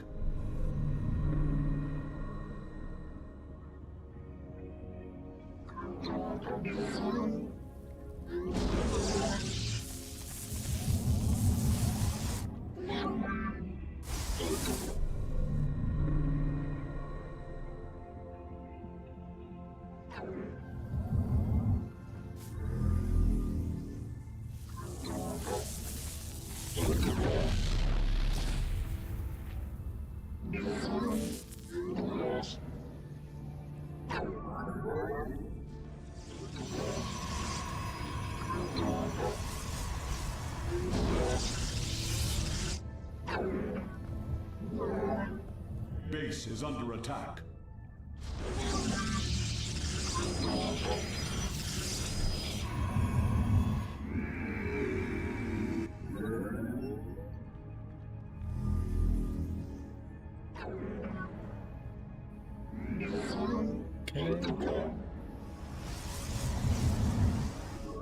Base is under attack. The best prices.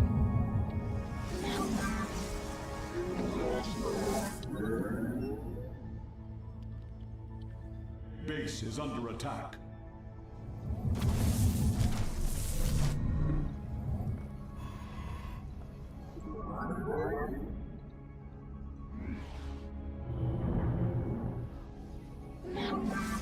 Our pylon is under attack.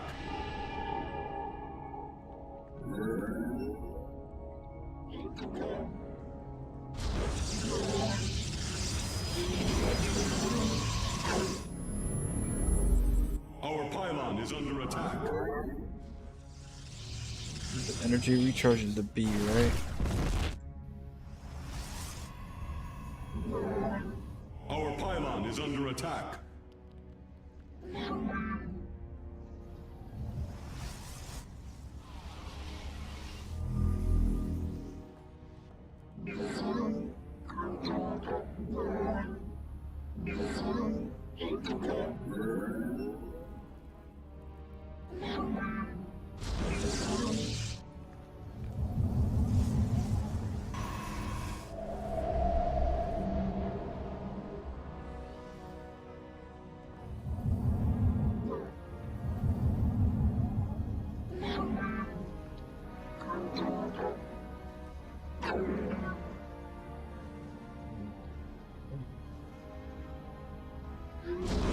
Base is under attack.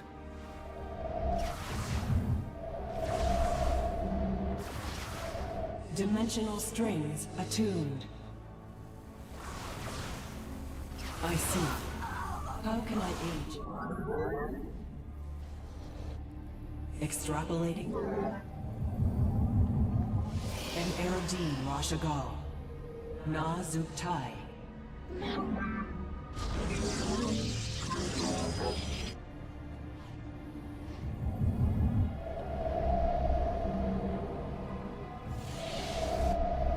The threads of fate lie bare.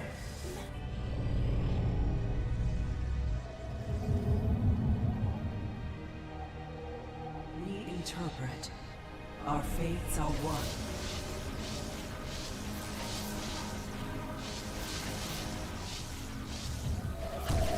Our window is short. Oracle perceiving. The stars. An omen.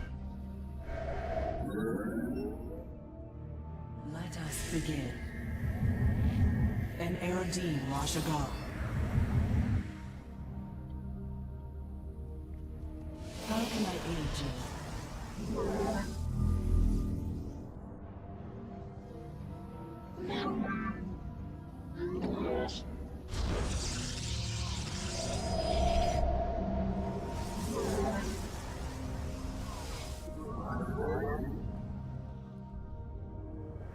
It is destined. Direct my vengeance. Harmonized. I see.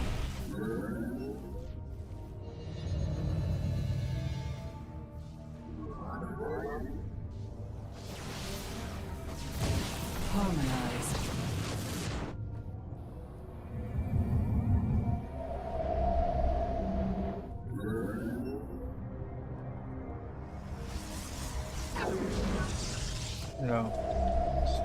Gotta get more gas.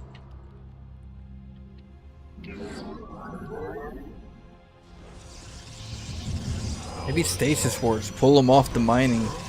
When they have battery shields, we'll get stasis wards.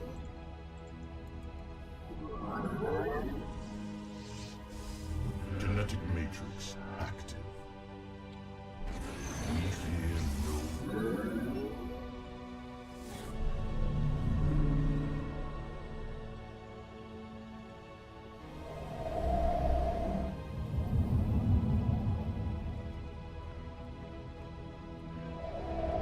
The golden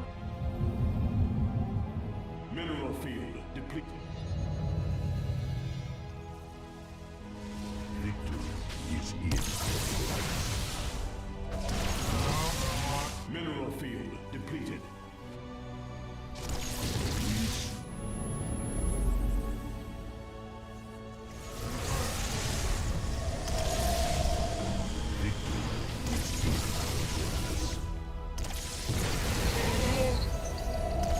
Golden Armada awaits. Rock iron.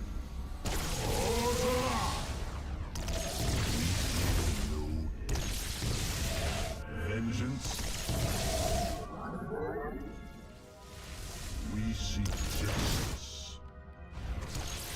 Storm and rule. Enemy.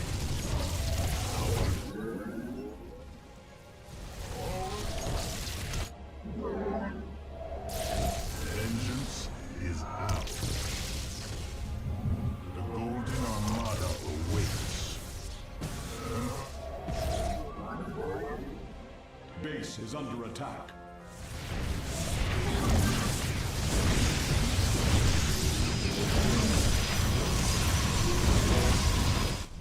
Mineral field depleted.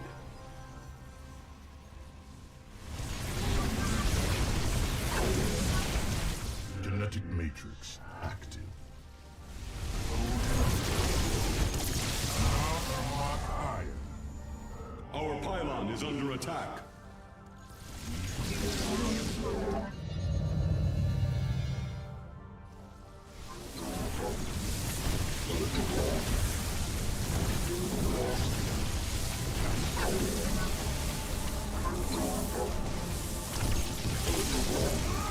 Our charge.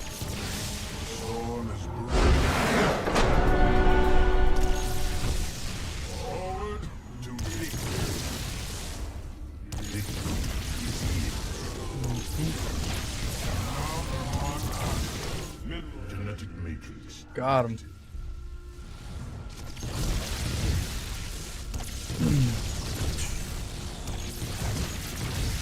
seek justice.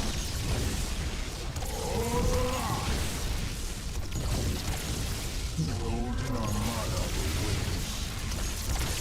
awaits. Gee, look at this guy, Tempest.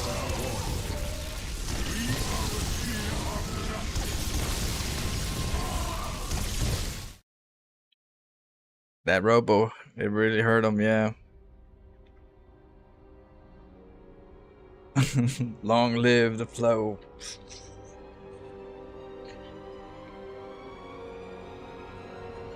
Well, if I haven't seen it, this is my man so far. Let's see. We're sanding it up.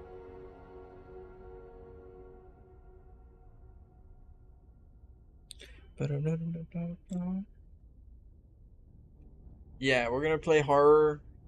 I gotta eat first, so I gotta take a break. Actually, I have to take like a break right now, eat, because I do want to play a little horror before it gets too late. But I do have to stay up late because tomorrow I have to go to work around the same time, so I have to have my body get used to it. But we're playing Silent Hill Part 2. We could start from the beginning. We didn't really do much, and I was very tired yesterday. Exhausted. But I do gotta eat. For now, we could chat for a second. Hey Flo, Halloween is a week from tomorrow. What are your couple scariest games you ever played?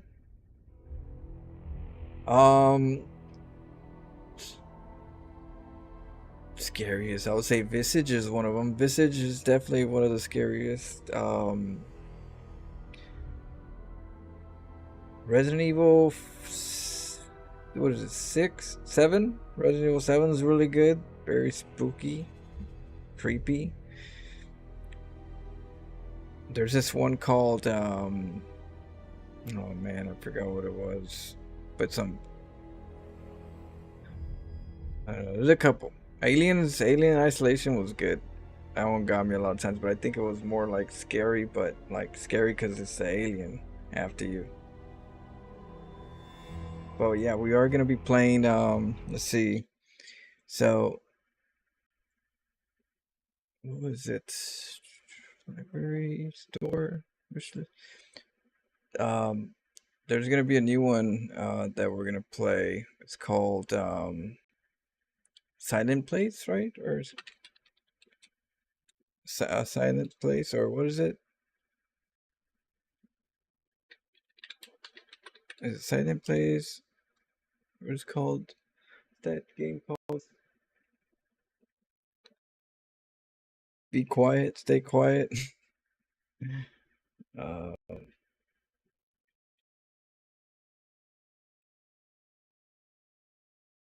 is it called?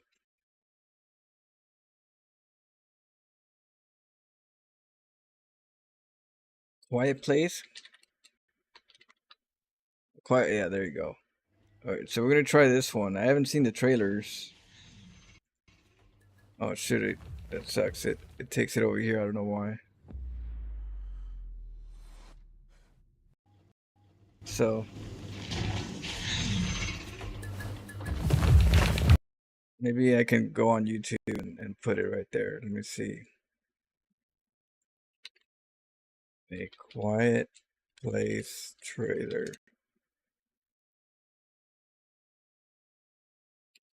Game.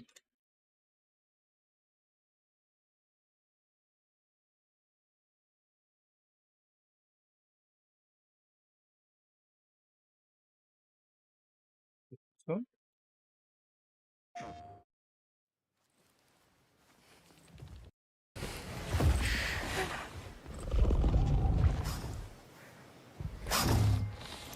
So it's supposed to hear your voice. It's supposed to hear your voice. Funny. I think it's this one. See Right? last night's game? It'll be a miracle if they make the playoffs. I hate to say it, but I kind of missed you this year. Yeah? Yeah. What the hell is that? What is that? Oh damn, meteors?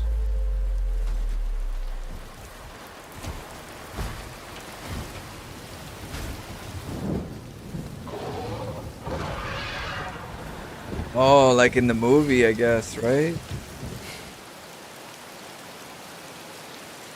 Let's do our drop pod.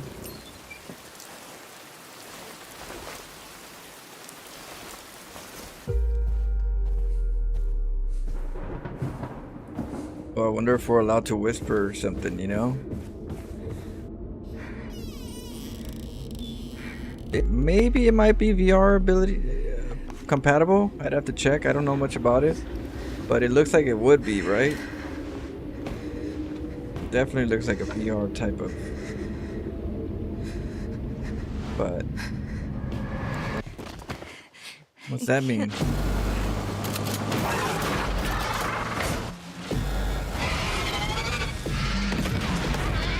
Oh damn.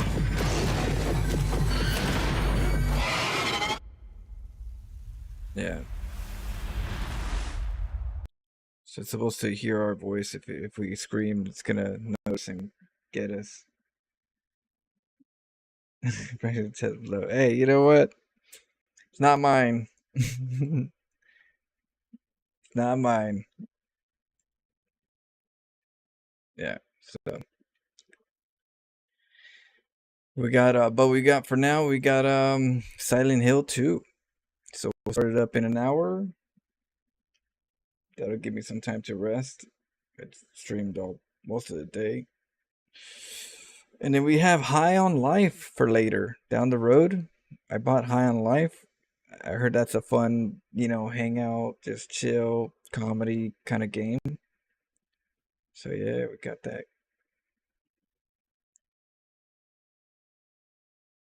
And then later tomorrow we'll play most of the day the new patch. If you guys want to face me, if you're like a subscriber, member, you can face me. We could taste things out. Exploration, you know.